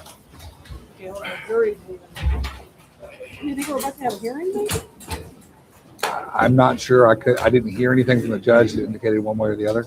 And this is the odd part is because of where we're at, we can't see exactly what's happening in that courtroom from we lost sound. So that makes me think maybe they're taking a break. I don't know, or they're looking at something. It's really hard to say exactly what's going on here. So this witness, what's the purpose of this witness? Well, part of what they're doing, of course, is trying to show, and they spent a good deal of time saying that there was no evidence in the hotel room itself that Siobhan was ever there. In other words, nothing to indicate that that was used as a holding place for Siobhan, or that maybe she was injured in that location. They talked about the money and the drugs. The drugs were still somehow in play because they were being flushed down the toilet. According to our YouTubers, they're saying that they're done for the day. Apparently, they caught that and we didn't catch it. Yeah. Okay, so according to the YouTubers that are listening very closely out there, thank you guys for being so on the ball, because they caught it, that the trial has wrapped up for the day. I guess they wrapped up this witness and decided maybe the next witness is a longer witness. Possibly so. So, when we were listening to Charles Cunningham, the one thing out to me was from his testimony is obviously they found a lot of cash in this motel room, a designer gun, and some kind of pistol grip of an AK-47 in the car. But there was a text message that popped up on screen. They didn't read it, that I recall. They said, but the text message said, and it was from a cell phone found in that room. It said, if you have her, let it go. I know that little girl. What the F have you done? That really kind of was bracing. And it was from, sometimes the iPhone will predict who the call is from if they don't have it in your contacts. It was predictably from, it said possibly Bruce Jones. We are not sure who that is, if anybody. But yes, that was kind of shocking, and it wasn't emphasized by either side during the discussion. Most of it was just a routine inventory of what was inside. The most interesting things, of course, are the money, the drugs, and this high dollar, unique handgun, which had ammunition, which the defense brought out through the testimony of the officer. I think that's going to end up being the motor weapon. Well, that's a question. It was armor-piercing ammunition, and something that was unique and not common to find on the streets, for sure. Certainly not a normal gun you would typically find used in these kinds of transactions. The AK-47, they thought at least it was a pistol grip AK-47, turned out to be a different type of weapon. And then the actions of LaPortia flushing that, trying to flush the drugs down the toilet. Normal thing you would expect if the SWAT teams break it down your door. Certainly, at least in small amounts, you would expect it to be attempted at least. But the setting of the scene, and again, the defense seemed to be emphasizing the weapons in Darius's possession, attempting again to paint, just like they did through Sean Henderson, paint Darius as the bad guy, the strong guy, the violent guy, the scary guy. Our guy, Well, he's the alleged leader of this right. of this drug. So in other words, our client was scared not to comply. Maybe that's going to come into play at some point. But it certainly isn't our guy who's the mastermind here. He was maybe just a hapless pawn in the scheme. But you don't have to be a mastermind Nope. to be convicted under the law of party. Just a participant. You know, and one, obviously we're going to try to wrap this up in about 4 or 5 minutes. We want to kind of run through the events of the day. But one thing I did want to, because we were talking about it during the break, is that LaDoris Randall, who was the cousin of Siobhan Randall, she was the, according to testimony, the original intended target of this kidnapping. Her boyfriend, according to testimony, is the one that took 100 pounds of pot. That's a lot of pot. $250,000 worth of pot from this motel room. But she, starts getting phone calls about this kidnapping, and she doesn't. And she acknowledged on the stand that she did not give the authorities the full context of what she knew. Now, you were talking earlier that so not giving information to the cops, that doesn't necessarily get you charged with a crime. In Texas, it's not a crime not to give information to a peace officer. It is a crime to give them false information, but it is not a crime to fail to give them information, with very few exceptions. This is actually, you see on TV a lot, this idea of officers coming in and saying, if you don't tell us, you're going to be arrested for obstruction of justice. We just don't have that concept in Texas law. So there is no obstruction of justice. Not in Texas, not in state law. No, there's not. There are federal crimes that are similar, but that's not what's at issue here. Okay. So what do you think the upshot of what we've heard today is? Again, building that picture, completing the outside of the puzzle so we can start filling in the more details in the middle. We got a lot of substance, in my opinion, even though it was relatively rote in its description. It wasn't exciting. It wasn't really necessarily even entertaining, but there was a lot of important information communicated by the Special Agent Mulligan, who filled in a lot of blanks on text messages, communications, who was talking to who, where people were, videos from the arcade, putting everybody together, and this slow construction of, no, this defendant was not an innocent bystander. They weren't sucked into this unknowingly. They were part of the planning from the beginning and a participant from the beginning. Even before the drugs were stolen, he was in this plan of buying and distributing these drugs. Well, and one of the things they showed was this picture of him in this motel room with a bunch of money. Right, and the same hotel room that supposedly the drugs were stolen from at the time. Same place where we have another social media posting that shows all the drugs in a mirror picture that was posted by one of the other persons who was a participant in this. Realizing I had not put on my mic. That would help to put on a mic. Sorry, guys. Nobody said anything, so either they were hearing me or not, because we're still holding some audience here. Would you expect tomorrow to hear medical examiner, maybe lead investigator? Certainly, I think lead investigator. Probably we will get to the point of being able to hear from the medical examiner.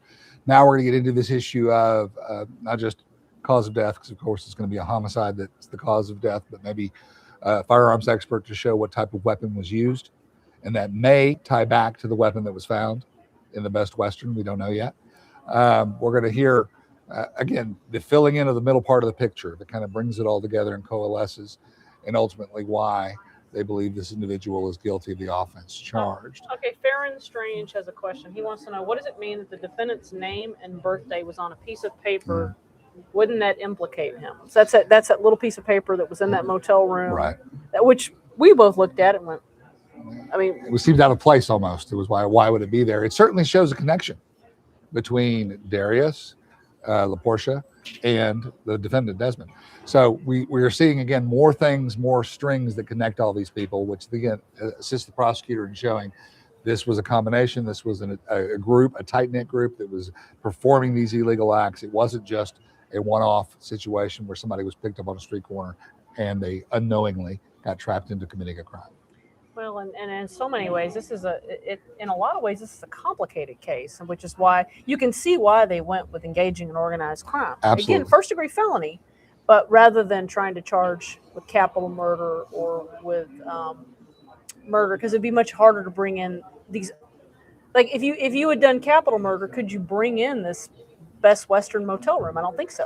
It would be difficult to. Again, you have to be able to show that this would have been part of this, of showing the specific intent to commit the crime itself. With this defendant. Are correct of this defendant. Unless you believe, as a prosecutor, unless you're assessing a case and you believe not only that it's worthy of a capital punishment, and when I say capital punishment, I don't mean life without parole, I mean the death penalty, and that you have a good chance of obtaining that verdict from a jury, then the time, effort, and the expense and the difficulty in prosecuting it is just not worth it. Especially if you have the opportunity to put somebody in jail for life without that risk. Right. And so somebody was asking how much money was found. I assume they mean in the hotel room. They never said. I never heard an amount. Didn't of count money. it. It looked like a lot. It was a lot, but they didn't say an amount as far as I could see. Eventually, I assume we'll hear numbers. Well, and actually, I believe it was from the FBI agent that we got the first actual amount of marijuana that was taken. They said it was 100 pounds. Which is a lot. Absolutely. Marijuana. That's a, and you could, and we were talking about this, and we don't know, did these suspects, had they bought this on like spec where they were going to sell it and then repay the people they got it from, or had they paid for it? So, that would also inform how desperate they would be to get the drugs back. Well, part of this entire puzzle is that question. We still have a couple of people who are unknown suspects. That video of KP stealing the drugs from the hotel had another car with two persons in it, which the special agent said are unknown suspects. We don't know who they are. So those people are still out there.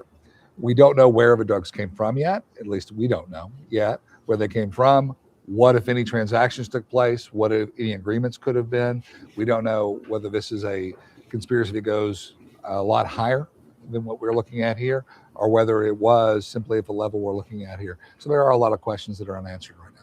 Somebody's asking, Lori Air wants to know, why blur the face but name made public? I believe that what's happening here is that whenever they show someone, they have to sign something. Is that what's going on? We're not sure. I mean, the court's making a decision. Maybe the people don't want their face shown because obviously live streaming is still fairly new in courts. And then, sometimes witnesses don't want their face shown, but they're saying their name from the stand, so their name is... I think there's an extra layer of protection the court's put in place. You have to get the permission of the witness before you show that witness on TV. And therefore, anyone who didn't affirmatively say, you are permitted to show and probably sign a form, you are affirmatively permitted to show my face, then they have been instructed to blur the face. Now, again, this goes back to that same idea. There are people out there who are bad actors, who are involved in this case that we don't and there are people who are taking the stand who may be at risk in some way, shape, or form in this entire event. And they are possibly concerned about their safety. Because we don't necessarily know who else was We don't potentially in this ring that are out there. Well, and actually there were, they showed yesterday that there were two other people, I believe that they believe were involved in the kidnapping. I'm trying to remember, my details start to run together in my head, but there's definitely a couple suspects that they have not identified. For sure. And so that's, that you could see why there would be some people that would be very cautious. Some people don't want to, you could see why also you're speaking about things that are kind of the unsavory part of life. Okay, so Falcon Hoof is asking, could the accused still ask for mercy at this point? That is a strategy to throw yourself on the mercy of the court, to say, I admit I committed this offense, or at least I was a part of this offense. I was wrong. Please have mercy on me. Did you get on the stand to do that? Yeah, the short answer is yes. You would have to do that. It is irrelevant in the first phase of the trial, the guilt innocence phase, because mercy doesn't come into play. Revenge doesn't come into play. Nothing comes into play except, did the state prove the elements of the case beyond a reasonable doubt? In other words, what are the facts? If the state does prove the elements beyond a reasonable doubt, the second phase of the trial, the sentencing phase, is punishment. Then that is where this idea of possibly... That's usually when you start hearing from his mom and his sister and the people who are begging for mercy. Please don't. And a defendant at that point can. It is a strategic decision to take the stand and say, I know I was wrong. I'm so sorry. please don't punish me as harshly as you could. Now, the downside of that is you're of course subject to cross-examination. So the state's going to cross-examine you and expose a lot of things that may not have gotten in otherwise. And you are risking waiving some of the errors that were may have been present in the guilt innocence phase by confessing charge. So there are risks to doing it. I honestly don't expect it to happen, simply because the upside is honestly not that high and the downside is pretty deep. Okay, so let me try to see if I can answer this question again, Lori. So what we did, and I went back to look, was whenever a witness was blurred, we just put that it was a witness and how they connected to the case. I don't believe in any of those cases we actually put the name in the lower third, which is the thing at the bottom of the screen that shows a person's name. But they're saying their name from the stand, so there's no way that I could bleep it out. I mean, it's just happening because it's part of it's a public trial. It is a public trial, so we're obviously whoever's in the courtroom is doing what they've been told to do by the judge. In terms of blurring faces, and I think the reality is it's one thing to have a name there, and another thing to know what they look like. True, absolutely true.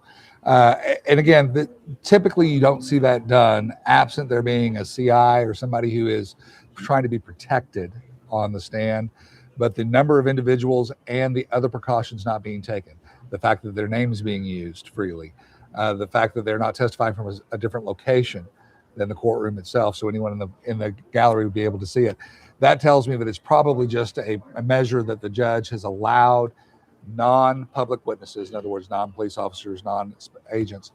I have to testify. I know I've been subpoenaed, but please don't put me on TV. Right. And then so someone else is wanting to know, okay, Hattie Solomon, yeah, I mean, if you miss the trial in the morning, this entire trial feed will stay up on YouTube, so you can go watch it as your leisure, and we would obviously encourage you to do that. And we'll be doing that every day of the trial. Let's see. I would only warn you that you'd be tempted sometimes to fast forward through portions of the trial.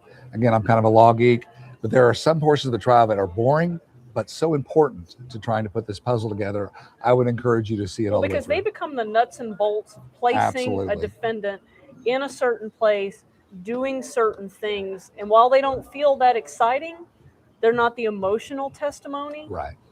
They're key testimony, and we'll see in closing statements how the prosecution pulls these little nuts and bolts together. I'm going to try to answer a few more questions. Okay, so do you know, Mike Morrow wants to know, do you know why the defendant was charged? Did he renege on a deal with the authorities?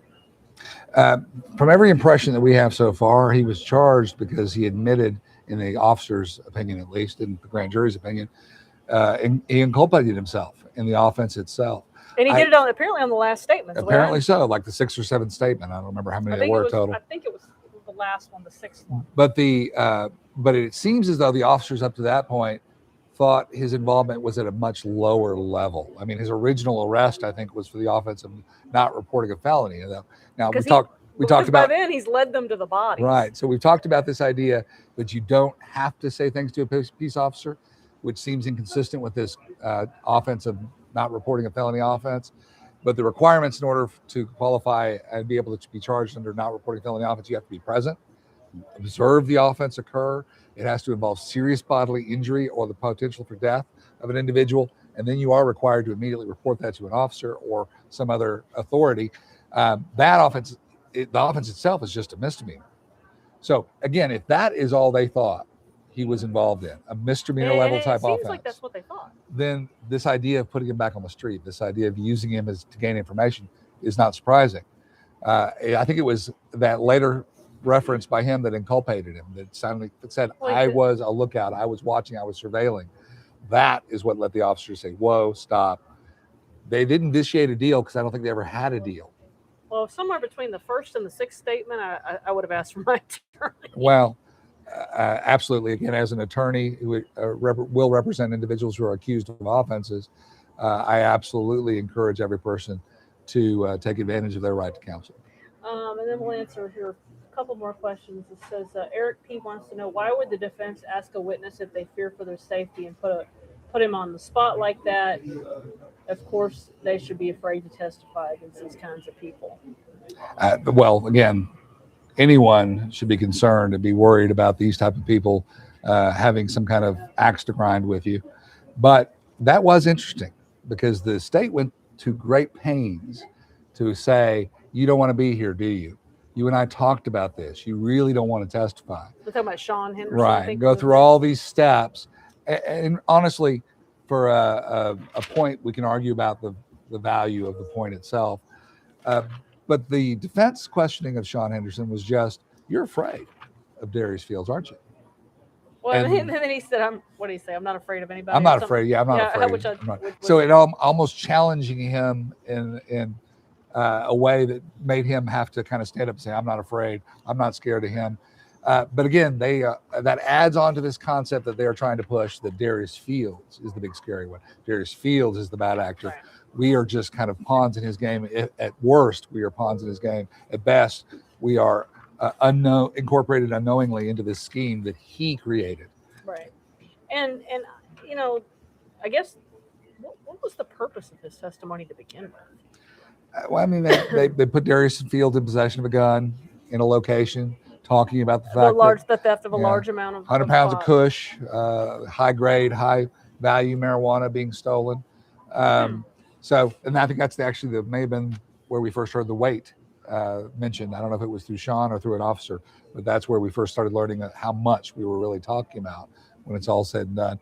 But I think that part was really the reason behind it. We needed to show Darius in possession of a weapon at or around the time of the events occurring, and very upset and very agitated and very visibly disturbed. You know, we didn't catch what time are they coming back tomorrow.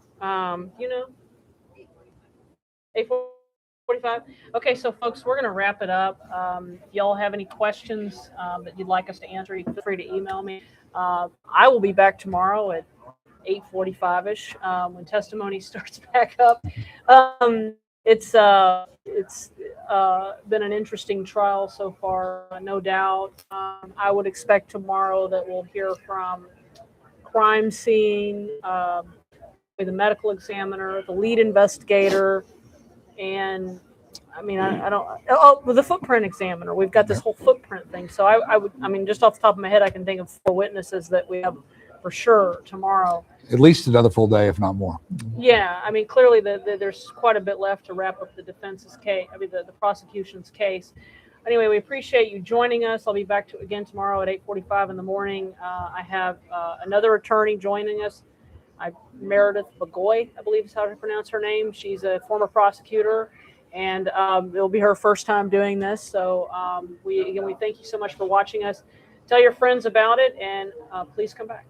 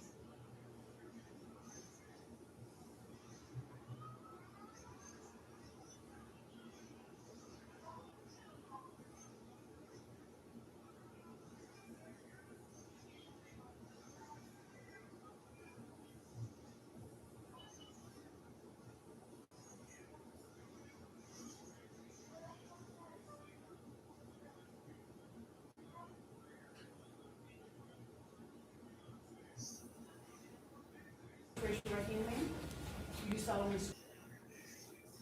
Would you please state your name for the record? Ladoris Randall.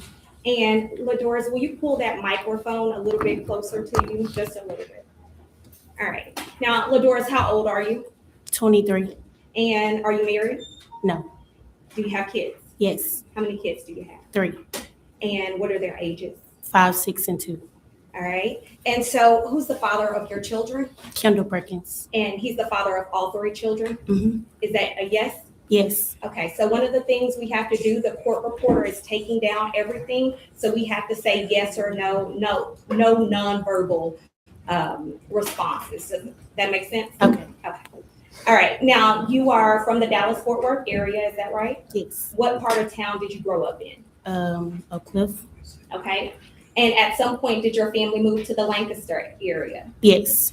And in fact, did you graduate from Lancaster High School? Yes. What year did you graduate? 2013. And real quick, kind of the family background. Who's your mom? Rosina Randall. And who's your dad? Fabian Whitlock. And your mom's brother is Charles Randall, is that correct? Yes. And that is the father of who? Siobhan Randall. Now, so that would make you and Siobhan first cousins, is that right? Yes. All right. Now, Siobhan's mom is who? Shaquana Parsley. All right. And does Siobhan have any other siblings? Yes. And who is that? Kayla Randall, Shanice Richardson, and Charles Randall. Okay. Now, in June of 2017, you understand why you're here, is that correct? Right. And we have met on one previous occasion, is that correct? Yes. And at that time, I told you the most important thing is to do what? The truth. All right. And so you understand why you're here. And Siobhan was 13 back in June of 2017, is that correct? Yes. And where was she living back then? In Lancaster with my mom and dad. Okay, now is that at the address, the 1342 South Ridge? Yes. And that's Lancaster, Texas, is that correct? Yes. And that's in Dallas, Texas. Yes. Now, was that a house or an apartment? A house. Is it a 2-story home? Yes. Now, how many bedrooms are in that home? 3 bedroom, 2 baths. And who all was living at the address at 1342 South Ridge? Fabian, my mom, my sister, and then Siobhan and Charles. Okay. And my other little sister. Well, yeah, my sisters. And LaCassie is your sister. Yes. And how old would she have been in 2017? 16. Okay. All right. 15, 16. 16, yeah. Okay. Now, we kind of heard a little bit about LaCassie. She has a disability, is that correct? Right. And what is that disability? Down syndrome. And as far as the room assignments in the home, I understand that there was 3 bedrooms. Who all stayed in what bedrooms? Cassie and Siobhan had 1 bedroom, and then my sister had another bedroom, and then Charles, my cousin, just stay in the room with my little sister. And then Fabian and your mom. had Right. a room, is that right? Yes. Now, how would you describe or characterize your relationship with Siobhan? She's my little cousin. Anything she need, every time she need me, I'm there. We've been through a lot together. That's just like my little sister. Now, would you and Siobhan talk on a regular basis? Yes. All right. In fact, your cousin, she did have a cell phone, is that right? Yes. All right. And in fact, you bought her that phone, is that correct? That's correct. Now, that phone number was 214-434-7377, is that correct? Yes. Now, I want to kind of talk a little bit about Kendall Perkins, the father of your 3 children. Mm-hmm. Is that it? Yes? Yes. Okay. Now, do you call him Kendall or KP? Kendall. All right. And in this trial, we heard him refer to him as KP. Are you okay with me referring to him as KP? That's fine. All right. Now, how long have you known KP? Since 2012, 2013. All right. Now, when did you all start dating? Around 2015. Where did you all meet? In Lancaster. Okay. High school. So you all went to high school together. Mm-hmm. Is that a yes? Yes. And I guess at some point, You all both would have graduated from Lancaster High School, is that correct? Yes. So that would have been in 2013? Mm-hmm. Is that yes? Yes. And in 2013, did you all start living together? Yes. Where were you all living? With my mother. And at some point, well, how long did you live with your mother? Maybe a couple of months. And at some point, did you and KP decide to get your own place? Yes. All right. And so back in 2017, would you have only had 2 of the now 3 kids that you all had? Yes. And when you all moved, when you and KP moved with your 2 kids, where were you all living at the time? 900 Riverbend. Is that, what city is that in? Lancaster. At some point to another location in Duncanville. Correct. Right. Now, back in June of 2017, were you working? Yes. Where were you working at the time? Wendy's. At some point, did you work at Spectrum? Yes. When did you work at? Now, you understand that Siobhan was kidnapped and killed in July of 2017, is that right? Correct. All right. And so would you have been working at Spectrum during that time? Yes. How long had you been at Spectrum? Maybe like 7 months. What did you do for them? Customer service. And what does that mean? Billing. Just a billing agent. Now, was KP working at the time? No. Did he sell drugs? Yes. Did he hit licks? Yes. Okay, and tell the jury what it means to hit a lick. To steal someone's property. And does that include dope? Yes. And by dope, I'm referring to marijuana or other types of drugs. Right. Okay. And what about money? Yes. What about guns? Yes. Okay. So sometimes he would steal dope, money, and drugs. Is that correct? Correct. All right. Now I want to talk to you specifically back at the end of June, kind of going into July, and go through a time frame, right? Okay. So do you remember, I guess back on June 25th of 2017, do you remember that day? I just remember that he was about to go hit a lick and it was 4 dudes. Okay. All right. And when you say he was about to hit a lick, he was about to either get drugs, money, or guns. Is that correct? Correct. All right. And at that time, would KP also carry, I guess, guns? A weapon, correct. A weapon, all right. Because it's fair to say that when you're in the dope game or you're ripping off other people that are in the dope game, you carry weapons. Is that right? Correct. All right. So you said maybe on that Sunday, and there's a calendar up here to your left that would be the end of June going into July of 2017. Mm-hmm. So on that Sunday, June 25th, you said that you knew that he was supposed to hit a lick. Is that correct? Correct. Now, did he actually go hit that lick on that Sunday? No. I think he actually went like that Monday. Okay. All right. So on that Sunday, were you ever made aware of who was involved or who he was supposed to hit this lick with, or I guess who he was going to be getting drugs from? I didn't know where he was getting the drugs from, but I do know who he was with. At any point, was there a mention of a Motel 6? No. Was there, on June 25th of 2017, at any point, was there a mention of a Mike T? No. Mike T? No. So fast forwarding to Monday, at some point, did you go to work that day? I did. All right. And do you remember, I guess, having a conversation with KP? Yes.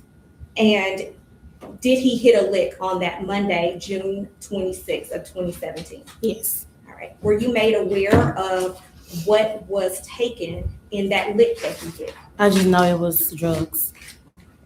And when we're talking about drugs, specifically what type? Like marijuana. Do you remember exactly how much or how many drugs were taken? At some point, you were made aware of this by KP, is that correct? Correct. All right. And so after the robbery of the drugs happens, he comes home, is that right? Correct.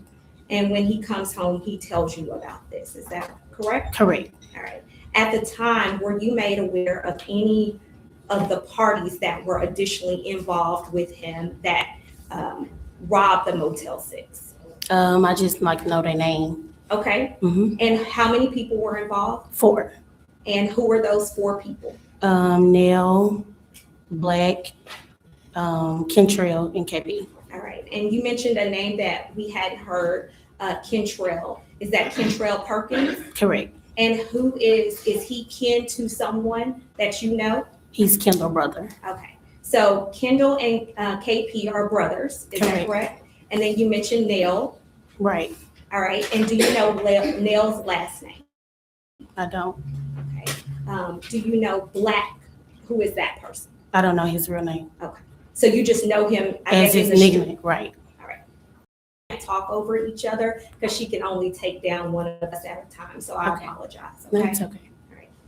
So that KP had robbed the Motel 6, and were you made aware of the contents of the robbery or what specifically went down? I just know that they went in. He said that LaPortia Polly was there, and they walked out. Okay. And they didn't just walk out. They did grab the drugs. Okay. And you now know that it was a large amount of marijuana. Is that correct? Correct. And it's your understanding that this robbery that happened kicked all of this off. Correct. And when I say kicked it off, what I mean is that this was the reason for Siobhan ultimately being kidnapped. Is that your understanding? Correct, yes. All right. Now, at the time, so fast forward, we are at the robbery on Monday, June 26th of 2017. At that time, on June 27th of 2017, did you go to work that next day? Yes. And was that at Spectrum? Yes. Do you remember what work hours you were working? 7 to 4. All right. So 7 a.m. to 4:30 p.m. to 4:30 p.m. Okay. At any point, did you ever work overtime back then?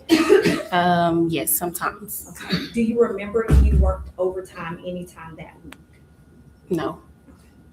And at some point, were you contacted by one of your coworkers?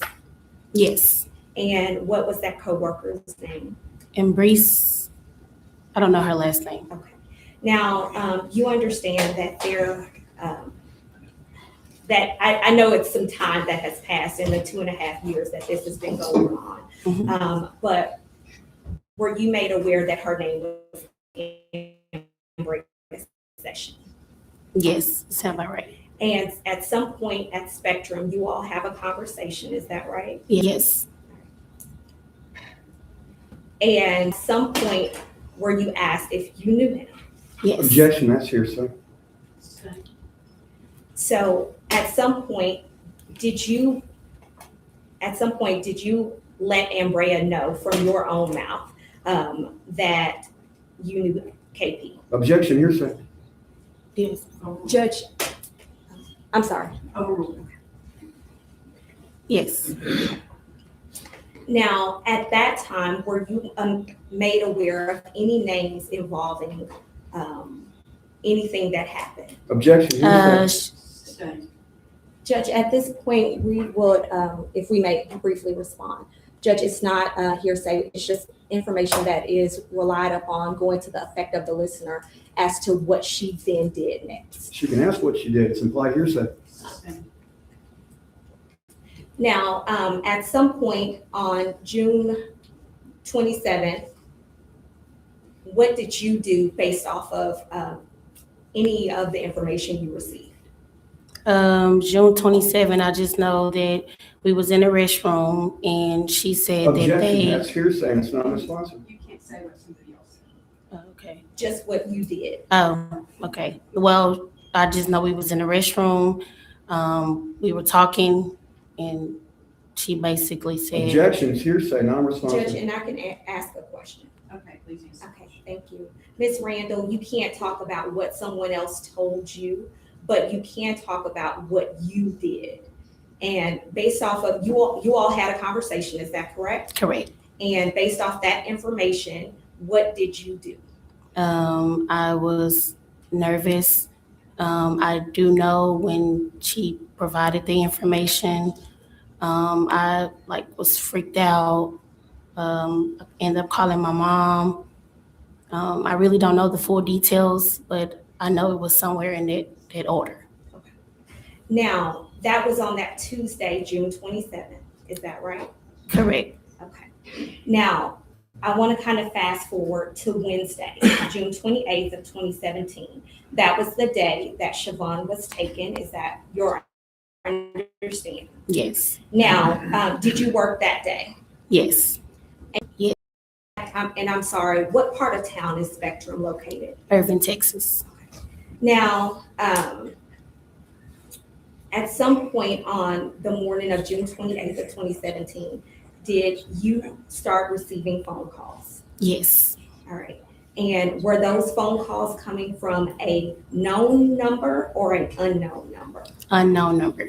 All right. And so when I say unknown number, it's not, were there digits that showed up on your phone, or it said like blocked caller or unknown? Right. It said unknown. Okay. And at some point, did you answer those calls? Yes. All right. And when you finally answered, I guess, the first call, was it a male voice on the phone? Yes. And did you recognize the voice? No. And at that time, what did you, I guess, what did the person say? If he don't bring me back the drugs, then I'm going to kill the bitch. Okay. And at the time when you hear that information, what do? I hung up the phone. Okay. And so what's going through your mind right at that moment? What the hell done happened? At any point in your mind, did you, I guess, think about the Motel 6, the marijuana, KP hitting the lip? Yes. All right. And so as soon as you get that call, do you start to get other calls? Yes. And who do you get other calls from? An unknown number, and then they start calling me from Siobhan's phone. Okay. And so they were calling you from the 214, the 434-7377. Yes. All right. And so at some point, do you answer one of those phone calls? Yes. And when you answered that phone call, was it a male or female voice on the phone? It was a male. All right. And were you able to tell if that male voice was the same male voice that you had heard on the previous call? Yes. All right. So the two people sounded alike. Right. All right. And so what, if anything, what was said in that phone call? When they called back, they was like, you better not get the police involved. Bring us our drugs, and they hung up the phone. Now, I know that you are using language that is appropriate for court. Was any colorful language? And what I mean is, were any curse words used during that time? Yes. Okay. And what were the exact words, if you can remember what was said? I don't know the full details, but I know it was cussing involved. Okay. Maybe like bitch. I just know it was cussing involved. Okay. At some point, was there mention of give us our shit back? Yes. At some point, was KP's name mentioned? No. Okay. Was KP's name ever mentioned, to Yes. your knowledge? I'm really not for sure. You said yes, or you're not for sure? I'm not for sure. Like, I don't.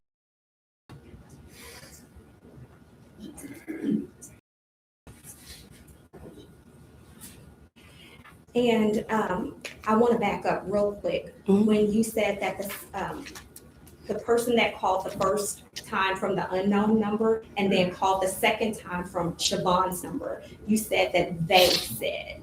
And was it one person or multiple people? The person that I was like calling me was one person, but you can hear other people in the background. Gotcha. Okay.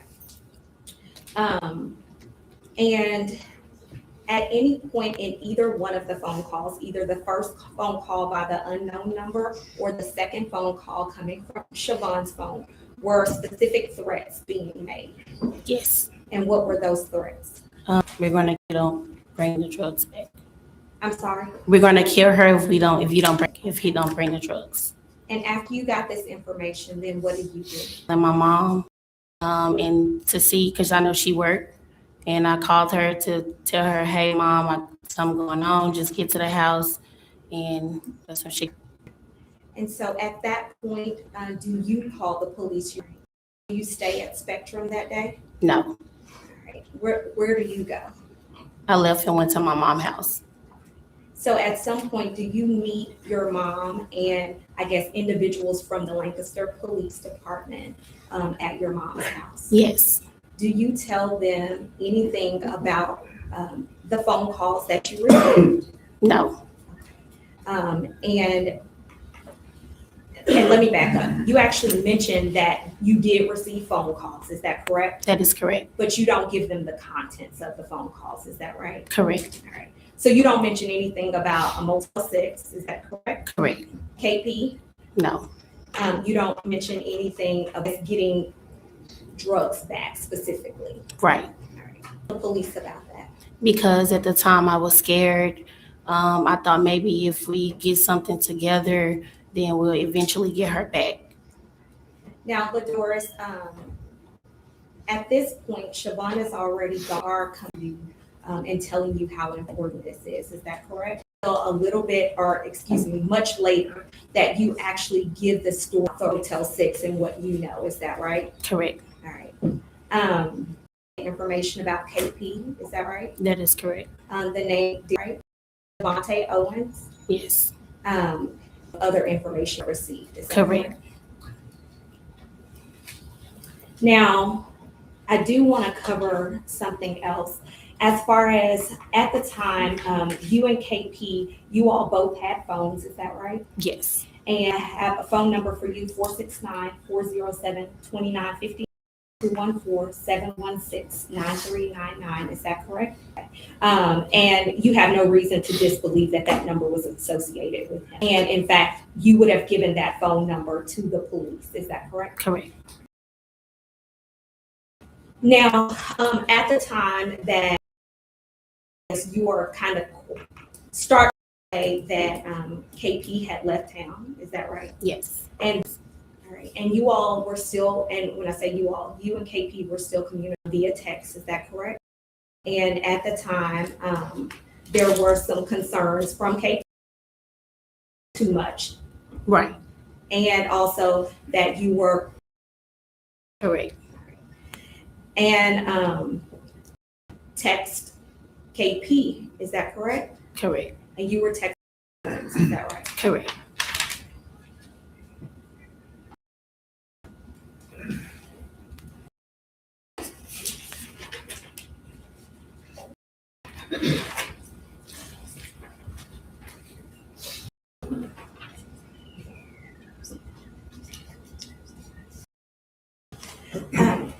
Couple more things, Ladoris. I want to kind of say June 26th, at the time when his demeanor after the robbery. He was like nervy. Was he a little antsy? Yes. See the drugs, or did you ever see any guns or a purse or any of those items? And at any point where the dope was, or anything like that? Was going like, hey, what did you do? Okay. And while he is nervous, does he tell? We hit a lick. So he doesn't give you any information as to what order? No, he just said we hit a lick. And there's one other thing. For yourself driving a white Camaro. Yes, we had a white Camaro. It was a white, it's pretty distinct. And when you say white on white. Oh, like white car, white. I'll pass the witness. Ms. Randall? Excuse me. You Darius Fields and Michael Titus, isn't that correct? I didn't know that. May I approach the witness? Mhm. You recall Ms. Falk asking you some questions at that testimony. I asked you to look at this.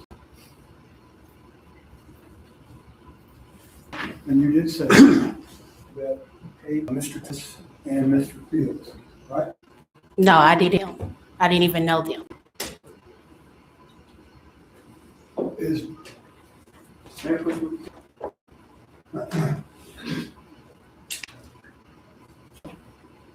In answer to the question by Ms. Falk, it was supposed to be Michael Titus and this about who KP was going to rob.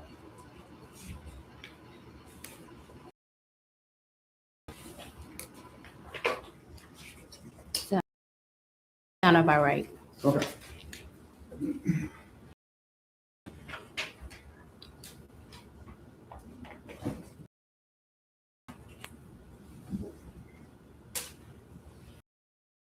Call the police. Did KP tell you not to call the police and report?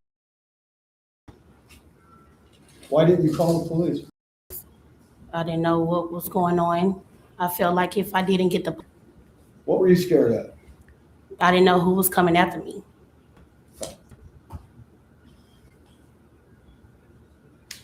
When you first went to the police, you were afraid to disclose the truth right away, weren't you? Yes, But gradually, when importance of it, you began to tell more of the truth. Is that correct? correct. And KP never gave the drugs back in order to get Siobhan back from Fields and Owens, did she? Did he? No, You said KP was nervous when he got home. Is that right? correct. Was Mr. Perkins always nervous when he came back from robbing people? Yes, So was he unusually nervous this time? yes. Was he afraid of Fields and Owens? I don't know. Were you afraid of Fields and Owens? I don't know them. Okay. What happened to the drugs? I don't know. Did you learn that Mr. Perkins claimed that he threw them in the Trinity River? I don't know. I haven't seen no drugs. Did you ever learn that Mr. Perkins said, I can't give them back, I threw them in the river? He said that on the phone To you? when he called from jail. Yeah, Okay, all right. to me and my parents. You knew that they were looking for you to kidnap, is that correct? I didn't know who they was looking for. Did you learn after the fact that they were looking to kidnap you? Right. Okay. Thank you, I pass it. Nothing further for this witness. Thank you, ma'am. You may stand down your feet.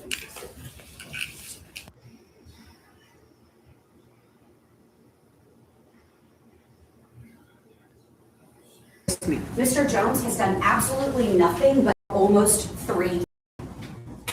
When Mr. Fishburne tried to tell you that there aren't indictments for murder, that is not true.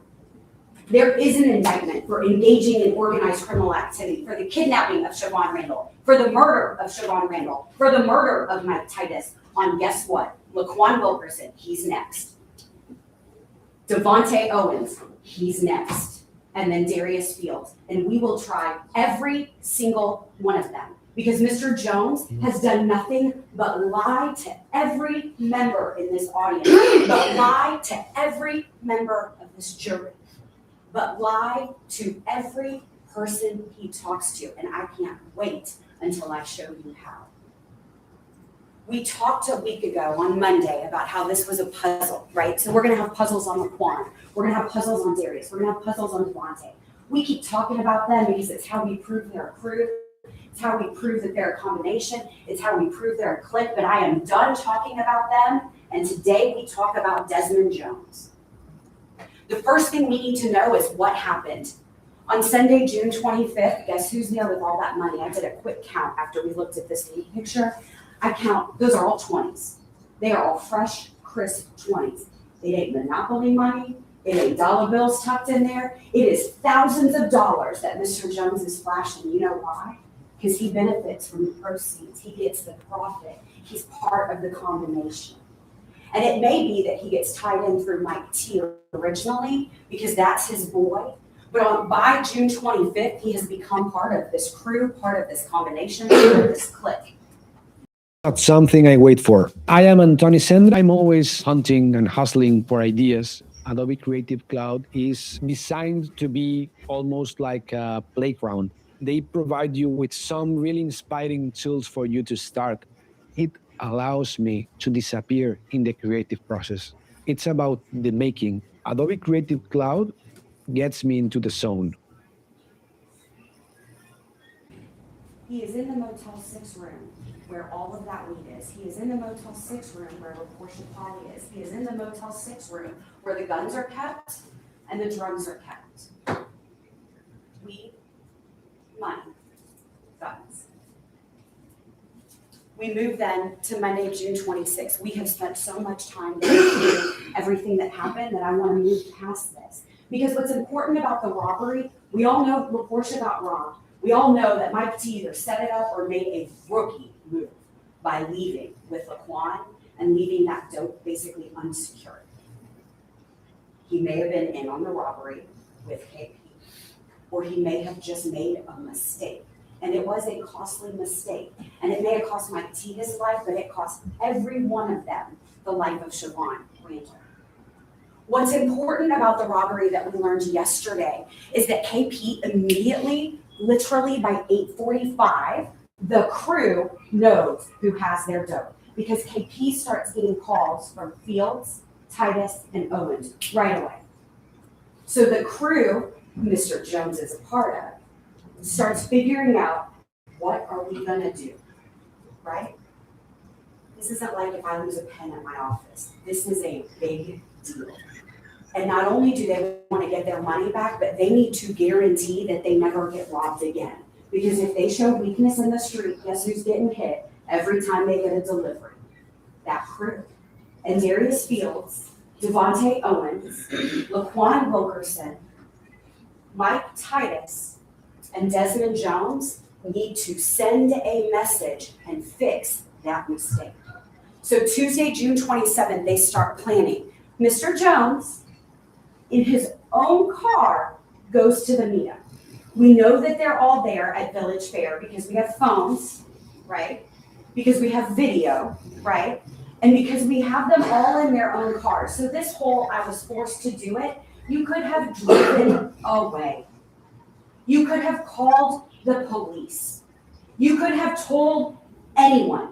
Because I guarantee you that everyone in our entire county, other than these 4 evil people, would have jumped in and done whatever they could have done to make it right. Just like we have done all day, every day this week. Just like we have done for the past 3 years. To bring you the pieces of the puzzle. So Jones drives up in his own car to meet up for them to start talking in person because phones have wiretaps. Phones document things. So they can decide what's our next move. KP's gone. He's left East Texas. He has booked it like the wuss he is, right? He's not going to own up on his mistake. He's going to let somebody else take the fall for it. He's going to let somebody else get kidnapped for it, including his girlfriend, the mother of his 3 children, either her or her family members. And he knows the rules of this game. He knows how baseball is played. It is overstood what happens when you rob from the wrong people. You heard from LaDoris, that is all he does. She benefits from it, right? I mean, she sat there just as straight as can be, being like, well, I mean, he robs people. Who do you think pays for her shoes? Who do you think pays for her car? Who do you think pays for her purses? All the people who get robbed by KP, right? Meeting occurs at Village Fair, and then we get forward to the surveillance. We have all of the phones, Mr. Jones's phone, and we're going to talk about that here in a second, but y'all, we know it's his phone. We know it's his phone. They are all doing surveillance over at LaDoris's job late at night. She does not work nights, so let's think about that for a second. They're doing surveillance from 10:30 to there, and then there's multiple calls back and forth. And the reason we keep highlighting that there's calls in between them is to show you that they're not all in one car, right? So if I'm Darius Fields, I'm not in the car with all the other people holding Desmond Jones at gunpoint. Desmond is driving his own car to be part of this crew, trying to do whatever he can to make sure that he's okay, but also whatever he can to stay part of this crew, because that is a lot of money. And if he can maintain this, he is on the hook to make a lot more money in the future. They don't, in this lifestyle, finish this activity and then say, you know, I'm gonna go apply for a job at Starbucks. I'm gonna go get my associate's degree. They choose the street life, and that is exactly why duress is written the way Mr. Adams told you, the way that the judge told you, the way that that law reads. Duress is for you and I. It is not for people who sign up for this life. He doesn't get to say like, well, I want all the money and the guns. And I watched everybody's eye, every lady especially, their eye pick up how he views women and what they're good for in that statement, right? Just returning a trick on. Those are all the parts of the lifestyle that he signed up for. And what that means is he now can't claim, I wasn't really part of it, but if I was, it's because I was forced, I had to be there. No. His own car, his own phone, is doing surveillance at Spectrum. And then they move down to south of Dallas in Lancaster. They go to the victim's house thinking that LaDoris is there because it's her mom's house. Fields calls KP again during this time. All 3 phones are down there. Mr. Jones is all up in it. He is all up in it Monday. He is all up in it Tuesday, Wednesday, Thursday, Friday, Saturday. So Wednesday is when the kidnapping happens. This is all that Agent Sedgwick testified to yesterday. Jones's phone is there, Owen's phone is there, Wilkerson's phone is there. They are all at that house where Siobhan is kidnapped from. And then immediately after, her phone has activity and her phone is with them. They're all going up 35 and you know where they're going to a trap house off of Keys. It may have been the final trap house, it may have been the first one, he does nothing but lie. We'll never know. But we know that they all head up 35 and Fields is calling all the shots from Ovilla. Look at the times, 9:51 to 9:58, they're coming up 35, not 1 hour later, Fields telling them he's got 2 phones and all of them are where the bodies were recovered. All of their phones, Mr. Jones, his phone, his body, his person is there where they have a 13-year-old little girl. A 13-year-old little girl with her hands bound by a blue internet cord, with a brown pillowcase over her face, with her Star Wars fuzzy pajama pants on. Because she was on summer break. Because she was getting excited about her 13th birthday party. So all of our people in this crew are there right after she's kidnapped. And then we fast forward. We will never have all of the pieces because the people who hold the pieces to this case are either dead or they're defendants. So Saturday, July 1st, and Mr. Fishburne just said that Desmond called the police. That is 1,000% not only inaccurate, but a lie. That is not true.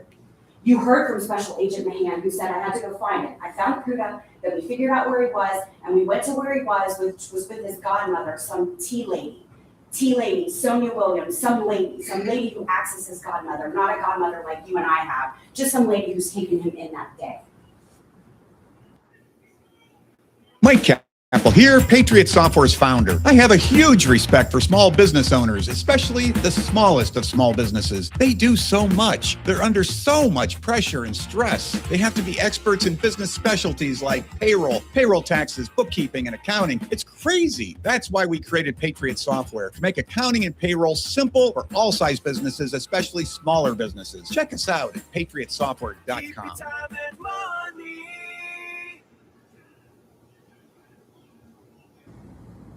She doesn't help him end it tonight. She doesn't say, oh my gosh, what have you done? It's all over the news.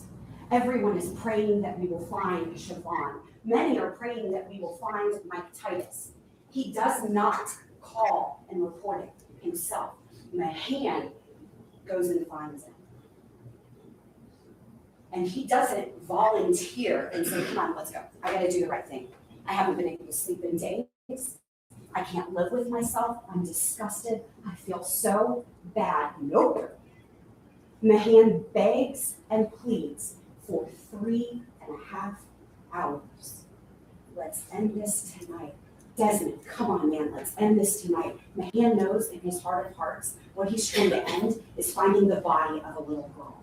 Not a live body, but a doe. But after that Amber Alert goes out, and as the hours tick past, as the days tick past, we are never getting Siobhan back.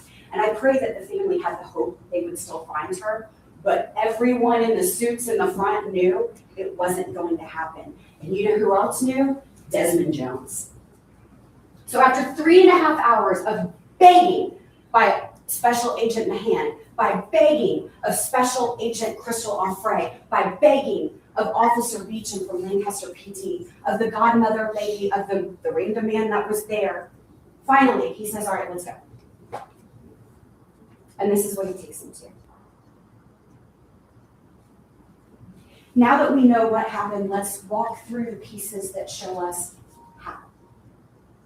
I cannot thank you all enough, and the court and opposing counsel, for how much work has been put in this week. I can tell you that in any other court, this trial would have taken much longer, because you have had so much information come at you. And it has been as smooth as possible, but it is still a bunch of almost a foreign language sometimes. So I'm going to take everything we talked about on Wednesday and some of yesterday and put it in plain English, right?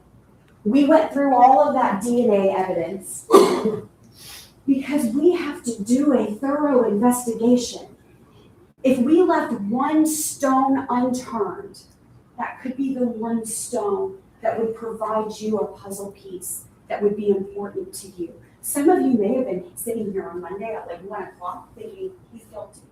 But my job is to put on every single piece I have, because you deserve it. This is a hard decision, and I understand that, but it is my job to make it easy for you. So the cell phones are our first real multiple pieces of evidence, and we're only talking about Desmond's phone. The defense was trying to say that he didn't have, so you'll have all the numbers, but the 9766 number, that he didn't know that number. No. Back in July of 2017, Kiki pulled out her phone. She read out the phone number to the agent. That was that piece of paper that he had scribbled the phone number on. She may not remember it now, 2.5 years later. And you know what? If I had been dating him, I would want to forget everything too. If my name, if my face was wrapped up in all this for the past 2.5 years, I would want to forget too. But once she was shown the piece of paper, she remembered that Desmond Jones had a 318 number that ended in 9766. The defense wants to talk about how that number, the birth date of it, came back to a residence over at T.D. Owens Barbecue, which of course is Devontae Owens' family. Devontae and Darius are cousins. It's all their family business, all right? Devontae gave Desmond the phone. Desmond said it himself. This is not an aha. This is not a gotcha. That shows you it was before the kidnapping, because Kiki already had the phone number, right? She's calling it when he borrows her car back on Monday, Tuesday. So he had already become friendly with Devontae. Friendly enough and part of the crew enough to where Devontae was like, hey man, I got you, here's a phone. That's how Kiki has that phone number before 6/27. Desmond says Devontae gave him a phone. This is not some gotcha. Kiki says that it was Desmond's phone, which means that Devontae gave him that phone before 6/27. It cannot be that he got the phone number afterwards, because Kiki gave us the number in advance, all right? So definitely his phone, we're done with that. Here's what the cell phone activity means. They are all in different cars, because if Crystal and I are riding together to dinner, we don't talk to each other on the phone, right? If we're driving separate cars and I'm getting lost trying to go to where we're going, then I'm calling her, right? So that's what it tells us. And it shows us that they are in different cars because no one calls each other, both during the surveillance on Tuesday and the kidnapping on Wednesday morning. Here are all the phones going north on 35. You can see that they are calling each other up at the top. They are in multiple cars. Desmond has his own car. All he has to do is peel off and do the right thing. Desmond Jones had 1, 2, 3, 4, 5, 6 days, just like he had 6 statements, to do the right thing. And he didn't, and he won't, and he never will. Tello's unlimited phone plan is just $10 a month for your first 6 months. Yeah. The star is a lot because we have to uncover every stone. But what the DNA told us is that those sweet little pajama pants, I won't reshow the photo, we all know what Siobhan was found wearing. These were her pants. This is her DNA. This necktie was used to bind her. It was. And Laquan Wilkerson's DNA is all over it. And her DNA is all over it. Like, they couldn't just tell a 13-year-old to sit there. She's terrified. She has been drug out of her home. She has been bound, and they continue to have her bound. That is terrifying. And here's the second finding. And I want you to look specifically at what it is. It's a little t-shirt that they have taken off and they have wrapped around. And based off the size of it, they probably put it over her eyes as a blindfold. That is her blood all over it. And I am sorry that all of you have to look at this, and I am livid that that man has put me in a position to do it. But he has, because he is in this. Now the other DNA, it shows us that Desmond Jones was all up in that white Ford and Laquan Wilkerson was all up in that black Lexus. And I can guarantee you, because I've tried a lot of cases, that if I didn't have that DNA, they'd be trying to say he was never in that white car.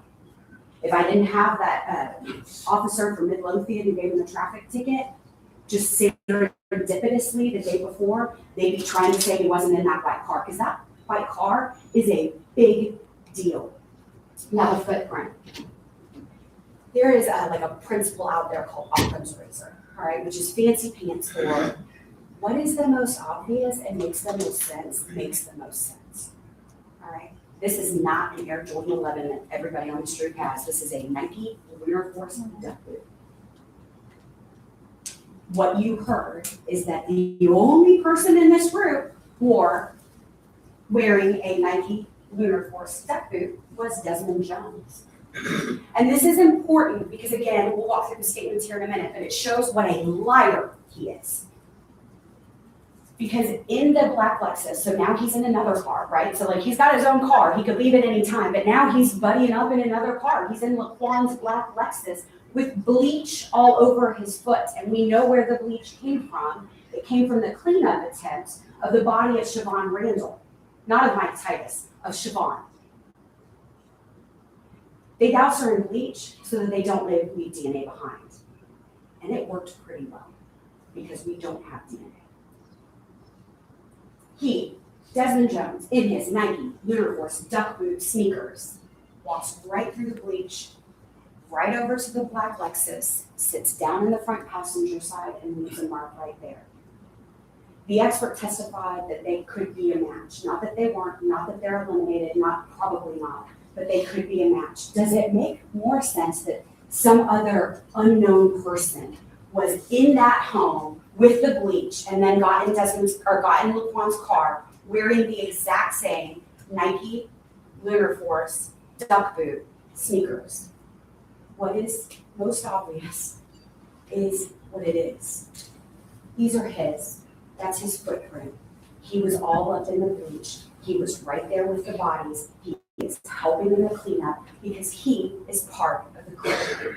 Now the firearms, plain English, the only thing that we needed to take away from April Kendrick, other than everyone has scary guns, is this .40 caliber Bersa. So the gun that was found in Mike T's hand, after he shot himself twice in the back of the head, the gun that's in his hand matches the bullets from Siobhan. It matches all of the firearms evidence in the house, and it matches the bullets that went through Mike T. This is the murder weapon.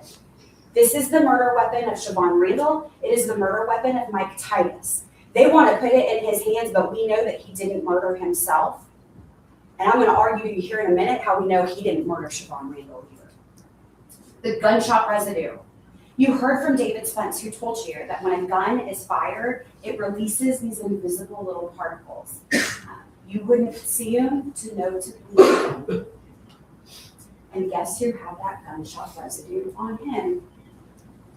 Desmond Jones, who says he's never anywhere near any shooting. Yet he has gunshot residue inside his waistband. You know, where you tuck a gun. On the top back of his shorts, and on the back of his black tank top that he's wearing. The white car, there is no dispute that it is his girlfriend's. We have his DNA, and there's a traffic ticket of him in it. And if we didn't have those three things, you absolutely would have heard that it wasn't his car, he had nothing to do with it. That's why we keep hammering this home. That's why we keep giving you all these pieces of the puzzle over and over and over again. Corey Green. Corey was important to me because he's, one, just a good guy, right? I don't know what he was doing hanging out with Desmond Jones. They said that they kind of grew up together and they've known each other a long time through his sister, who is such a peach that she came here to help him, right? They have subpoena power too. They can get and call any witness they want, but we didn't hear from Huda. So Corey Green testifies that on Tuesday, it's like any other Tuesday. Corey gets a haircut every Tuesday, and guess who drives into it? Desmond Jones. Desmond is not with the rest of the crew at gunpoint being forced to do all these evil things. Desmond is doing what Desmond does on a Tuesday, hanging out with his friend, taking Corey for a ride to get a haircut, and then leaving him there, right?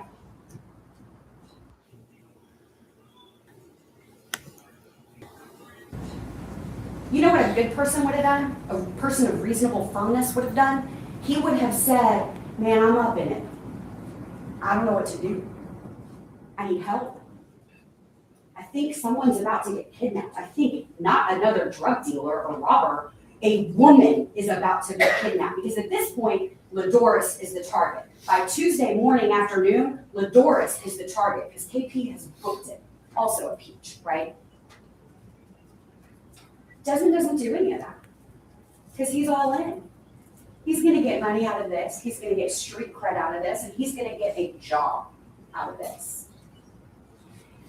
His statements. I get so riled up when I listen to his statements, and that's why we started with the end, because all he does is lie. And you don't know that he's lying until the very end. You don't know that he's lying until you read and wade through all of the physical evidence, all the scientific evidence, what everyone else says, what the cell phones show us can't be the truth. So let's start with his statements. On July 1st, going into the 2nd, he does the, Mike T had the white car the whole time, and if we didn't have his DNA, if we didn't have KP, if we didn't have the traffic ticket, that would still be his defense. I can guarantee you. So he goes with Mike T had the white car the whole time. I don't know those other people. I may have heard Devontae's name like a week before, but I don't know any of them. I'm not scared of anyone. I'm not scared to die, and I can stand my own ground. That is a quote out of that statement. He ain't afraid. Then July 3rd, the first half, he sticks with, well, Mike T had the car. And after 3.5 hours, they finally get him to change a little bit, but he denies and he is adamant. Man, I had nothing to do with that kidnapping. I denied any part of that kidnapping. And his only concern, y'all, is not about this little girl. It's not about Mike T's family. It's not about our entire community grieving. That's what it is. Because the rules of the game that he plays, only rule, really, is not snitching. That's all he cares about.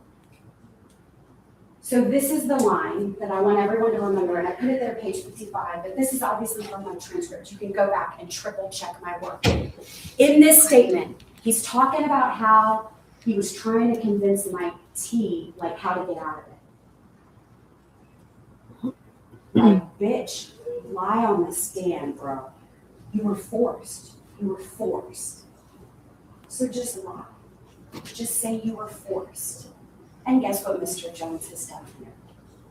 He thinks that each and every one of you are a fool and are dumb enough to fall for it. He thinks that he can say, I signed up for this game, and then I'll just lie. I'll lie to the cops, I'll lie on the stand, we'll just say we were forced, and we'll be okay. And that is the moment when I knew definitively that I could never trust anything Desmond Jones said. In statement number 4 on July 6th, it's more lies, it's more minimizing, and it's more self-serving stories. They're not statements, they're stories.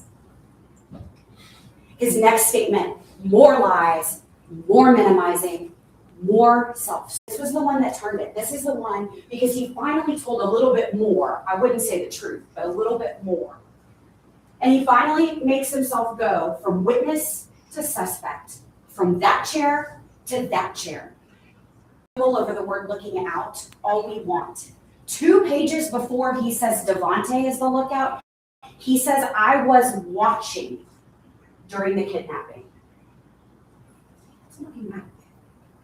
I'm so sorry. That's looking out. Watching to see if anything happens. And here's how we know that he is an additional lookout, not in the same car with Devontae. The special agent said we talked yesterday about criminals keeping an open line, right? So if I see the 5-0 coming down the street, I can say, hey, get out. Or in this situation, stay. Don't open the door. Because if a 5-0 comes rolling down the street and I'm walking a little girl out with a pillowcase over her head, it's certainly going to pique their interest.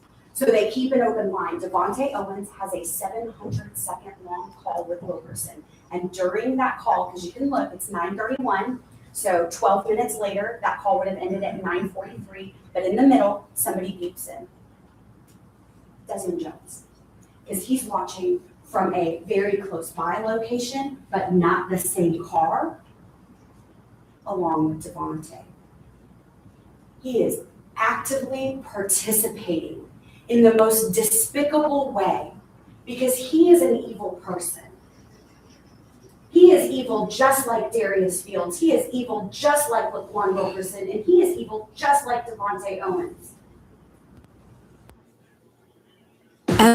Every day, people just like you launch global brands from their bedroom. The barriers are gone. You don't need permission. With Printful. He says during the survey, I made y'all kind of like perk up a little bit when I said it was at nighttime when the doors doesn't even work. He is trying to make himself look good. He's trying to make himself look not evil. He's telling the cops all these self-serving lies. And he says, not only was I not really involved, and this is all that they did, but I saw LaDoris come out of the spectrum, and I basically saved her life because I didn't point her out. He gets no medal because that is a lie. She was at home, said her phone was having activity at home. She didn't work that shift. She wasn't there that night. Lie, lie, lie. And then that gets us to the murders. He wanted to paint you a picture, to sell you this story about how these murders happened. I want you to think about it, okay?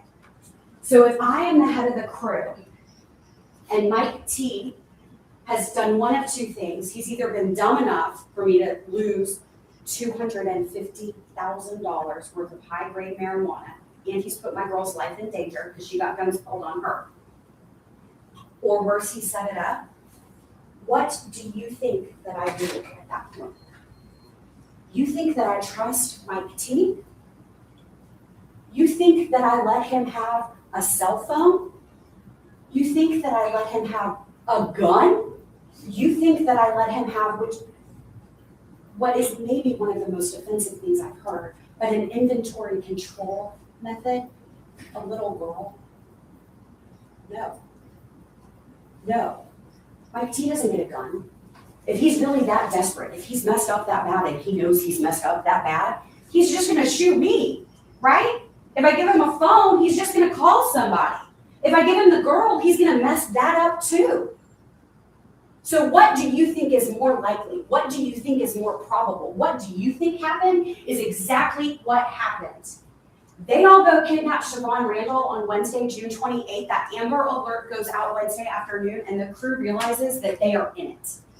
That this isn't just going to be a side exchange over at a 7-Eleven where they get their dope back or their money back and they work out some deal. The laws have been called, and it's all over the news. And at this point, and when you dig through the photos from Best Western, somebody pops up on that cell phone saying, just get back the girl, just get back the girl, just get back the girl. Y'all, she's dead at this point. Because on Wednesday, June 28th, she gets kidnapped and then the Amber Alert goes out and they all know that they're in it. Mike T, I really don't think he kills her. You know why? Because he wouldn't have had the gun and he definitely wouldn't have been left alone with the girl. There's just no way. So you know what is more likely? They all went in that room at 2208 East Keast, at Keast and Sunnyvale, 1 block behind Skylark. That disgusting trap house that Siobhan Randall got to spend her last minutes and got to take her last breaths in. And they shoot her. And then they have Mike and probably Chuck, because he's the muscle and a hitter too, pick up her body and shove it into that closet, into that bathroom. They strip off her clothes so they can pour her down with bleach to try to get rid of any evidence. And then they go back and have Mike T start cleaning it up, and that's how they then execute him. The glove that he's wearing has her blood because he had just been shot and was bleeding, and his blood because he was also shot and is bleeding into that pool. And I want each of you to think about it. How many times was Siobhan Randall shot?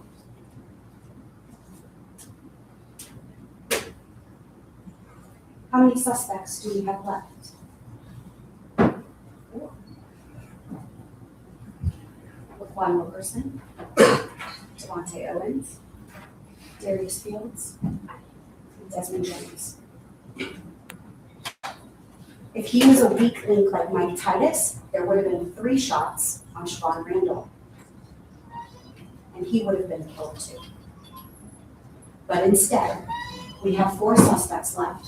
We have 4 shots into a 13-year-old little girl's body, 3 into her head, 1 into her stomach, and then she is treated like trash and just dumped into the other room after she's stripped. That is what makes the most sense. And let me be very clear about the message that it sends to the community, to their dirtbag, evil, drug-dealing, robbing, murdering community that they live in. When there are 4 shots and 4 suspects, 1, it means no one can snitch, and 2, it tells everyone else, you don't steal from our crew. Power of AI to build the website you need. From the crew that Desmond Jones has now forever cemented himself as a part of, because he has been all in it for each and every one of these days. I told you on Monday that this was, through the course of the investigation and the week that this happens, thousands of puzzle pieces are coming in through that tip line, through that email tip line.